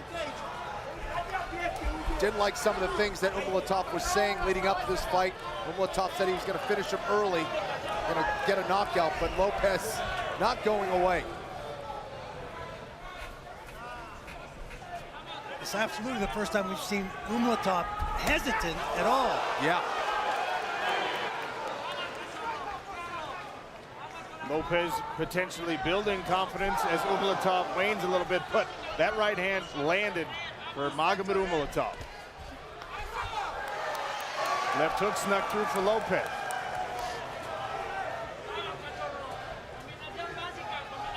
Lopez is feinted with those level changes, then coming up with an uppercut and a hook.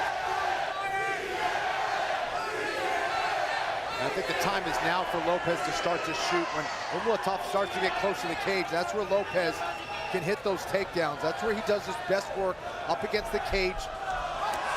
There's some nice shots to the body from Lopez. Oh, knee landed. Magomed Umalatov brought it right up the middle. They swing away again.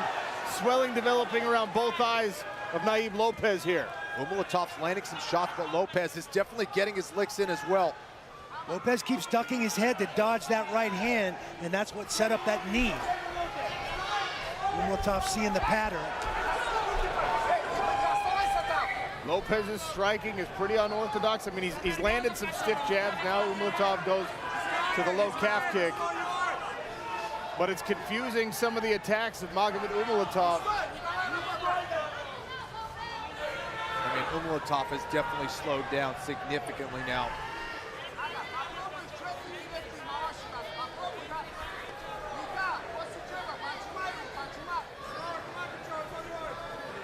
Brett Okamoto, what do you have from the corners? Yeah, coming from Umalatov's corner. This is the type of fight that Diego Lopez is needed, you know, overcome some adversity early on and then put some pressure on Umalatov. They're just telling him, hey, calm down. Calm down. Pick your shots. Don't get in a hurry trying to put this guy away because he hasn't gone away. Pick your shots, be smart, and calm down. Get this fight back to where you want it. 1 minute left in round number 2. An exchange there. Starting to see a little pep in Umalatov's step now. He's bouncing a little bit more. Well, this has been a very close round. I mean, it could go either way. I mean, Umalatov has slowed down a lot. Definitely doesn't have that same pop in his strikes. You can see the live odds still heavily in Magomed Umalatov's favor, but they started it over minus 1250.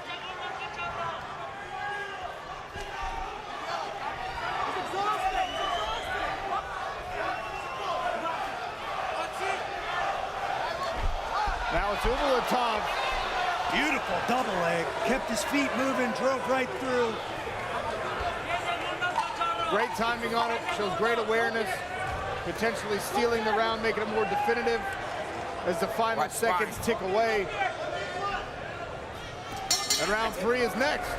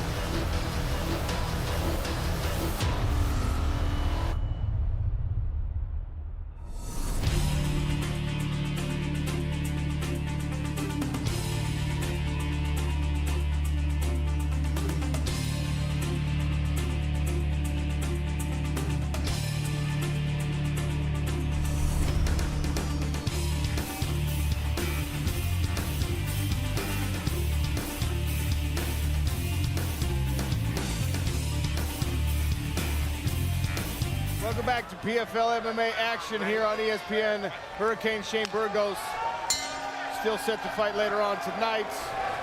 Right now, Naib Lopez and Magomed Umalatov with a show of respect to open round number 3. Umalatov in the blue, Naib Lopez in the gray. AI score gives round 2 to Magomed Umalatov by a narrower margin than we saw in round number 1.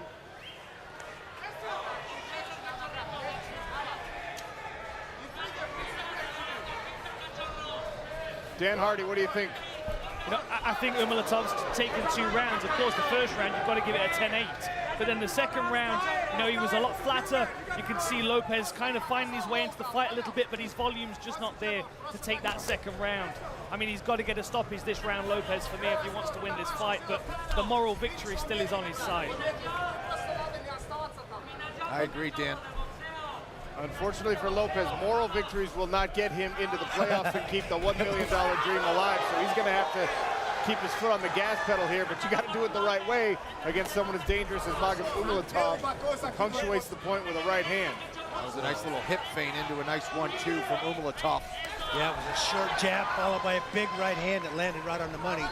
Tell you what, no questioning the heart of Lopez. He's got an amazing heart. And there's a reason this guy is undefeated at 16-0. Umalatov 13-0. One of these men will experience their first professional loss tonight as they exchange jabs. And now a little uptick in the volume from both guys after I think there was a lot of exhaustion in round 2. Wow, beautiful wheel kick there. Yeah, missed with it. This is one of those fights either way for Umalatov where he's going to learn so much. You can gain about 3 fights of experience in this one. Zawada we see backstage, last year's welterweight champion. Feels like he's the man to beat. We'll see him in the co-main event against Shane Mitchell. Tell you what, this is the most human we've ever seen Umalatov. Never seen him slow down, never seen him even question it. In fact, that he ran out of gas after that first round is really interesting. That was a nice left hook by Lopez, back to Umalatov up. Naib Lopez has that flat-footed style, almost dares you to come in and engage with him.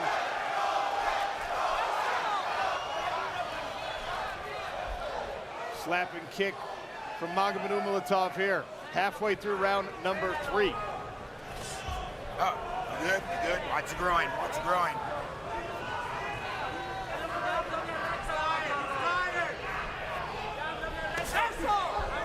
Now Umalatov with the level change, scoops up the legs and dumps Naib Lopez to his back, right into side control.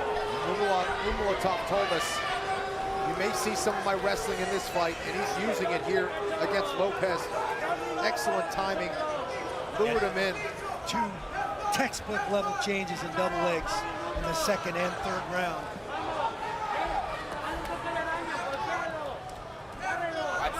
Watch the spine on the field kicks.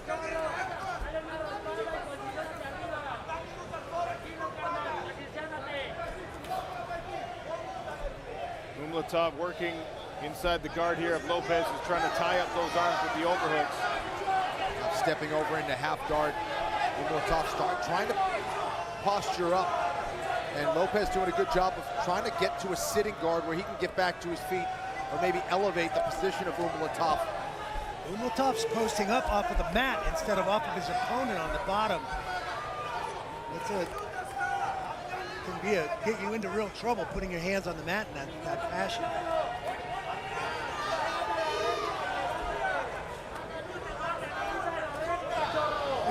Umalatov now getting a little bit busier with his ground and pound, attacking the body and head.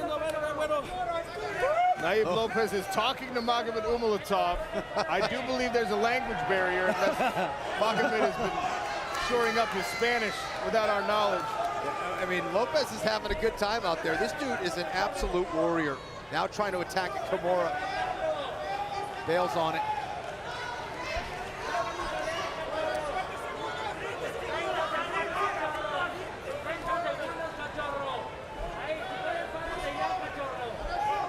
Advance and show me something effective.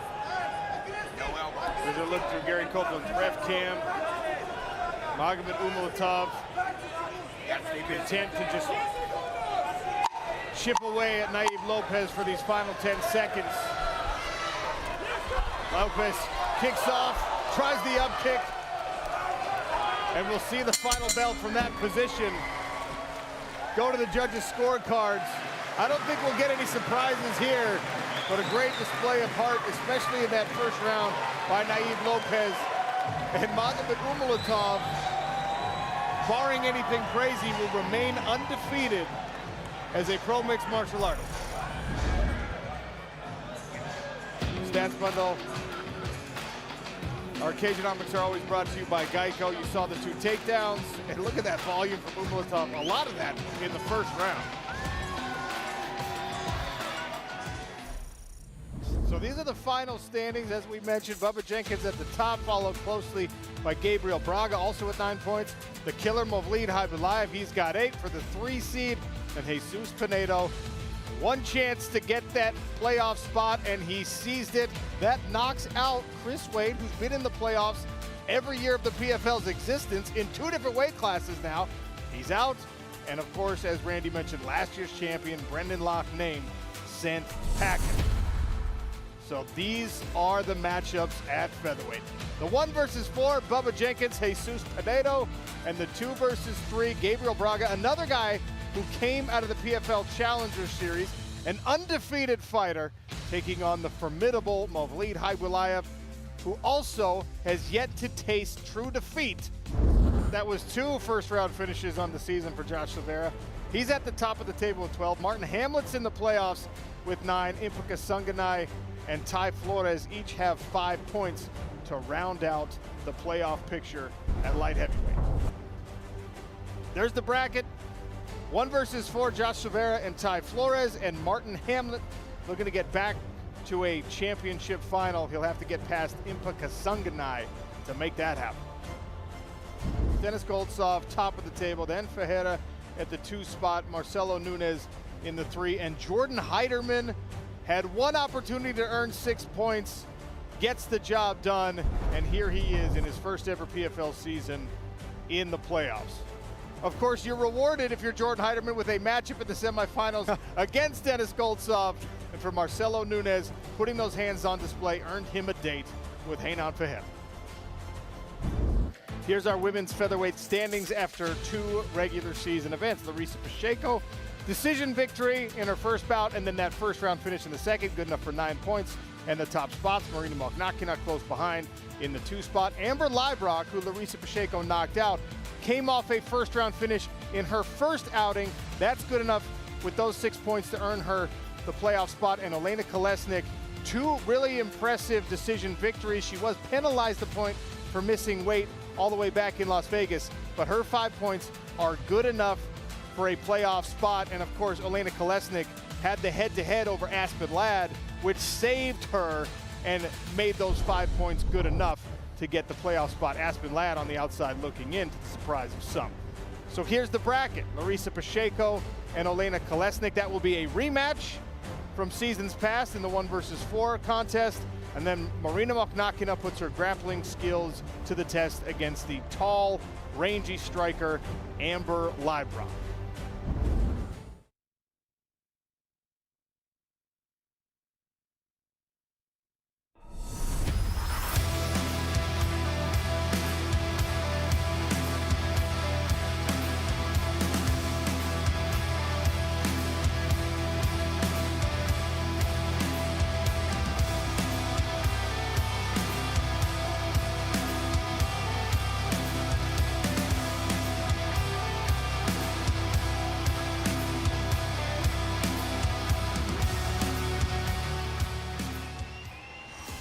Sunday morning on ESPN and ESPN Deportes, the London series is back for the first time since 2019.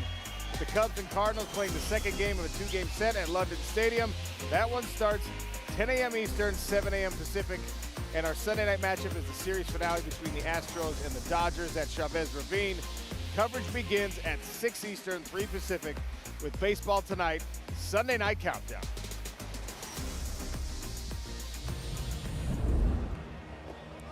Well, here's that nasty grounded pound from Magomed. Almost had him out of there, but almost doesn't count here in MMA. Lopez just showing such insane heart, unbelievable chin. Continued to press forward, landed some shots of his own. Umalatov landed some nice leg kicks, started mixing things up. See that double leg right there, beautifully timed. Had good control against Lopez, landed some good ground and pound.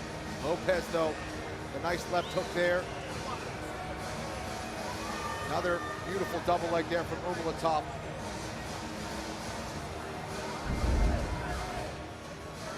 Here's your verdict scorecard, rounds 1, 2, and 3, all belonging to Magomed Umalatov on the verdict fan scorecard.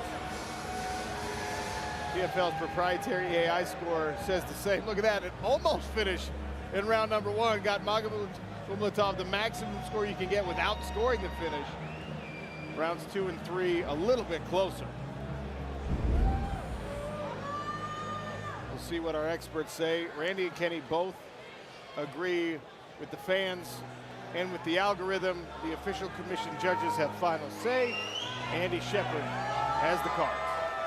After 3 rounds of action, we go to the judges' scorecards. The judges scored this bout 30-27, 30-27, 29-27, all for your winner via unanimous decision and clinching his spot in the 2023 PFL playoffs, Magomed Umalatov. Magomed Umalatov improves to 14-0, only the second decision victory of his very promising career. Naive Lopez tastes professional defeat for the very first time, but gained himself several fans tonight, at least here in Atlanta. Here's your welterweight standings updated. Magomed Umalatov clinches a playoff spot with that performance, but he won't take the top seed away from Carlos Leal.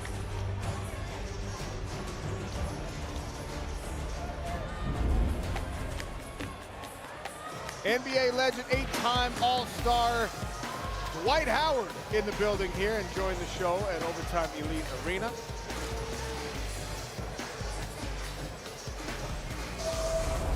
Up next, more welterweight action. That man won a championship in 2018. He's got the belt back home. He wants to reclaim a welterweight championship and cash another $1 million check. David Zawada in a desperate situation. Coming off a loss, he'll need a finish to keep the playoff hopes alive.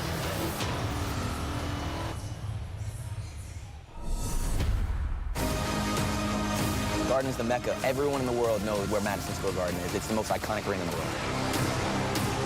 Beautiful right hand right on the button.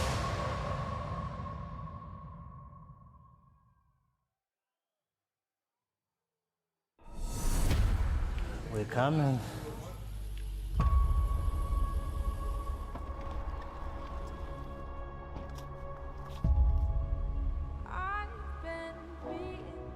This is more than a fight. It's a whole different beast with this one.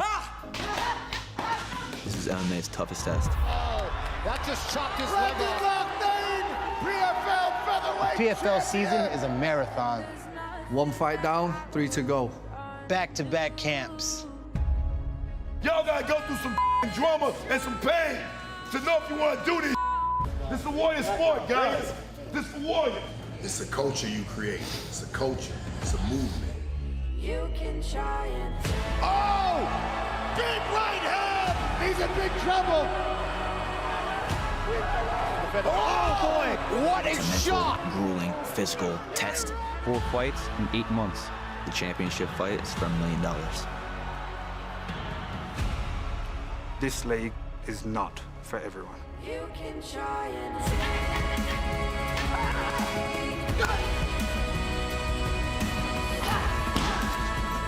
Another victory comes 2 weeks out. Dominant. Oh, right hand landed! Swinging away, trying to make something happen here. One of the best fights I've seen of the year. To become a champion in the PFL, you need to be a different kettle of fish. I'm on a purpose for legacy now. I want people to speak my name in these streets for the rest of the time. They will be vicious, they will be by force, and they will be violent.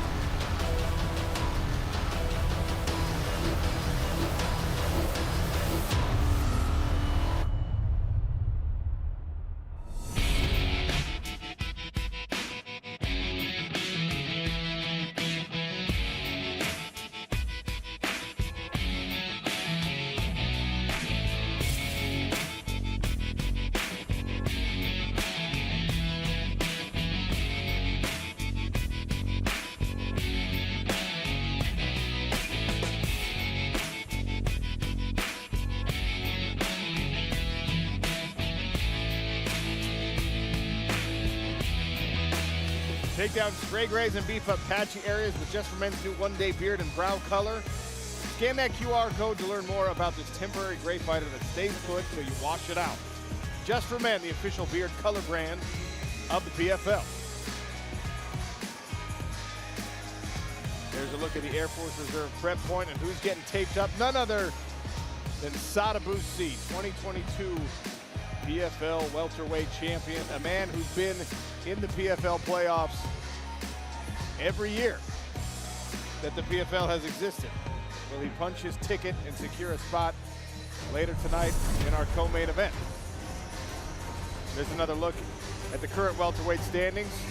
2 spots are gone, 2 left up for grabs. Carlos Leal and the Prince Magomed Umalatov are both headed to New York City. The $1 million dream still alive for both of them. Time to check in with our betting experts, Jonathan Coachman and Ian Parker. How's the betting big board looking, fellas? Well, Sean, it's looking pretty good so far. We've got a big best bet coming up in our next fight. We got one fighter, Ian, that has 6 points already. We've got another fighter who is desperate for some bonus points. How do you see this fight? Magomed Karamov, to me, should win this fight pretty handily, and he is someone who does not take his foot off the gas. Now, you can do it by finish and minus 135. I love that play. Do not go the distance at all. I also like at plus 130 under 1.5 rounds. So take your pick, plus money or minus 135. I love both those plays. Let's go. Or we could play both and double up. Ah, something to be said for that. All right, we are all set from the betting perspective, John. Let's get this fight going. That's a great idea, Coach. 3 5-minute rounds at 170 pounds. Brought to you by Just for Men, one-day beard and brow color. Magomed Karamov and David Zawada. Making their way to the PFL Smart Cage, fighting out of the blue corner, David Zawada.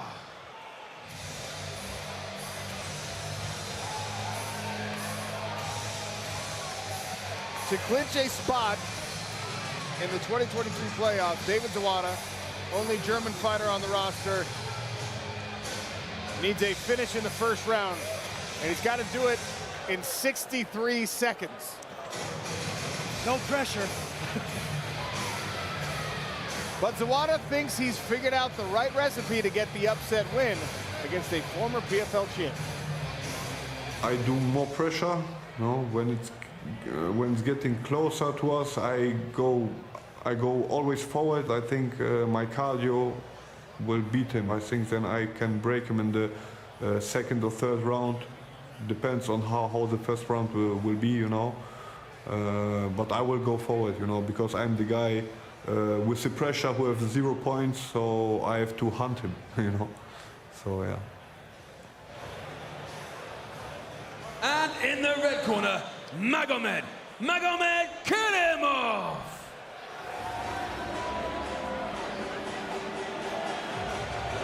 Season 1 PFL champion. He's 13-1, his lone loss coming to 2-time champion and rival Ray Cooper III.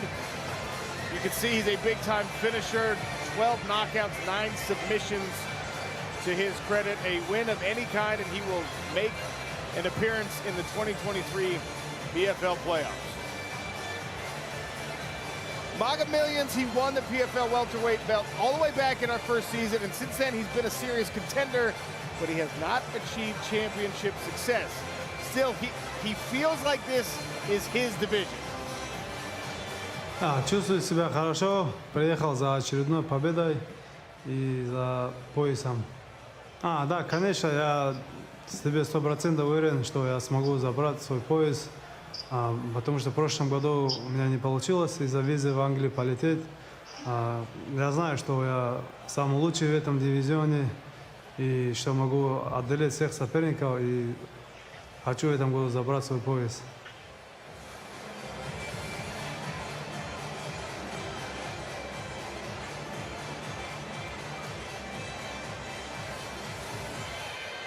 All right, keys to victory here.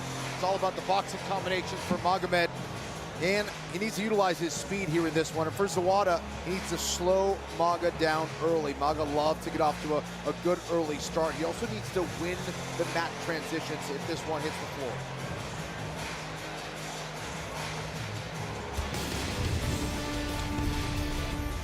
This Tale of Tape is brought to you by Just for Men, One Day Beard and Brow Color. Magomed Karamov is 33, David Zawada is 32. Maga's got a 1-inch height advantage, a 1-pound advantage, a 1-inch advantage on the arms and on the legs. Andy Shepard. The following fight is a welterweight contest. Introducing first, fighting out of the blue corner. He is a striking specialist and stands 6 feet even. He weighed in officially at 170¼ pounds. He holds a record of 18 wins and 8 losses. Fighting out of Dusseldorf, Germany, David Sagat Zawada.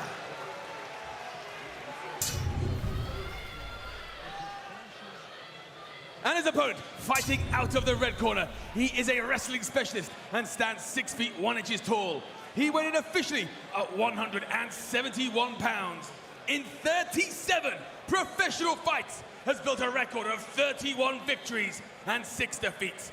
Fighting out of Dagestan, Russia, he is the 2018 PFL World Champion, Magomed Karamov. Your referee in charge, Brian Miner. Brian Miner to oversee the action is equipped with the ref cam. Magomed Karamov in the blue trunks, David Zawada in the gray. Ready? Ready? Come on, fight! Touch of the gloves, we're underway. David Zawada, the only way to guarantee himself a spot in the playoffs is a very early finish. A finish in either the first or second round keeps his hopes alive. You know, Sorry, Kenny. These two have trained together 2 years ago. They know each other very, very well. Zawada considers Maga a friend. Now, we saw best friends earlier. I don't think that's going to be the case here tonight with this one, but they definitely know each other. You know, and I think Zawada is coming into this fight confident because of that, Randy. You know, if you're going to face someone like Magomed Karamov, you want to at least see something. You want to feel what he could do. You want to see his strengths. Maybe find some vulnerabilities. I'm not sure there are many there, but Zawada feels very comfortable heading into this one. Well, Zawada told us that, you know, you feel like I can break him with cardio, I can pressure him. But that requires a lot of work. That requires you taking this fight into the later rounds, which he still wants to win, but that doesn't help him necessarily in a playoff scenario if he's got to bank on, say, a third-round victory. Hook landed there for Magomed Karamov. Magomed Karamov, on the other hand, has the luxury of letting this fight play out and taking a little more time. Sharp 1-2 landed there for Magomed. Yeah, Maga's starting to back Zawada up, looking for that right hand.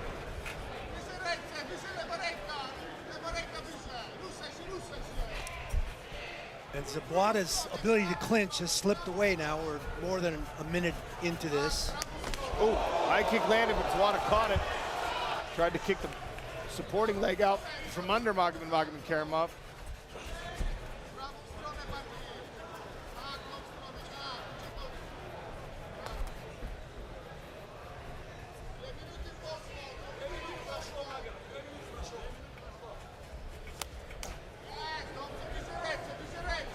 Zawada's been chopping away at the legs of Magomed Karamov.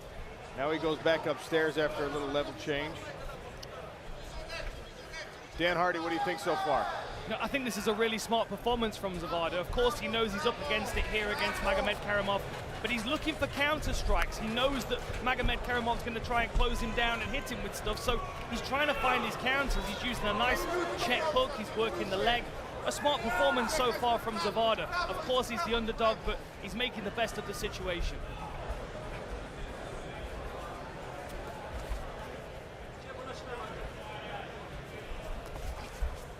Another hook snuck through for Zawada, tries the push kick as well. Right hand for Maga.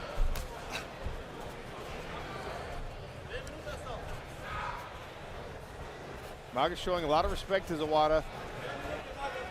Yeah, he is. He's definitely being cautious, trying to land shots from the outside. He's not just trying to foolishly run into something. We've seen Maga blitz a lot, try to use his speed to land shots. He's being smart, being calculated here against Zawada.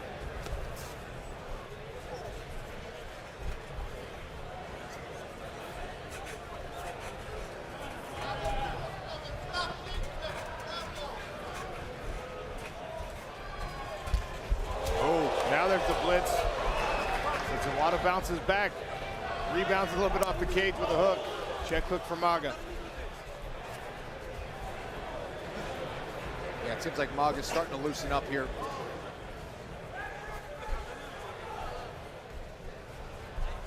Right hand. Oh, followed up. Those are huge big shots. trouble. The referee's seen enough. Magomed behind the right hand with a 6-point finish. There was the speed of Magomed Karamov. My goodness, you can see he just started to loosen up a little bit, settled into his stance and said, all right, I'm gonna get him out of here. Wow. Nice big long right hand right on the button. Puts the water right to the back of his pants. Followed up with some big ground and pound shots to close out the night. 2 first-round finishes for There's Maga. that long, straight right hand right down the middle, right on the chin of David Zawada. Zawada falling back, hits the deck. Magomed comes up 1, 2, 3, 4. Nice ground and pound. Referee's seen enough. And that performance clinches Maga the #1 seed in the stacked welterweight division.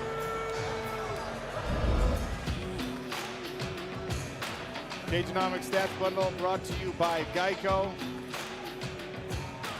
Some big shots, 5 consecutive right hands. Spell the end for David Zawada. We'll make it official when we return.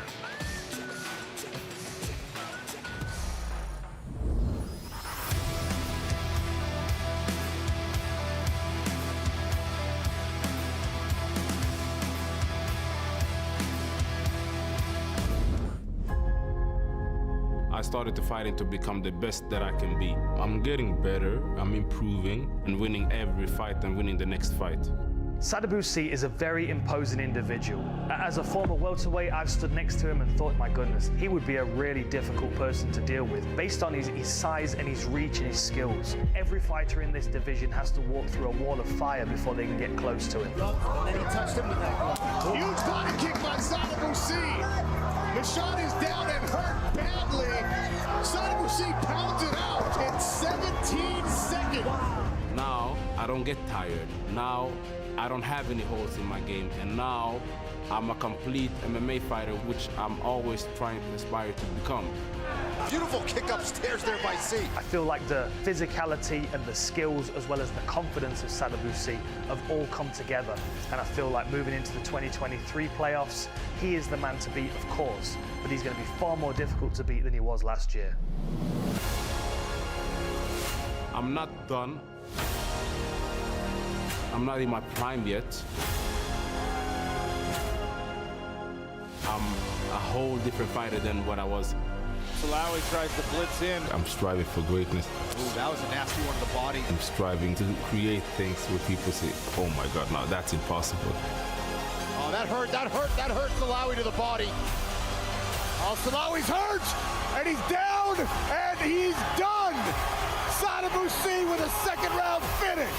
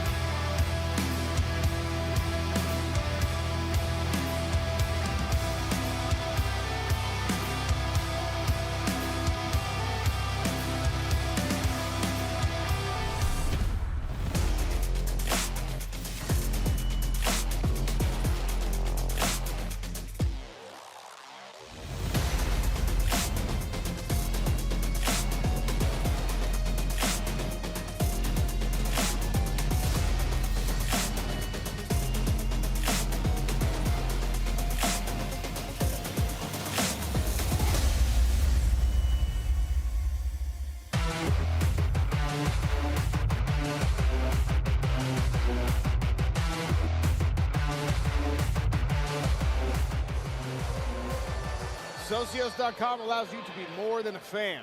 The official fan token of the PFL gives you voting rights and opportunities for exclusive rewards and once-in-a-lifetime experiences. Become a PFL fan token holder today by downloading the Socios.com US app.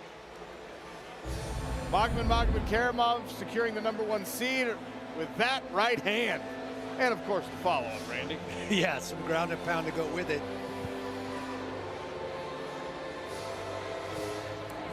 Yeah, it's not only his jab. Go ahead, Kenny. Yeah, I was going to say, it's not only his speed, but how he carries that weight behind the punch. Everything's behind it. The great Fedor Emelianenko used to do that. Just all of his weight behind that shot. Just brutal. With that performance, by the way, Magomed improves to 14-1 in the PFL. His lone loss coming in a championship rematch with Ray Cooper III. Maga told us before this fight, I still think this division belongs to me. Making a significant claim there, Dan Hardy. Dan Hardy reactions are maybe my favorite part about this. AI score, only way to achieve a maximum 100 is by getting a finish inside the round. We just saw Maga do that, so he gets a perfect 100. Andy Shepard is inside the smart cage to make it official. Referee Brian Miner calls a halt to the action at 3 minutes and 54 seconds of round #1, declaring your winner via TKO and clinching the #1 seed in the 2023 PFL playoffs, Magomed-Karamov. First round knockout victory. Make that 13 in Maga's career via knockout. That's 12 points, top of the table for Maga. Carlos Leal in the 2 spot. Magomed Umalatov right now in the 3. We'll see what Sada Busi and Shade Mitchell have to say about these standings in our co-main event. Dan Hardy is with the winner. Ladies and gentlemen, I'm here with your winner, the very dangerous Magomed-Karamov. My friend, who's the most dangerous person for you in this division? Because you are just running through this competition easily. Кто для тебя? В первую очередь поздравляю с победой, и вопрос тебе задают такой: кто для тебя здесь самый опасный соперник в этом дивизионе? Спасибо большое. Я не вижу здесь для меня таких опасных соперников.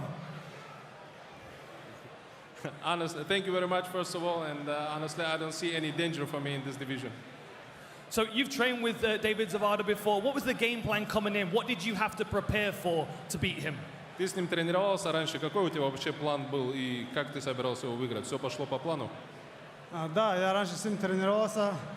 Бой пошел все по плану, как я рассчитывал, так и получилось. Yeah, you're right. You know, I was training with him, but you know, I think I'm much experienced, and whatever I tried to do in the fight, everything worked out, and you see the outcome. Let's talk me through this replay. Tell me what you see in here. Можешь объяснить, что вообще здесь, что у тебя было в голове, когда это происходил момент? В голове была уверенная комбинация и добить соперника. То, что хотел, вот получилось. Listen, during that moment, there was very confident combination that worked, and I just jumped in to finish my opponent, and that's what happened. Well, you found your place in the finals. Congratulations, my friend. Ladies and gentlemen, Magomed-Karamov. All right, Maga fans, book your trips to New York City because he will be there for the playoffs when the lightweights and the welterweights step in at Madison Square Garden at the end of August. There's Hurricane Shane Burgos making his way from the backstage area to the smart cage. Take another look for more on Hurricane Shane.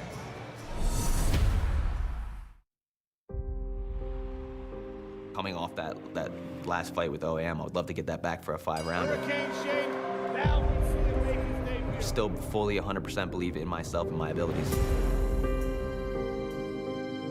So I didn't really put too much emphasis or too much thought on the point system. Looking back at my first fight, now I'm in a position where I have no points. my back's against the wall. Hurricane Shane Burgos swinging away, trying to make something happen here. I'm looking at this as high stakes, high pressure, but I thrive under those lights, and I'm excited to go out there and get the job done as quickly as possible. Shane Burgos is no stranger to adversity in mixed martial arts. What he knows about this next fight against Nishikawa is that he's got to make better decisions and land more punches than he gets hit with. Right hand landed there for Nishikawa. Nishikawa trying to take the fight to the ground now. Oh, there's another kick. That inside knee of Collard is in big trouble. I'm a better wrestler. I'm a better grappler. I'm a better puncher. I'm better everywhere. This is my time right now, and I'm not looking to have him make me be a stepping stone. But I'm looking to use him as a catapult to get me into the semifinals.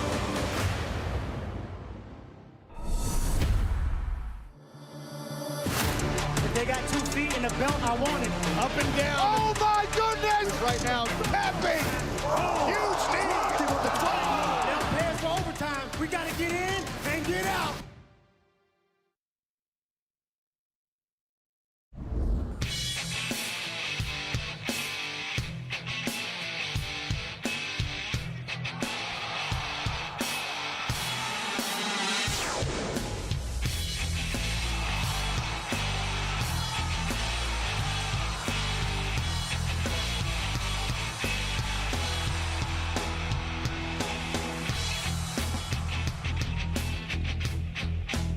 First round stop.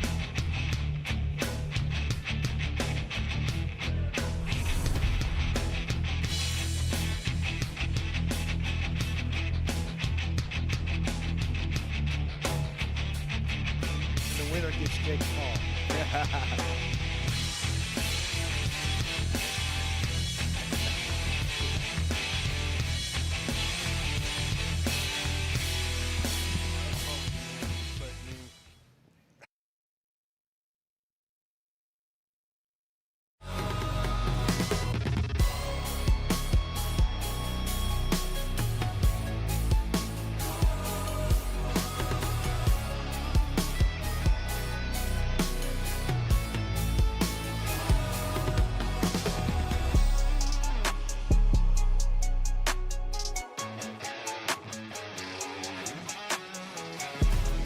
We'll have game 1 of the Best of 3 College World Series Finals tomorrow, 7 Eastern, 6 Central on ESPN and the ESPN app. An all-SEC matchup between the 5th-seeded LSU Tigers and 2nd-seeded Florida Gators. The 7th-time team from the same conference have squared off in the finals, the 5th time since SEC schools have met for the title. The last time was in 2017 when the Gators beat the Tigers in 2 games. Should be a great one.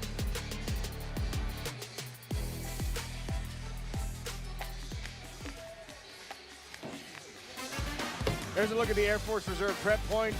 Olivier Aubin-Mercier, the Canadian gangster, getting wrapped up and ready for his main event contest against Anthony Romero. As long as we're talking about lightweights, here's our lightweight standings. Clay Collard has clinched a playoff spot. Right now he's at the top of the table. Natan Schult, 2-time champion in this division, has also clinched a spot. Bruno Miranda will have to wait out the remaining results. OAM, Shane Burgos, Yamato Nishikawa, Anthony Romero, all still set to fight.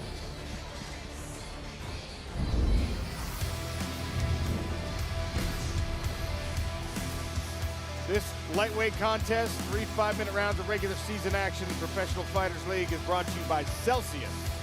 Shane Burgos and Yamato Nishikawa. Making their way to the PFL Smart Cage, fighting out of the blue corner, Yamato Nishikawa.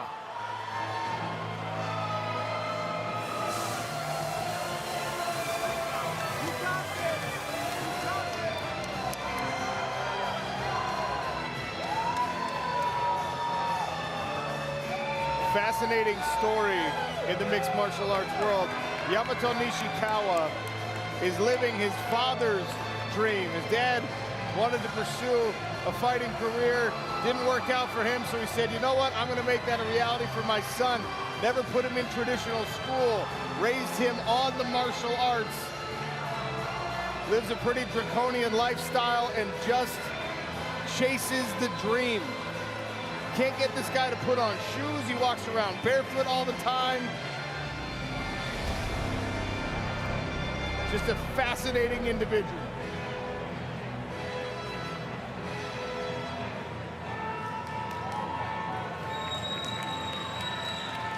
Just 20 years old, and he's already got 31 fights to his credit. It's unbelievable fight experience for such a young man. This is the first fight he's ever been to without his father. And he said, you know, I want to have 100 fights when it's all said and done for his He's pro well on career. his way. And he could absolutely pull that off. He said he's a huge fan of Julio Cesar Chavez, the great Mexican boxer, and he wants 100 fights. Yamato Nishikawa does not shy away from his underdog status in the fight or in the season. 対戦今回するジェーン・バルガス選手の印象に関しては、見たままそのままですね。なんか、タフな選手ですし、何より PFL 出てる選手全体的に技術も高いですし、タフでもありますし、皆さん僕よりももう見ての通り格上の選手なので、僕はそれにどんだけ自分のやってきたことが通用するのか、まずやるってことが今の目標であり、やらなければならない部分でもあるのかなと思います。And in the red corner, Shane Burgos.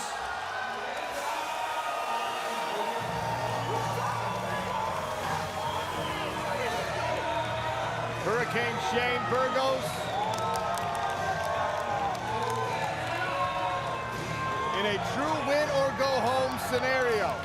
Coming off a loss to last year's champion, Olivier Aubin-Mercier. This man needs points in those lightweight playoff standings.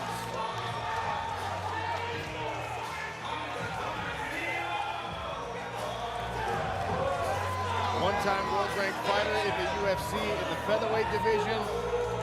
With age comes a little size. He's put on the pounds. So now even lightweight is a very tough cut for Hurricane Shane, and you will see when these two men are standing face-to-face the size advantage he has in this one.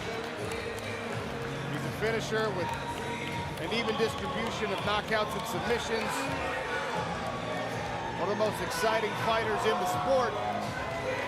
And that's even when he doesn't have his playoff hopes in the balance. Burgos, like many fighters, underestimated the PFL season. He underestimated the format his first time out. So I didn't really put too much emphasis or too much thought on the point system. Now I'm in a position where I have no points, and my back's against the wall, and I need to focus on those points. So I'm looking at this as high stakes, high pressure, but I thrive under those lights, and I'm excited to go out there and get the job done as quickly as possible, and that's exactly what I'm aiming for. I want that quick six.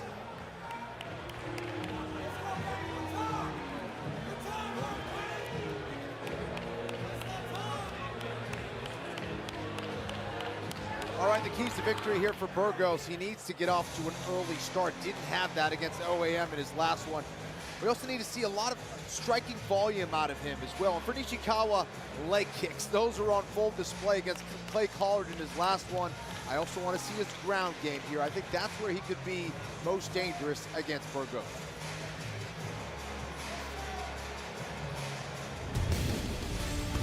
Tail of the tape for this fight brought to you by Celsius. You see Shane Burgos, only 32 years of age, but that still makes him 12 years older than Yamato Nishikawa. Burgos is also 4 inches taller than the diminutive Nishikawa. Both men weighed in at 156 pounds. 1 inch advantage on the arms and 2 inches in favor of Burgos on the legs. Andy Shepard, take it away. The following fight is a PFL regular season contest in the lightweight division. Introducing first, fighting out of the blue corner. He is a mixed martial arts specialist and stands 5 feet 7 inches tall. He weighed in officially at 155 3/4 pounds and holds a professional record of 21 wins, 4 losses, and 6 draws. Fighting out of Hokkaido, Japan, Yamato Nishikawa. And his opponent, fighting out of the red corner. He is a striking specialist and stands 5 feet 11 inches tall. He weighed in officially at 155 3/4 pounds and has built a professional record of 15 victories and 4 defeats. Fighting out of Monroe, New York, Hurricane Shane Burgos!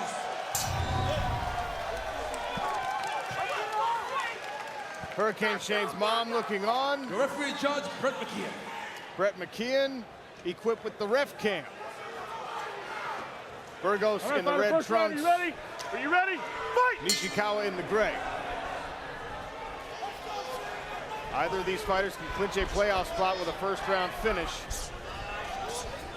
Nishikawa immediately goes to work on the leg of Shane Burgos. He had some success in his first outing against Clay Collard. Nishikawa going back and forth on the stances.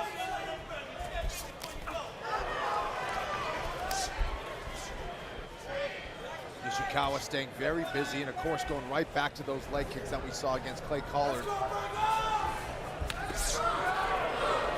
Nasty clash there. You can see how undersized Nishikawa is in comparison to Burgos. Yep. Doesn't let him bother him though. The same was true when he fought Clay Collard.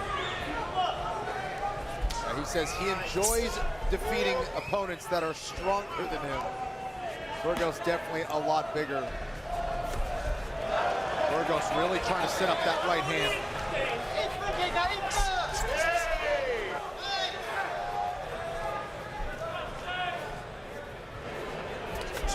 More on this fight. Send it over to Brett Okamoto. Yeah, thank you, Sean. Spoke to Shane's Burgos' team right before he walked out there, and they said, man, we've told him he badly wants those points. You've heard him say that all week, but we don't want him to just be hunting the knockout. You hunt the knockout, you look for the knockout, it's not going to come. You just have to go out there and be Shane, and the points will come. And then I asked him, quite frankly, if he doesn't get it done in the first round, will he be demoralized, and are you worried about him in the second and third round? They said, we hope not, but we're going to see what happens. We really don't know. It's a situation we have not been in before. Burgos changed levels here and took down Yamato Nishikawa, who now works off his back. Watch the back of the head. Nice head movement and level change by Burgos. Followed through with the double leg, captured the hips of Nishikawa, put him on his back. Yeah, and Shane Burgos has taken a lot of inspiration from Bubba Jenkins and Chris Wade, who were able to get first-round finishes. And he believes he can win on the feet or on the ground. So this shouldn't be a surprise to us anyway. He said he might look for the takedown and look for a rear naked choke if he can get the back of Nishikawa. Chance of Shane raining down from the crowd as Burgos goes to work with the left hand. Nishikawa keeping the guard closed so far.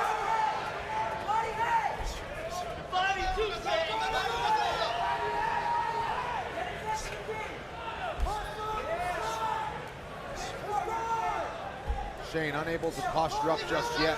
Needs to get his head up a little bit higher so he can get some good shots off.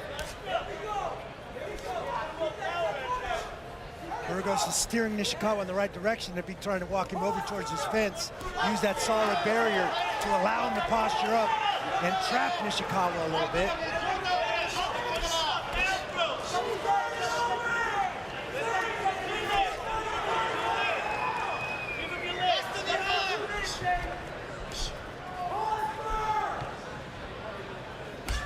Left here in round number one. Again, the only way to clinch and definitively find a spot in the playoffs is a first-round finish for either of these individuals. Burgos with some hammer fists here trying to loosen up the guard of Yamato Nishikawa, who still has the ankles crossed. Nishikawa doing a good job defensively. He's blocking a lot of these punches. He does have some good submissions off of his back that you got to watch out for. He's tying up the arms. He's trying to get that inside position to block Burgos' grounded pound. And now Burgos has him up against the cage. And this is where Burgos can start to unleash. And with time running out at the end of this round, you'd like to see him posture up and really get aggressive with his grounded pound here. Hasn't quite been able to do it yet. You see Nishikawa controlling the head, controlling the arms. Randy, what do you want to see Shane Burgos do to put real meaningful power? He's doing it right now. He's getting his hips in and his head up. Now, if he rests his forehead on that chain link, He can keep that elevation and pick his shots and bring the full weight and power down on Nishikawa. Pummeling with the right hand there. Shane Burgos putting some real pepper on these shots. Running out of time for a definitive clinch. Bruno Miranda is rooting for this fight to go into the second round because if it does, he will clinch a playoff spot.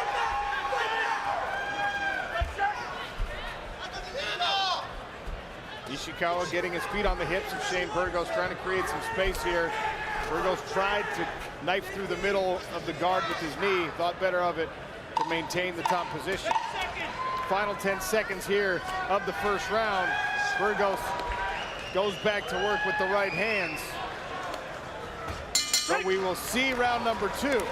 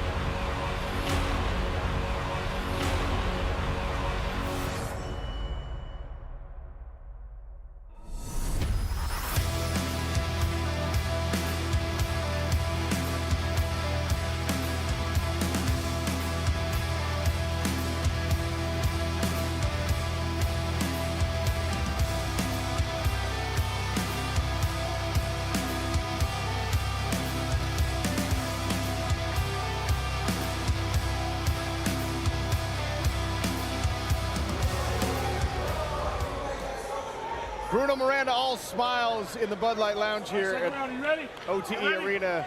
Professional Fighters League action. Sean O'Connell, Kenny Florian, Randy Couture, cage side, inside the cage. Shane Burgos in the red, taking down Yamato Nishikawa in the gray. Beautiful body lock by Burgos. Nishikawa aggressively came into the pocket. Burgos slipped right in, locked his hands, picked him right up and put him right on his back. Very nicely done.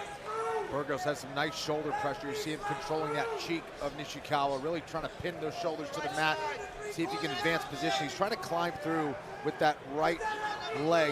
If he can get the laces of his right foot on the top of the quad of Nishikawa, he can climb through. That's what he's trying to do now.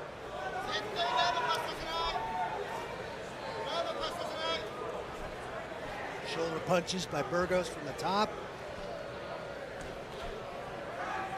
Nishikawa is going to need to get his right arm off the neck of Shane Burgos if he wants to get back up from this position.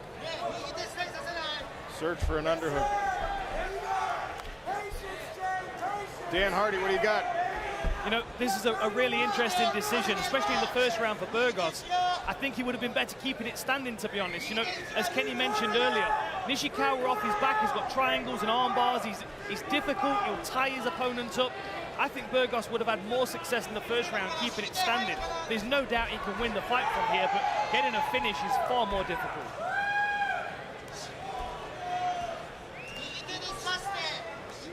Yeah, I definitely agree. I think Nishikawa has a lot of experience on the ground, and Burgos being the bigger man and him never being shy to trade, this is a little bit surprising.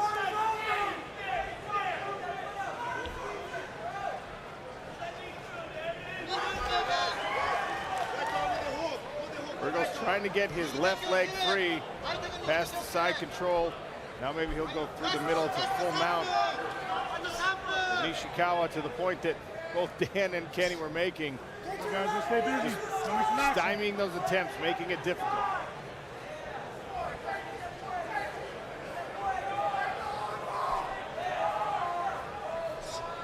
Burgos trying to set up the paintbrush, trying to set up that shoulder lock. Americana. Here's a look through the Ghost Cam, proprietary technology here in the PFL. Removes the chain link. Nasty shots to the body here from Shane Burgos. Yamato Nishikawa seems to be paying them no mind. Recovers his guard.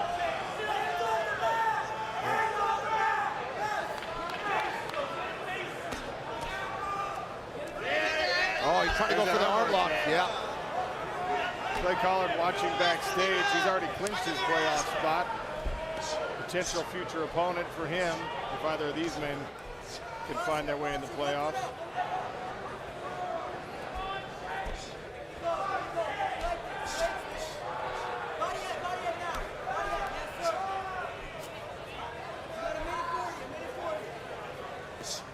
And Nishikawa just kind of being overpowered here. Man, he has shown so much heart and a lot of skill as well. As game as they come.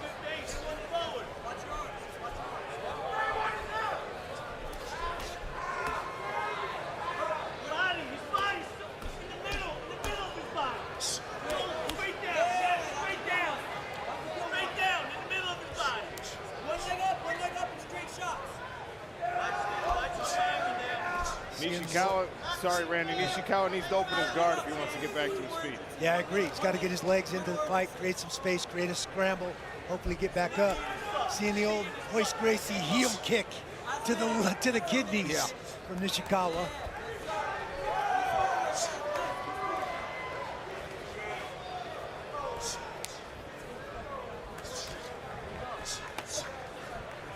I like the aggression from Burgos, but he's not posturing up. He's not getting his weight behind those punches. And Nishikawa, of course, you got to give him credit for his toughness and his defensive abilities. He's covering up well, he's shelling up well, getting on the inside of those arms just like that. But again, I just kind of question the strategy, as Dan Hardy was saying earlier. The strategy of Burgos, I think, is not quite there. Right on that ear. Final 10 seconds of round number 2. Shane Burgos trying to do work from inside the guard of Yamato Nishikawa. We'll see what the strategy looks like in round number 3.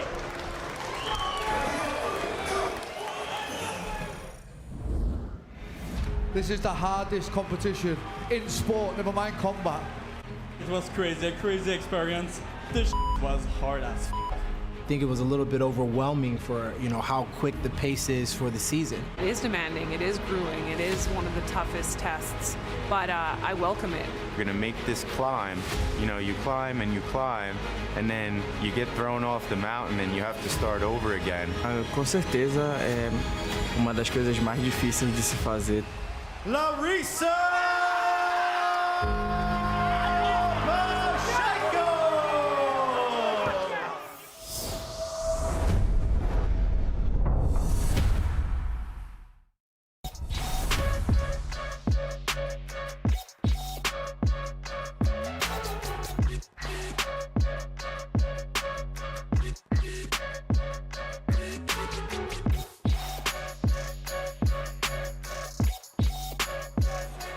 Welcome back to a sold-out Overtime Elite Arena. Ready? Fight! Regular season action in the lightweight division. Hurricane Shane Burgos in the red trunks. Yamato Nishikawa with the flurry in the gray. Probably down 2 rounds to none on the scorecards is Nishikawa.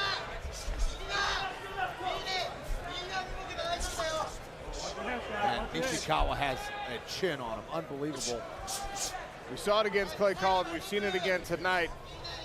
We saw it right there as he ran himself right into the left hand of Shane Burgos.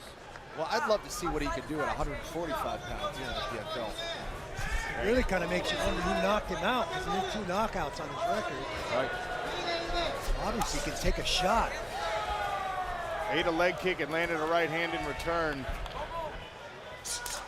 Oh, nasty right hand from Shane Burgos. Nishikawa doesn't seem to mind.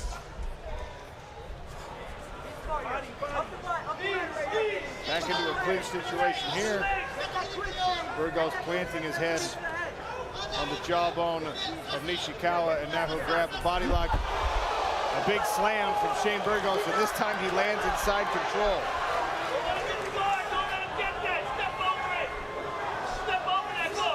Half guard recovery here for Yamato Nishikawa.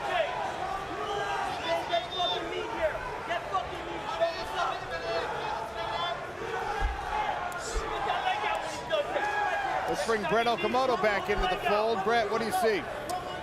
Yeah, well, I'm seeing a lot of success from Shane Burgos on the ground, right? And his corner was saying, hey, we still want the knockout, right? We want the knockout, and we believe it will be there because he's looking for the takedown, so his hands are dropping, so put your hands on him. But, man, I mean, Shane's having so much success here, guys. We've seen this before. He's got 3 minutes left, and we'll see if Nishikawa can get it up this time, but he hasn't been able to do so far.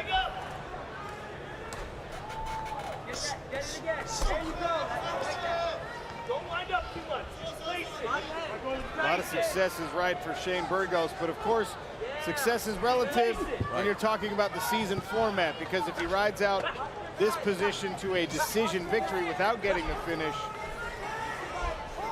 the playoffs are going to be out of reach.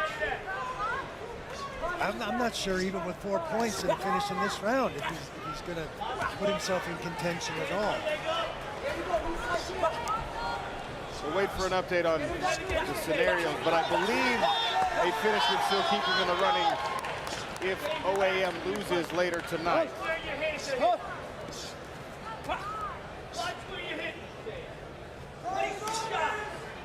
Either way, he's going to have to earn a finish to even figure out if those playoffs are a possibility. Dan Hardy, what do you make of the strategy here? Yeah, I don't think it was the smart thing to do for Burgos. You know, if he'd have got through that first round striking and he'd have tried to knock him out with no success, then yeah, make sure you're going to get the victory on your record. That's the most important thing after you know you're not in the playoffs. But I just feel like this is where Nishikawa can tie him up and keep working. And the longer this goes on, the more Burgos is going to get frustrated, and then Nishikawa's arm bars and triangles become more of a problem. Well, it has been one-way traffic here on the ground, and Shane Burgos taking out his frustrations at the inability to finish. But Yamato Nishikawa, as tough as they come.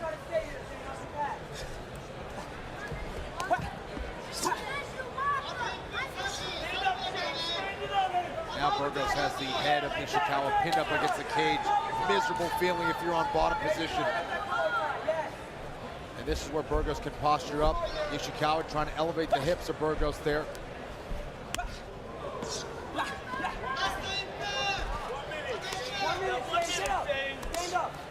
Stand up and pass.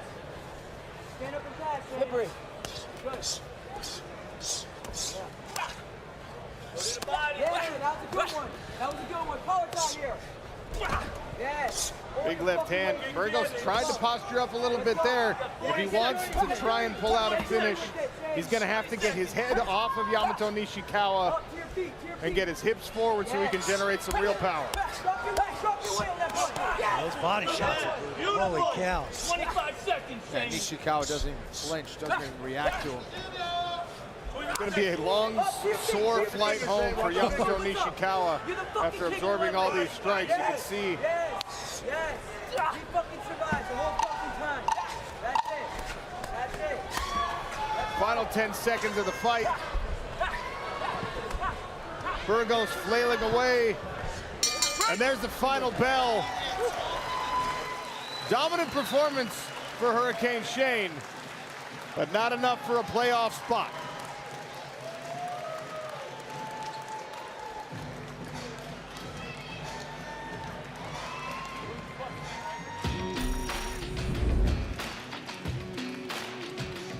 You can see the stats bundle presented by Geico. Almost 200 strikes landed for Hurricane Shane. Also, the 3 takedowns.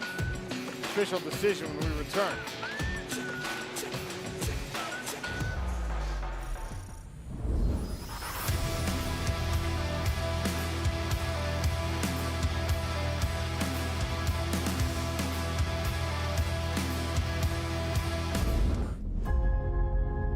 I started to fighting to become the best that I can be. I'm getting better, I'm improving, and winning every fight and winning the next fight.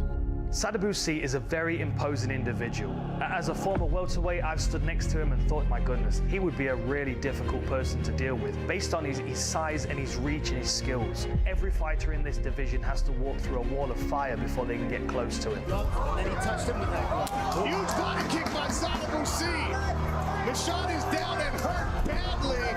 Sadabusi pounds it out in 17 seconds. Now, I don't get tired. Now, I don't have any holes in my game, and now I'm a complete MMA fighter, which I'm always trying to aspire to become. Beautiful kick upstairs there by C. I feel like the physicality and the skills as well as the confidence of Sadabusi have all come together. And I feel like moving into the 2023 playoffs, he is the man to beat, of course, but he's going to be far more difficult to beat than he was last year. I'm not done. I'm not in my prime yet. I'm a whole different fighter than what I was. Silawi tries to blitz in. I'm striving for greatness. Ooh, that was a nasty one to the body. I'm striving to create things where people say, oh my God, no, that's impossible. Oh, that hurt Silawi to the body. Oh, Silawi's hurt, and he's down, and he's done. Sadabusi with a second round finish.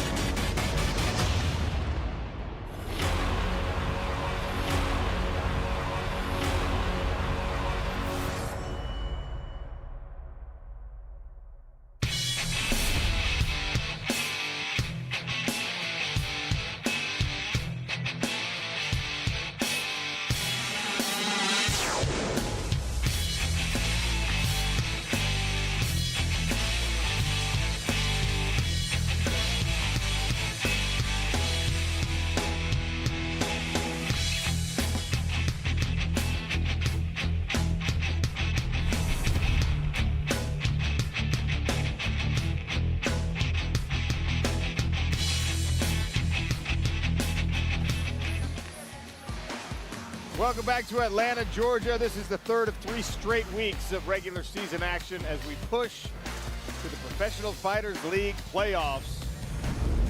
And here's some replays. Burgos letting his hand goes, get right into the body lock, picks Nishikawa right up and puts him on his back. He did this in all 3 rounds. Spent a lot of time on the top. Here's the body shots, ground and pound.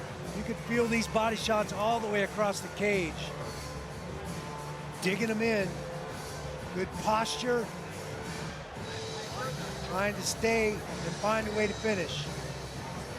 There's the forearm smash there, that fist missed and the forearm landed. There's another big takedown, sweeps those feet right out, puts Nishikawa right on his back. Again, more of the same, heavy ground and pound. Our verdict scorecards gives round 1, 2, and 3 to Shane Burgos. No surprise there. PFL's proprietary AI score says the same thing. All 3 rounds in favor of Shane Burgos. Dominant performance for Hurricane Shane.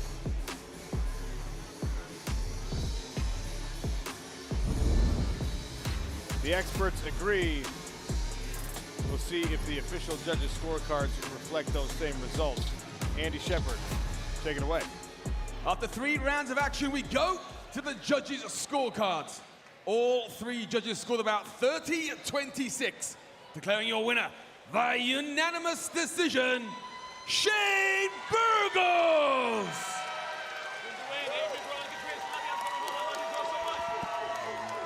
Mom's happy with the result. Shane Burgos and Yamato Nishikawa hug it out. 3 points in the lightweight standings for Hurricane Shane.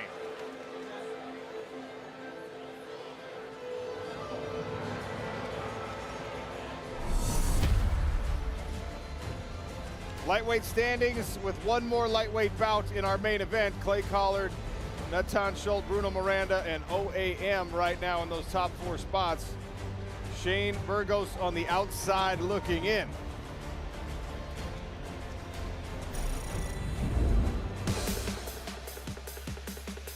Shane Mitchell looking to pull off the upset in the co-main event.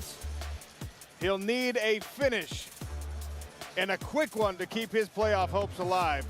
And a tough test in front of him. Sadabusi, 2022 champ, perennially in these PFL playoffs. He's not done. He wants another championship. And you know, I asked Dan Hardy earlier, I said, please explain for me just what makes Sadibou so dangerous as an opponent. Thank you, Sean. Okay, anybody dealing with Sadibou inside the smart cage has to nullify that height and reach advantage. We saw this against Al-Silawi. I want to draw your attention to this lead hand. We see Sadibou using this lead hand a lot to dominate that center channel, to remind his opponents that he's the one with the reach advantage and they have to move through that range to get to him. If you get stuck on the outside, he's going to pepper you with long-range techniques that you can't return any counter strikes. But look at this beautiful technique as Al-Silawi closes distance. But we're going to go back, we're going to look at this lead hand again. Look, you can see this lead hand dominating that center channel again. Al-Silawi's paying attention to this. You've got to try and see it from the opponent's perspective. As this hand starts to come back towards Sadibou, it's like a door's open. You're going to see Al-Silawi move into that space. And of course, Al-Silawi's got plans of his own. He's thinking about that right hand coming over the top and cracking Sadibou in the face. But Sadibou's going to throw this knee up the center line to intercept his opponent. You can see this here as Al-Silawi moves forward. Sadibou is going to fire that knee right up the center line. He's going to dig it right in his ribs there. Empty all the air out of his lungs. At this point now, Al-Silawi's feeling this pain, his body's emptied, you're going to see him retract, you're going to see his body contract, and something very consistent, you're going to see him pull this arm into his midsection. A telltale sign that someone's been hurt to the body is they're going to guard the target that's just been hit. And then you've got Sadibou closing you down. And Michaud saw the same thing again. He was trying to close distance very quickly until he got caught with that snap kick to the body. Look at it from the other angle. A beautifully timed kick right to the midsection. As Michaud's moving forward, he's got his hands up, he's got his lead leg up, but Sadibou is going to sneak this kick in right into that midsection there, catch him in the ribs, and again, empty all the air out of his lungs, and you're going to see the same thing from Michaud. He's going to receive that kick, his whole body's going to shut down, and this arm is going to come drawing into his side to protect his midsection. You see this consistency, and that's the end of the fight there. You can't close Sadibou down too quickly. If you stand out at range, he's going to work you with long-range techniques. If you close him down, he's going to run you onto that knee. Beautiful technique. Guys, back to you. The 2022 welterweight champion, Sadibou, steps into the smart cage next, trying to keep his hopes for a back-to-back welterweight championship alive. Standing across from him will be that man. Shane Mitchell made the trip all the way from Adelaide, Australia, and he knows the task at hand. Get a finish and move on. Garden is the Mecca. Everyone in the world knows where Madison Square Garden is. It's the most iconic ring in the world. Beautiful. Right hand right on the button.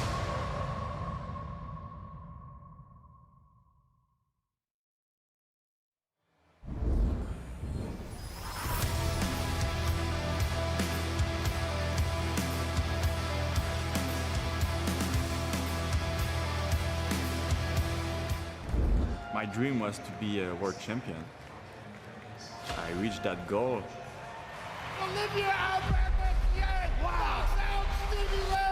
I just want to go in the cage and fight and do it again. The training is different than last year. Last year I had a lot of injury actually. I was not able to wrestle last year. Now I'm able to. And I was not really able to do a ground game either. But I do think I'm a little bit better everywhere. Olivier Aubin-Mercier brings with him to the smart cage over 20 fights of professional experience, with half of those fights being against top-flight competition. Big right hand, huge overhead right. Aubin-Mercier goes to work from the top. And you can see from his physique and from his conditioning that he's a difficult person to deal with at any range. Body kick there appeared to have hurt Schult. I'm a smart fighter, and I think that's the difficulty all my opponents have against me. But the thing with this year, it's everybody saw that, and everybody's going to be ready for that. The target is on me.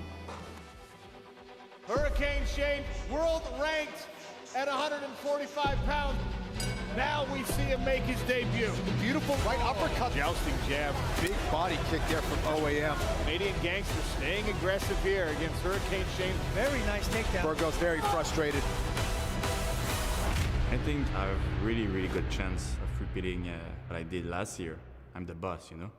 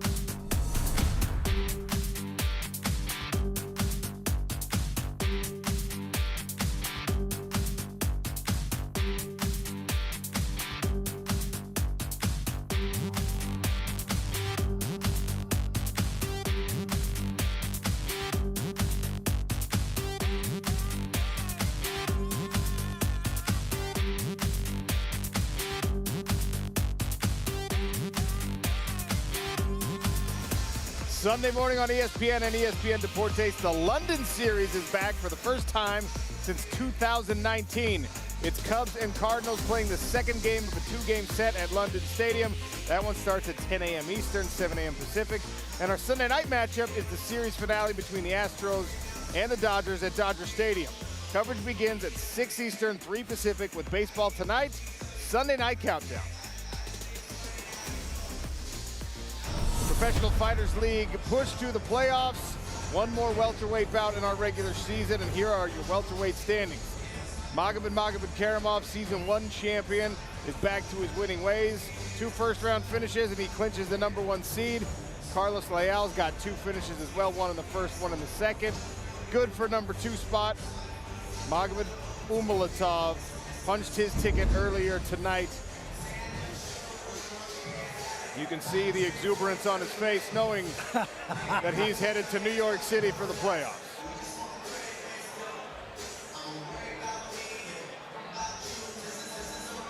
There it is. That's a celebration for Maga. A little pizza post-fight. Calm down, Maga. This brings us to our co-main event brought to you by Puncher's Chance, Sada Busi and Shane Mitchell. Introducing first, fighting out of the blue corner, Shane Mitchell.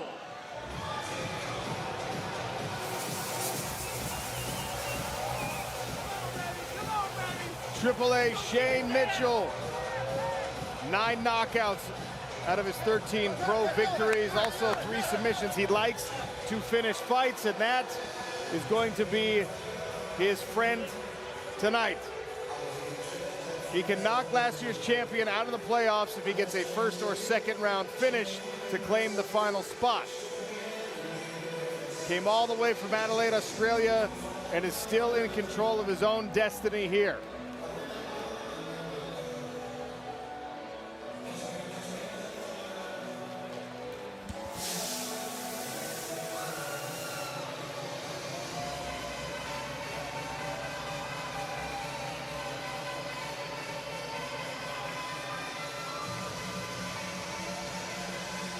Shane Mitchell holds regional titles back home in Australia, coming off a loss, very aware of the task at hand.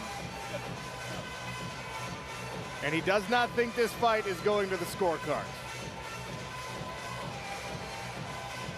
Look, I can see one of us going down in the striking. I can see one of us catching each other. I think he knows I've got to come in. If I want to go through, he knows I've got to come in aggressive.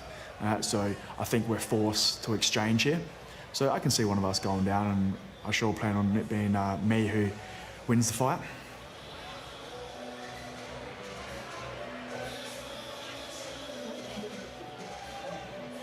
And there's the Shane Mitchell crowd in Adelaide, back home, hoping for the best results and an opportunity for this man to keep the $1 million dream alive.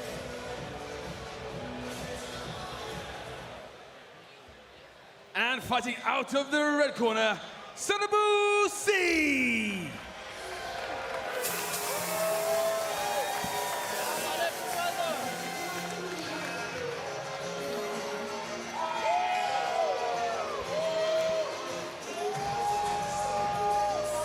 Sadabusi started his PFL career as a middleweight in season 1. Made it to the playoffs, not just in season 1, but in season 2. Realized the best formula for success for him was going to be dropping to welterweight. With his frame and his height, not an easy task, but he's done so successfully. Changed camps, spent a lot of time at Extreme Couture in Las Vegas working on the most glaring weakness in his game, which was his inability to stay on his feet against good wrestlers. Well, now you can't take the guy down. And that led to more success all the way to a championship in 2022. And Sadabusi told us he's coming into tonight looking not just for a finish, but a finish that will take over the internet. The most important thing for me is to get my hand raised on Friday. That's gonna take me to the semifinals. I believe I've seen enough. I've trained and I have things that in my like ace in my arm, I believe, that I'm gonna throw at Shane on Friday, and the goal is to get a viral one. So I'm not gonna do anything that's not there. I'm gonna take what's there, and I believe that we have enough to make this a viral knockout.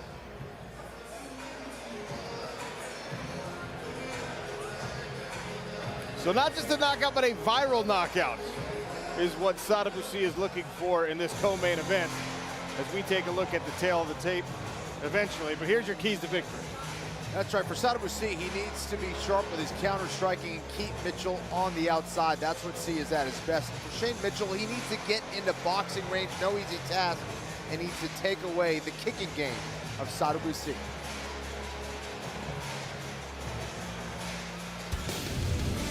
And here comes the tail of the tape. Puncher's Chance, Kentucky Bourbon.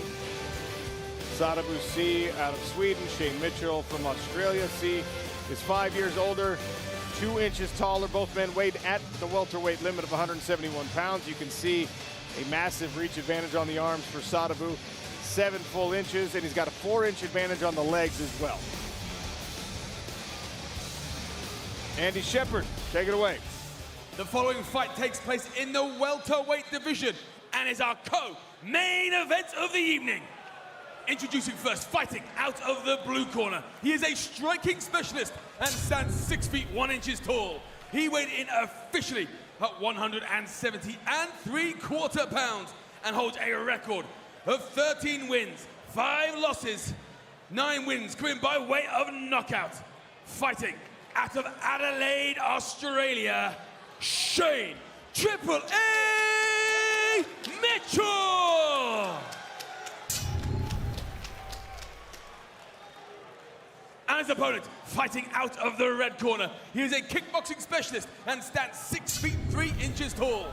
He weighed in officially at 170 1/2 pounds. In 23 professional bouts, has built a record of 14 wins, 6 losses, 2 draws, and 1 no contest.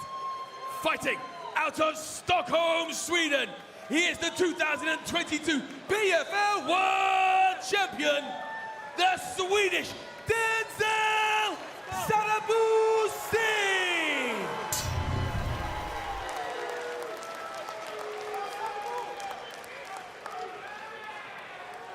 Your referee in charge, Gary Copeland. Gary Copeland equipped with the rev cam. Sadabusi in the blue trunks, Shane Mitchell in the gray. Round 1, ready blue. Round 1, ready red. 0 points in the standings right now for Shane Mitchell. Sadabu comes in with 5. Southpaw stance for Sadabu.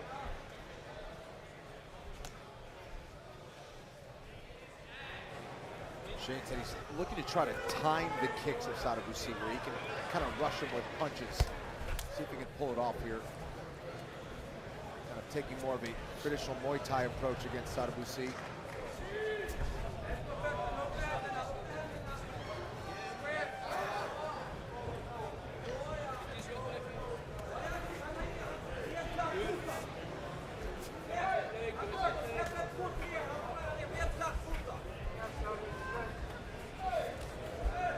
Shane just lifting up that lead leg, trying to take away the leg kicks of Sadabusi, trying to tie walk his way into the proper range. Testing the resolve of Sadabu's defenses there with that high kick attempt. Body kick lands for Sadabu C. Sadabu's kind of letting him into that range. He's definitely not moving as much as we usually see from him. Shane has his opportunity to rush him.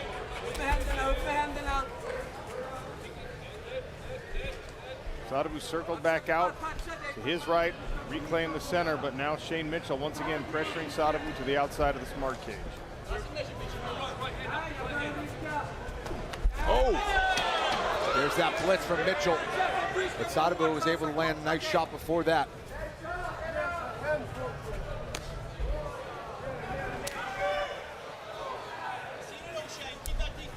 Very calculated on both these guys, trying to figure out where the openings are, set traps, find patterns.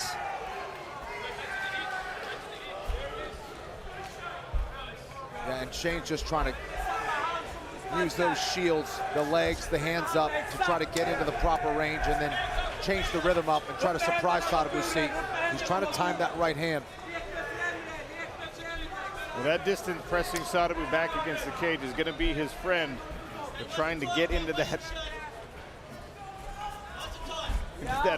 distance where he can strike with a guy who's got a 7-inch advantage in reach on the arms, that's going to be tough. Stabbing kick from Sadabu C to the midsection of Shane Mitchell.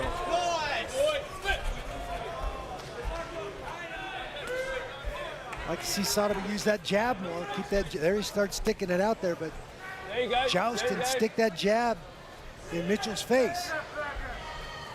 So look at the blue corner. Nice, Shane. Keep working him down. Inching. Yeah. Yes. Put some hands on top for me, mate. Keep pushing back.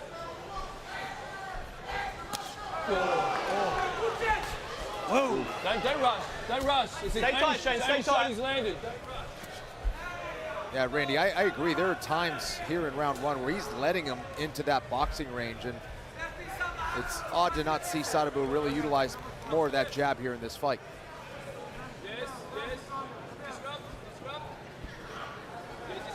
90 seconds remain in round number one. Last year's welterweight champion, Sadabu C in the blue trunks. Shane Mitchell chasing and stalking, trying to get himself into punching range. Oh, there's that right hand. He crow hopped into that one like he was throwing a baseball. Now they exchange leg kicks. Oh, wheel kick! My goodness, Sadabu. That was quick. The speed of that wheel kick, my goodness. And Shane Mitchell wobbled a little bit. I don't know if he's still a little bit woozy from that. It did land. Sadabu now throws one to the body, spinning back kick. He told us he wanted a viral knockout. If that lands clean, well, it's exactly what he's talking about.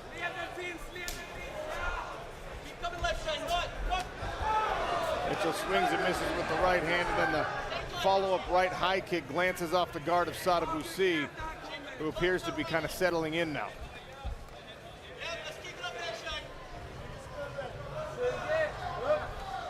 Seriously, see the red, the right rib cage of Mitchell's bright red from the body shots.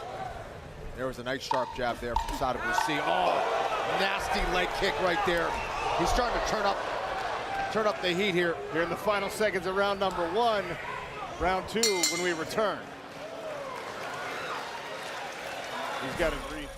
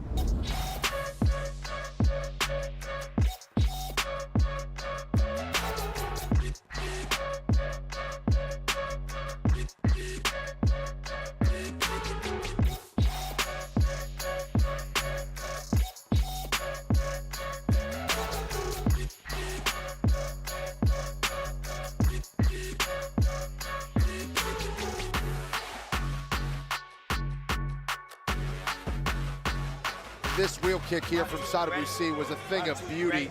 Shane Mitchell didn't see it. I don't think anyone here in the arena saw it. That's in slow-mo. And if he hit that with the heel, my goodness, that would have been a nasty knockout. Sadabusi in the blue said he wants a viral finish in this one. Shane Mitchell needs a finish in this round to get himself a playoff spot. If Sadabu can survive to the end of this round, he will have clinched his own ticket to New York City. Dan Hardy, we saw Sadabusi heating up at the end of round number 1. What do you expect here? I think, I think he's kind of starting to find his range. He's tested a couple of things. We've seen that spinning hook kick a couple of times. He picked up his leg as if he was going to do a lead hook kick a minute ago. I think he's looking for a head kick finish here. But Shane is staying so close to him that it's kind of smothering his attack a little bit. But this is going to get more lively as the time passes, I feel. Yeah, you get the sense that Sadabusi is trying to lure Mitchell into a cross. And he's switching his stances, so he's mixing things up, and it's confusing Shane a little bit. There's just so many weapons that Sadabu can use here.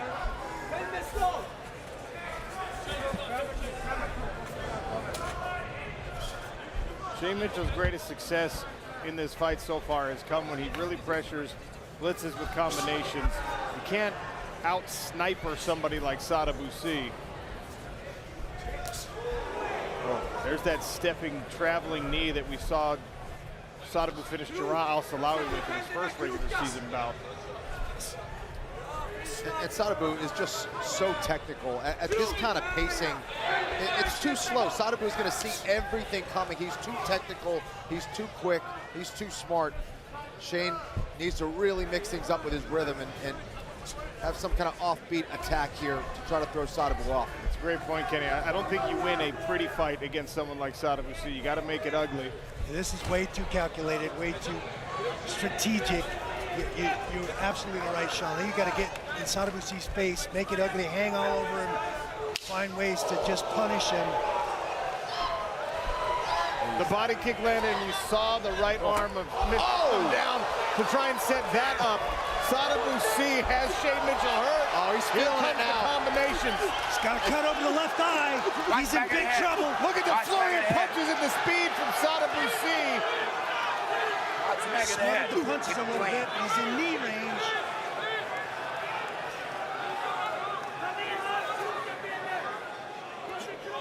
Watch for those tall knees to come up into that midsection. This is where Sadabu could probably back away and reset his attack.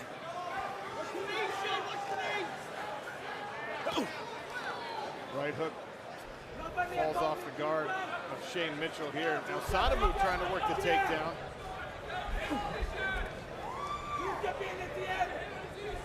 See if Sadabu switches up to a tie clinch with that height advantage and with those long legs. He could really drive that knee into the belly or upstairs to the head. Sadabu staying chest to chest here with Shane Mitchell. Even after the success of that last flurry and combination. Yeah, he might be looking for a takedown. I think this is helping Shane kind of recover from some of those body shots. Let's fight off the cage.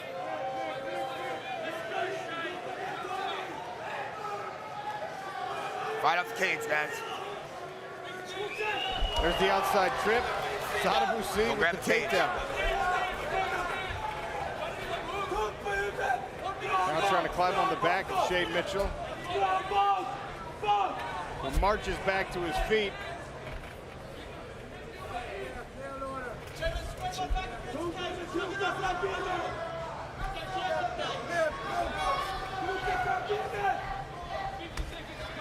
Sadabusi staying glued to Shane Mitchell and working that same outside trip with the hands clasped.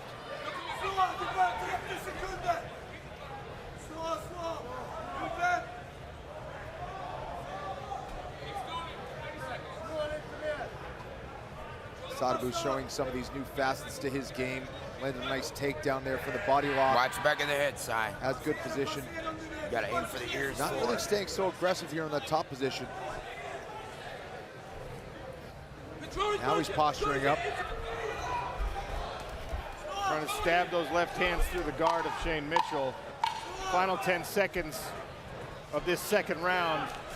And the end of the second round will signal Shane Mitchell's inability to make the playoffs and Sadabusi clinching his spot.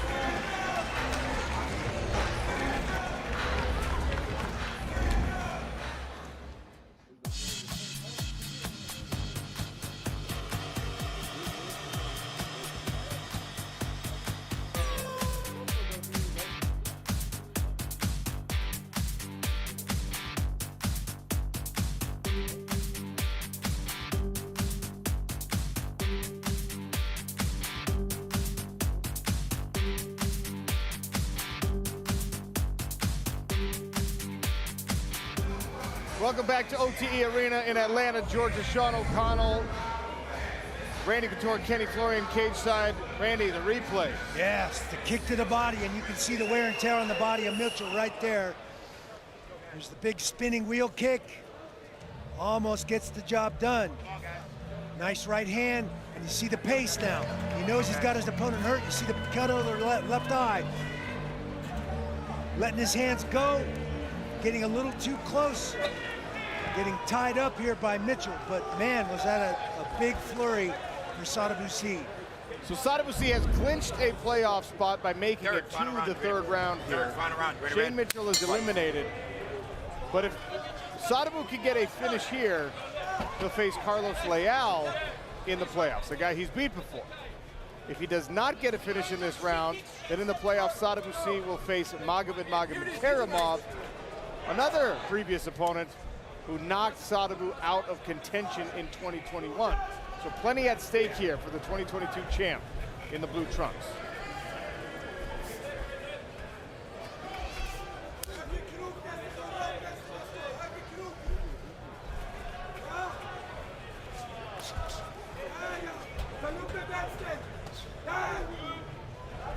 Trying to dial in the left hand, Sadabusi in that southpaw stance. Now switches to orthodox. Goes right back to the body, and you can see the wear and tear, as Randy mentioned, on the midsection of Shane Mitchell. Yeah, he's got some nasty welts there on the right side of his ribs. Sadabusi now really picking apart Shane Mitchell, just throwing a lot of different tools here.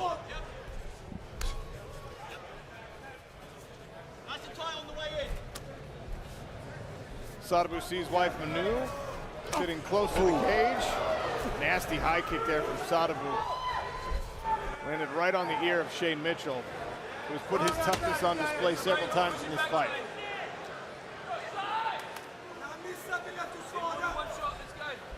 Oh my goodness! With the wheel kick knockout! The walk-off knockout! Oh my gosh! The third time is the charm for Sadabusi. Nasty! Sadabusi promised a viral finish, and with that wheel kick, he delivered. Wow! And he just walks over casually to us like, yeah, that's what I was looking for, in case you didn't notice. Oh my goodness! Sadabusi, the speed on the wheel kick. Wow. Every time he threw it was insane. Credit to Shane Mitchell for surviving the first two. Unbelievable.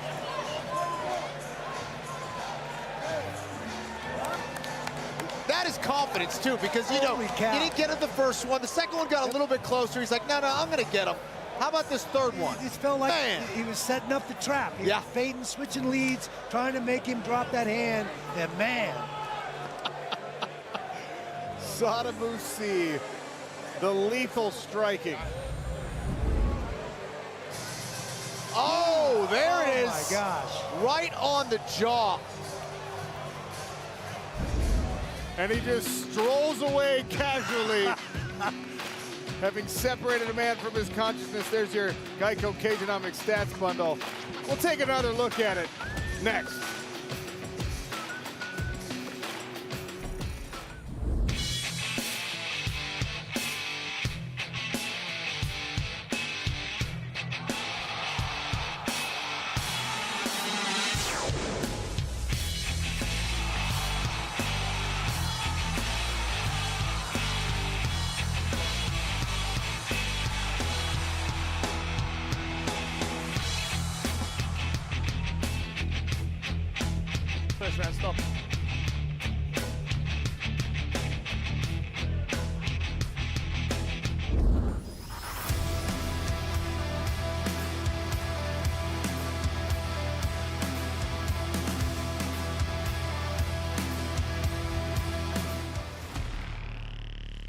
The target is on me.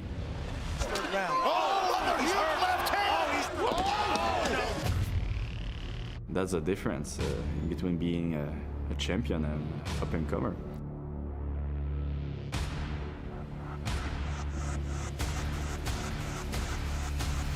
Cognitively knows it's...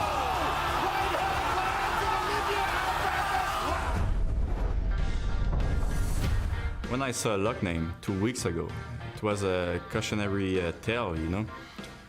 I do have to be careful, and at the same time, I kind of understood what he said after the match. He said that he didn't have time to see his family, he was tired, and it was really hard for him. I do think he's right. I kind of want it to be done, you know. I have to push back those feelings because sometimes the little voice in my head telling me like, oh, just lose a decision, you know, maybe it's gonna be done after. But yeah, I have to push back. To be a double champ in PFL would be one of the greatest achievements in the sports.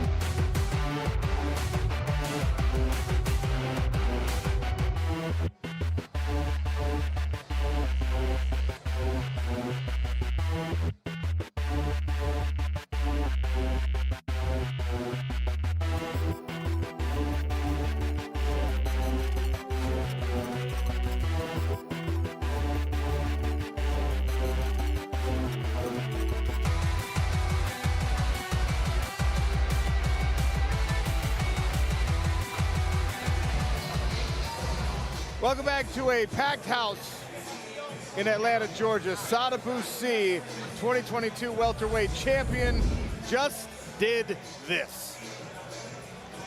Wow, spinning wheel kick. Yeah, here it is in real time. Just blistering fast. I mean, you've heard it. It sounded like a baseball bat breaking. Just spins on a dime, lands it to the perfect spot right on the jaw. I think it got a little bit of the ear as well, some blood coming out of there on Shane Mitchell. But look at how he rotates. And there he got more of the heel, which is the harder part of the foot, right? And that time, he did not miss. And he just watches all casually. Yep, that's what I was looking for. His wife Manu overcomes the initial shock of watching her husband do that. And look at this! Oh my goodness! With the wheel kick knockout! Dan Hardy in disbelief. Oh my God! I love it. 40 miles an hour on that kick. Andy Shepard, make this one official.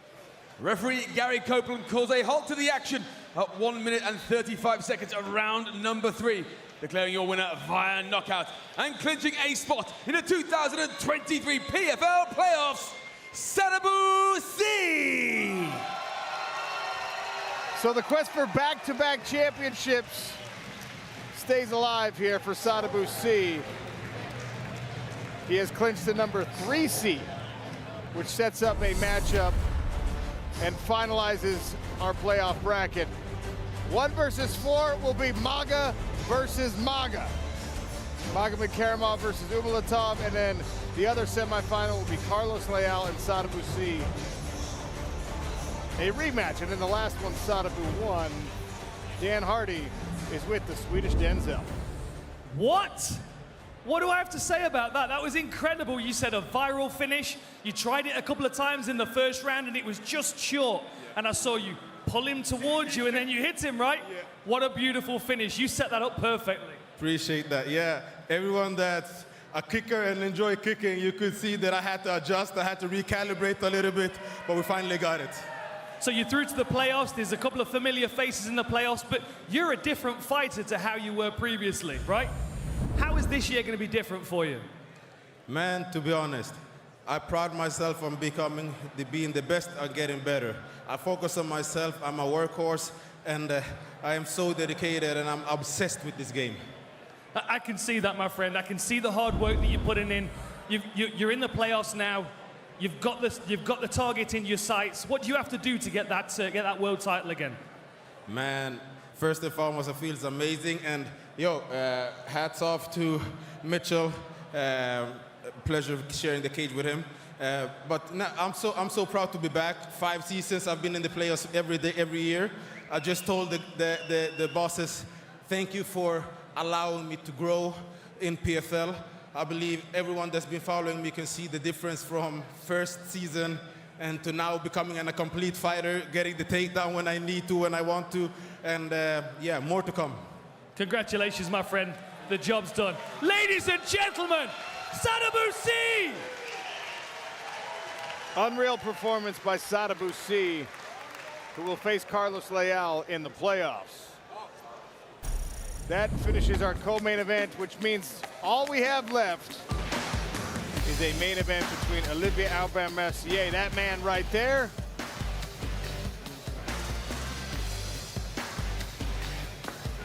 and Anthony Romero, vying for Canadian MMA supremacy. I've trained with the champion before, so I'm comfortable everywhere he wants to take the fight. And I think that's going to throw him off because he's used to getting his way against one-dimensional fighters. Wow, beautiful right uppercut. Big body kick there from OAM. I have to be there 100% mentally and physically because this could be a really dangerous fight. Oh, big shot. A lift and a drop from Romero. Had a great showing at the Challenger Series. It's what people want to see, clean knockouts, finishes, and I will come on top for this main event. I think I have a really, really good chance of repeating what I did last year. Knocks out Stevie Ray. Once I beat him, then I'll be the champion, I'll be the big dog. I'd show everybody that I'm the boss.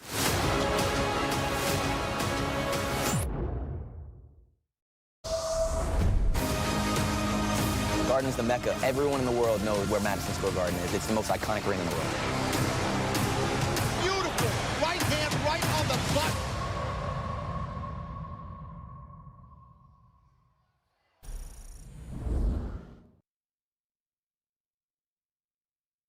So these are the final standings. As we mentioned, Bubba Jenkins at the top, followed closely by Gabriel Braga, also with 9 points.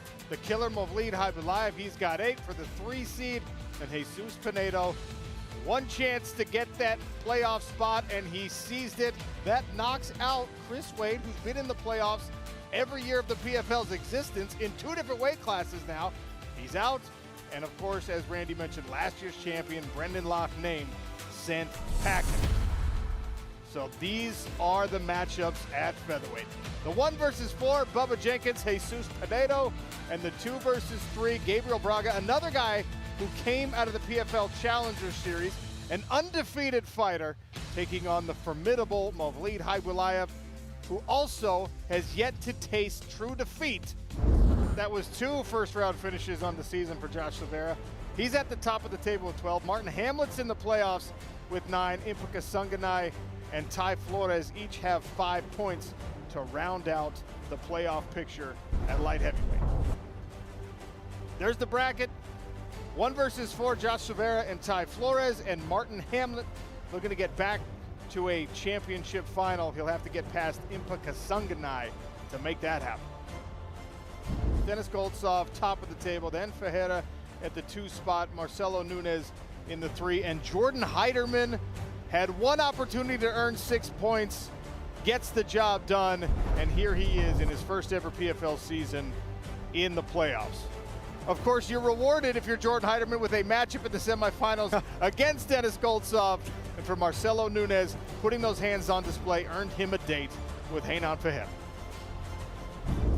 Here's our women's featherweight standings after 2 regular season events. Larissa Pacheco, decision victory in her first bout, and then that first round finish in the second, good enough for 9 points. And the top spots, Marina Mokhnakina close behind in the 2 spot. Amber Leibrock, who Larissa Pacheco knocked out, came off a first round finish in her first outing. That's good enough with those 6 points to earn her the playoff spot. And Elena Kolesnik 2 really impressive decision victories. She was penalized a point for missing weight all the way back in Las Vegas, but her 5 points are good enough for a playoff spot. And of course, Olena Kolesnik had the head-to-head over Aspen Ladd, which saved her and made those 5 points good enough to get the playoff spot. Aspen Ladd on the outside looking in, to the surprise of some. So here's the bracket. Larissa Pacheco and Olena Kolesnik. That will be a rematch from seasons past in the 1 versus 4 contest. And then Marina Mokhnakina puts her grappling skills to the test against the tall, rangy striker, Amber Leibrock. Coming up next, Sports Center. They've got you covered for all the day's scores, highlights, and as always, so much more. We've got 1 fight left here in Atlanta, 1 fight left in the 2023 regular season. That'll take place in the lightweight division. So here are the lightweight standings. Clay Collard, currently the #1 seed. Matan Schult and Bruno Miranda have punched their tickets to New York City. All we have left to figure out is who's going to win between Olivier Aubin-Mercier and Anthony Romero. Shane Burgos on the outside looking in. Currently 5th in the lightweight division.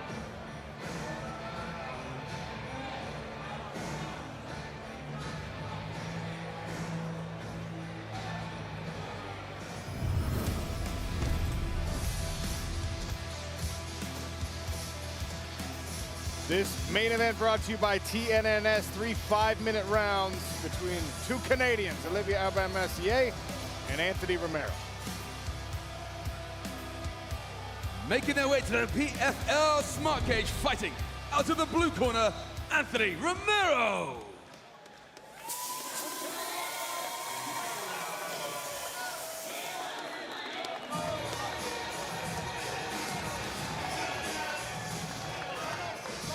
Anthony Romero could clinch the final playoff spot at lightweight with a finish in any round.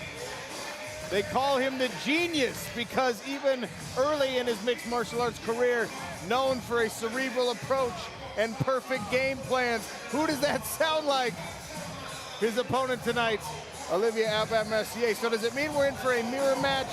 This young man feels like he's ready to stake his claim as the best fighter out of Canada.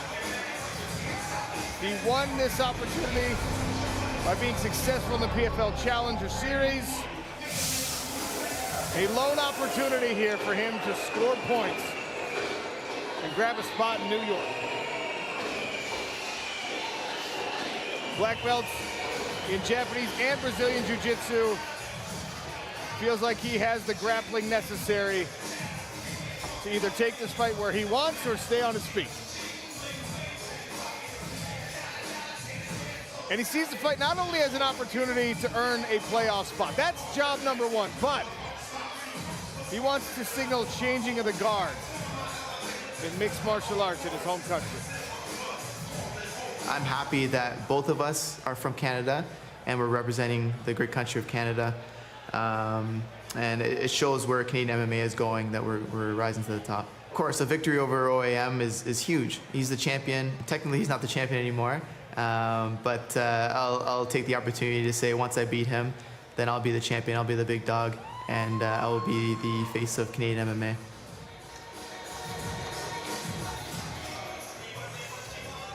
And in the red corner, Olivier Aubin-Mercier.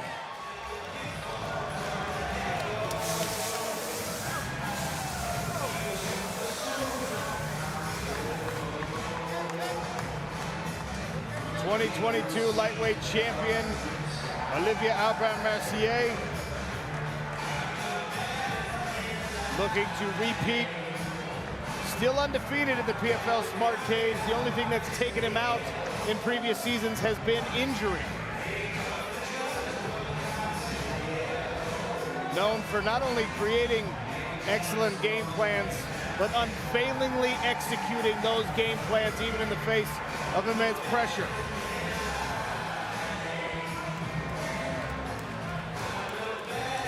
A win of any kind or even a draw will secure OAM a playoff spot.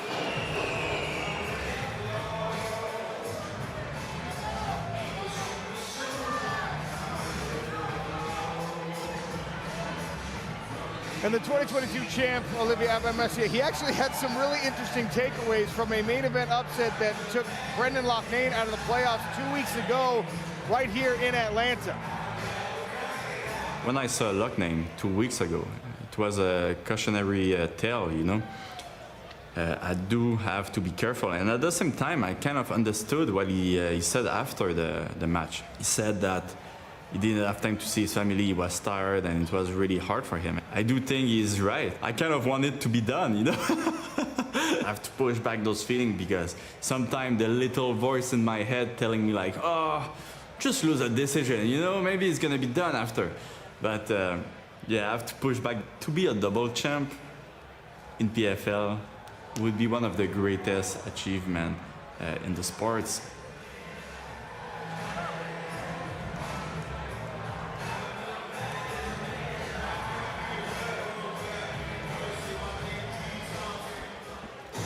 All right, let's check out the keys to victory here for this main event. For OAM, he's got to utilize that jab. Also, watch out for his leg kicks. And when he gets top position, he is tough to get out of there. And for Romero, he needs to keep a fast pace, use a lot of variety with his striking, and get off to a strong start here.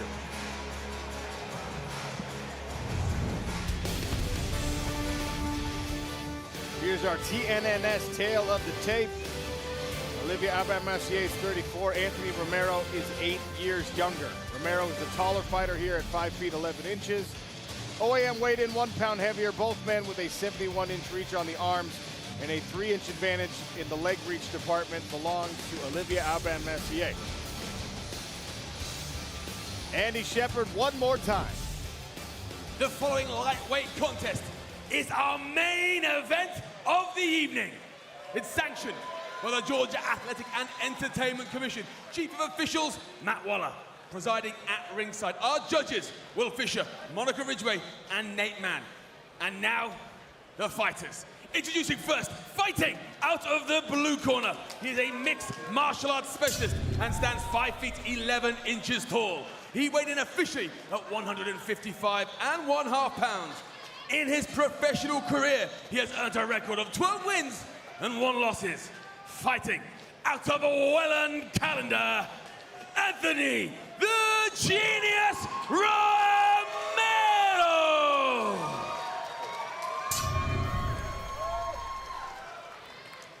And his opponent, fighting out of the red corner. He is a Brazilian Jiu-Jitsu specialist and stands 5 feet 10 inches tall. He weighed in officially at 155.5 pounds. In 23 professional fights, he has amassed a record of 18 victories and 5 defeats.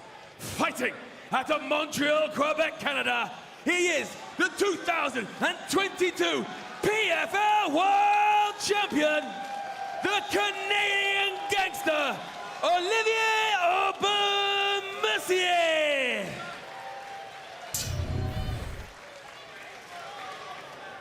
Your referee in charge, Brian Miner. Brian Miner to oversee the main event action, equipped with the ref cam. Olivier Aubin-Mercier in the red trunks, Anthony Romero in the gray. You ready? Romero will be looking for a finish to earn himself a spot in the playoffs. Touch of the gloves, Romero pushes OAM back with it. Canadian gangster in his southpaw stance.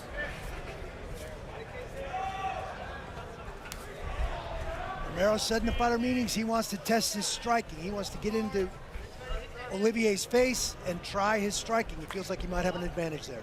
Winning in between, right? Look, you know when you go right, the kicks come in. On his walkout, looked very calm and composed. He's fighting like that right now as well. Wonder how he's going to deal with the experience of OAM, though. 40 seconds. Oh, good body kick there from Olivier Aubin-Mercier. You guys start going first. He's approaching this fight with his customary patience so far. Get back. Yep, get some space. Yup. Feint. That first set's going to be yours. Off that fence. Yup. Feint. Ready. Oh, right hand landed there for OAM. You're just hanging around, that's all. We see he's You developed just some missed by an power inch. in that check hook. Knocked Don't out stop. Stevie Ray with it for a championship a season ago. High kick attempt there from Anthony Romero. There's an uppercut from OAM. Just missed with the hook.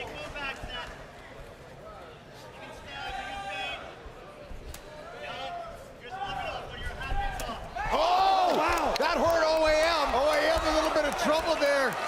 Unconventional kick from Romero. Brought the lead leg up to the outside. Slapped the laces, so to speak. Yeah, sweet little kick. It looked like he was trying to attack the leg. Had his eyes go there, but he went upstairs. Almost like an uppercut. Like a reverse J kick or something. It was very strange. Yeah. Beautiful shot. That's it. You know what to do.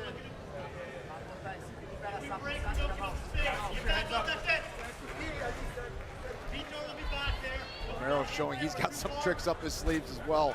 You wonder if that chest-to-chest clinch gave Olivier Aubin-Mercier the time he needed to recover, though. And there's that searching hook again from the Canadian gangster.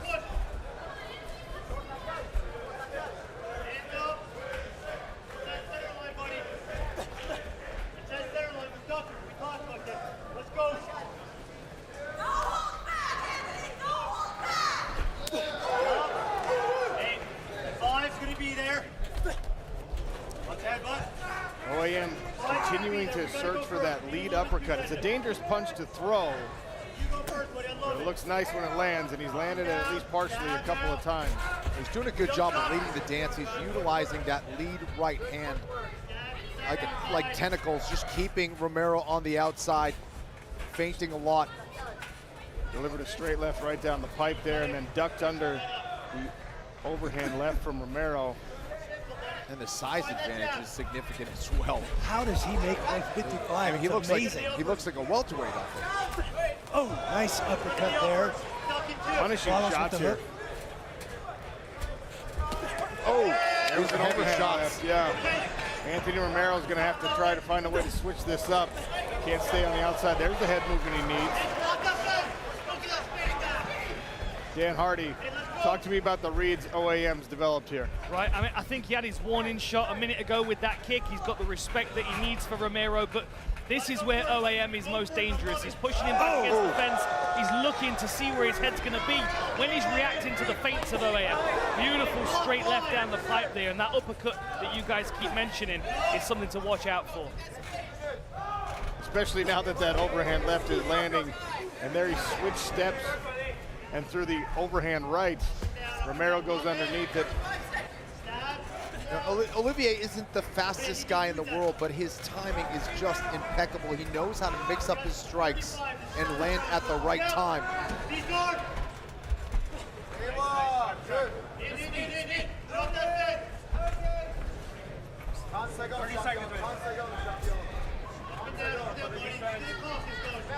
Olivier is just seeing everything coming from out of Romero now.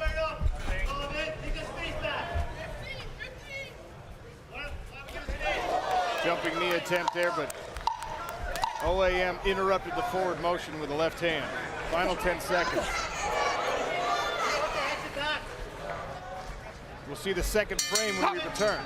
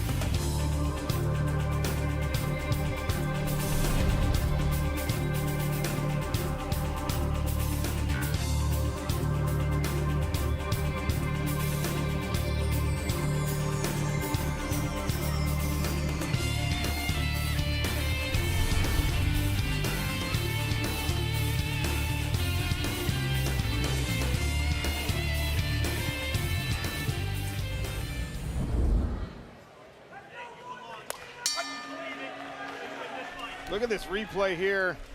Check right hook from OAM in round number 1. Olivier Aubin-Mercier in the red, Anthony Romero in the gray. Second round here in our main event. Oh! OAM tried to bring the left leg up high. Again, just beautiful timing. It was Romero who was moving specifically to that side. OAM definitely has a read on Romero. Nice knee to the body there from OAM. Romero thinks he might have something with that jumping knee. He's attempted it multiple times.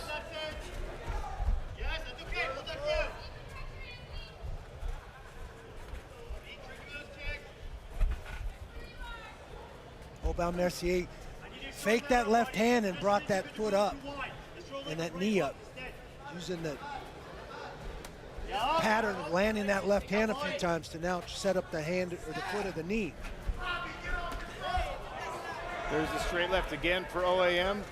Romero continues to circle to the outside, gets himself pinned up against the cage.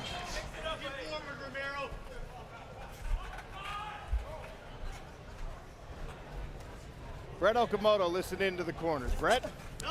Yeah, thank you, Sean. I'm really enjoying listening to Anthony Romero's corner. Very, very technical advice, but 3 things mostly coming out of him. Don't duck. You're ducking a little bit too much. That's causing a habit. Be first. Come forward. And then also, just you belong. You belong here. Believe that, which is a big deal here because he is fighting a guy that we've been saying all week, the face of Canadian MMA. But his coach wants him to believe you are here for a reason. Go out and win this fight. They believe in him. Thank you, Brett Okamoto. We continue the same dance we saw in round number 1. The Canadian gangster and last season's champ at 155 pounds, Olivier Aubin-Mercier. He's claimed the center of the smart cage. Another nice sharp kick to that lead leg under the knee from Romero. Some damage showing there. Well, there's no question that Romero is a very talented fighter. And physically very gifted as well, but OAM just seems to be a step ahead. Just always playing chess against his opponents, always setting him up. He's seeing a lot of the attacks from Romero coming. He's cutting off the cage. Clash of heads. Or it might have been an eye gouge. It looked like a clash of heads to me. They both leaned in at the same time, clashed heads. Gotcha. Accidental clash of heads. Oh yeah, you good to go? No? Yeah, you'll. Right there. Yep, absolutely. You'll see that a lot, unfortunately, when you have the open stance. Mero, you good to go? Okay. Watch your heads. Come on. Fight. We restart halfway through round number 2. Final playoff spot in the lightweight division up for grabs here. Romero misses with a kick, tries the spinning back fist. Doing a better job with the timing, getting underneath the punches of Olivier Aubin-Mercier here in round number 2. Romero, very tricky. Got to watch out for him. He's still very dangerous.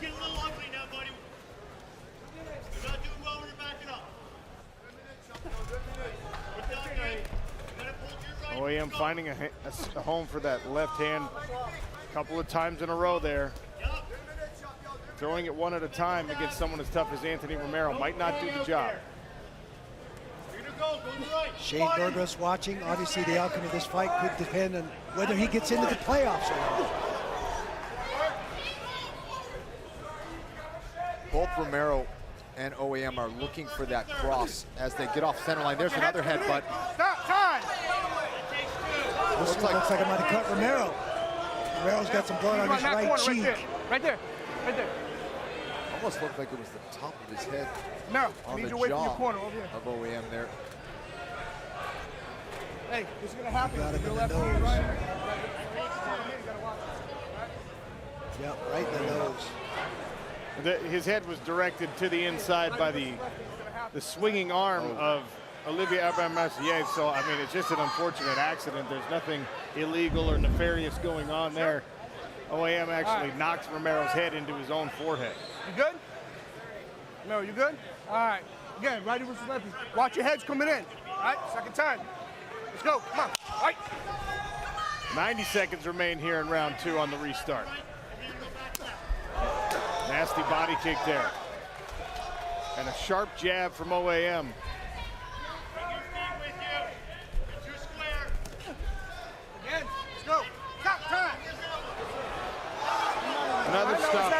They both duck. They both change levels at the same time, and the hands It's no come one's together. fault. You both are coming in, all right? So listen, hey, we got to fight through it. You okay? Yeah, I'm good. All right? All right. Hey. Stay away from your corner. Look, it's no one's fault. You guys are both coming in, right? A righty versus lefty, it's happening. But you guys both of you need to watch your heads, okay? All right. Great job by the referee there. He understands the situation with the fighters in the open stance. Switch kick there for Romero. Tries that crescent kick again that landed in round number 1. On your feet. Don't hang around after.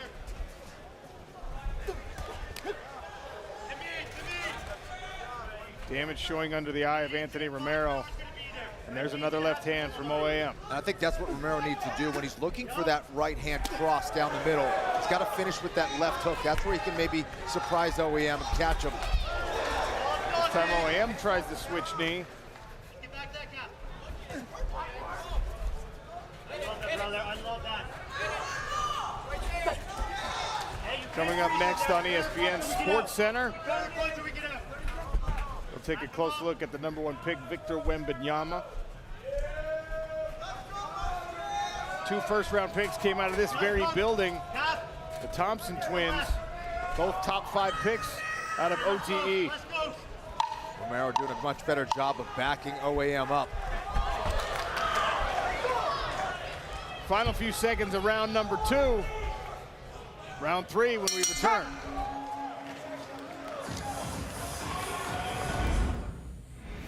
This is the hardest competition in sport, never mind combat.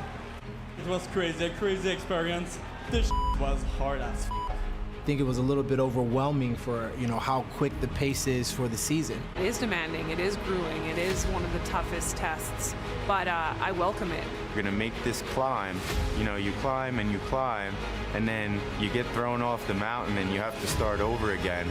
Com certeza é uma das coisas mais difíceis de se fazer. Larissa!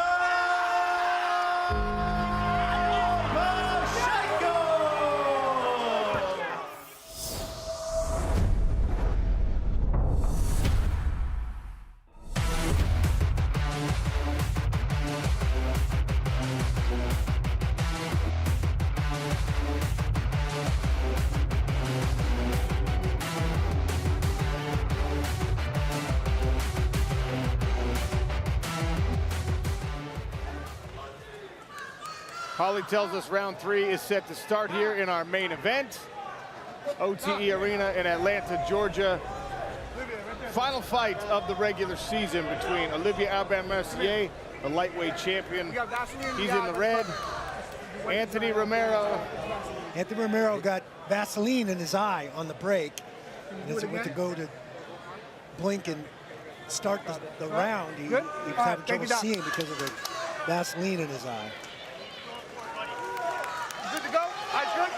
Hey, watch your head coming in. Watch your head.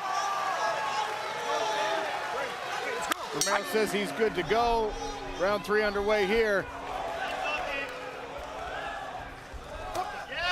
Combination from Romero, trying to sneak through the guard. Nice jab again from the Canadian gangster. Little slip there from OAM. You also wonder if those calf kicks are taking effect on OAM. Oh! Ran right into it! The left leg! And then dropped the right hand to finish it! The Canadian gangster with the 3rd round finish. Changed levels right into that knee, came down right on it, dropped him back and gave him one for good measure after the fact. Yeah, I mean, his corner was warning him about ducking down, and he was moving to that. He almost hit that early in round 1. OAM, his timing was just on point tonight. Devastating knockout. That's so insane. Olivier Aubin-Mercier with the 3rd knockout victory of his career. Here's your Geico Cageonomics stats bundle. A perfect 11 for 11. He landed every strike he threw with his legs, and the one that actually mattered. Finished this fight in the 3rd.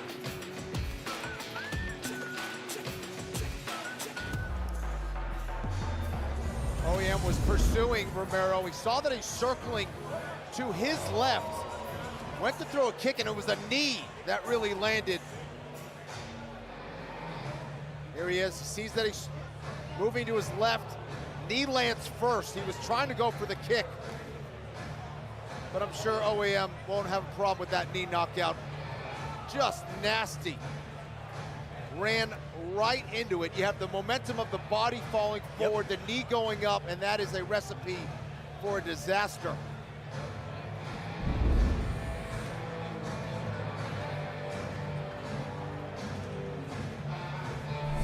Aubin-Mercier improves his already perfect PFL record, and this is your playoff bracket now set in the lightweight division.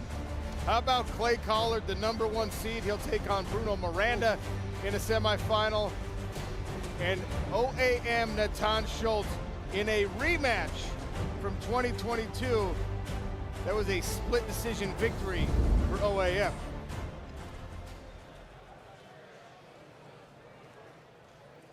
Andy Shepard will make this official. Referee Brian Miner calls a halt to the action at 28 seconds of round number 3, declaring your winner via knockout and clinching his spot in the 2023 PFL playoffs, Olivier Aubin-Mercier.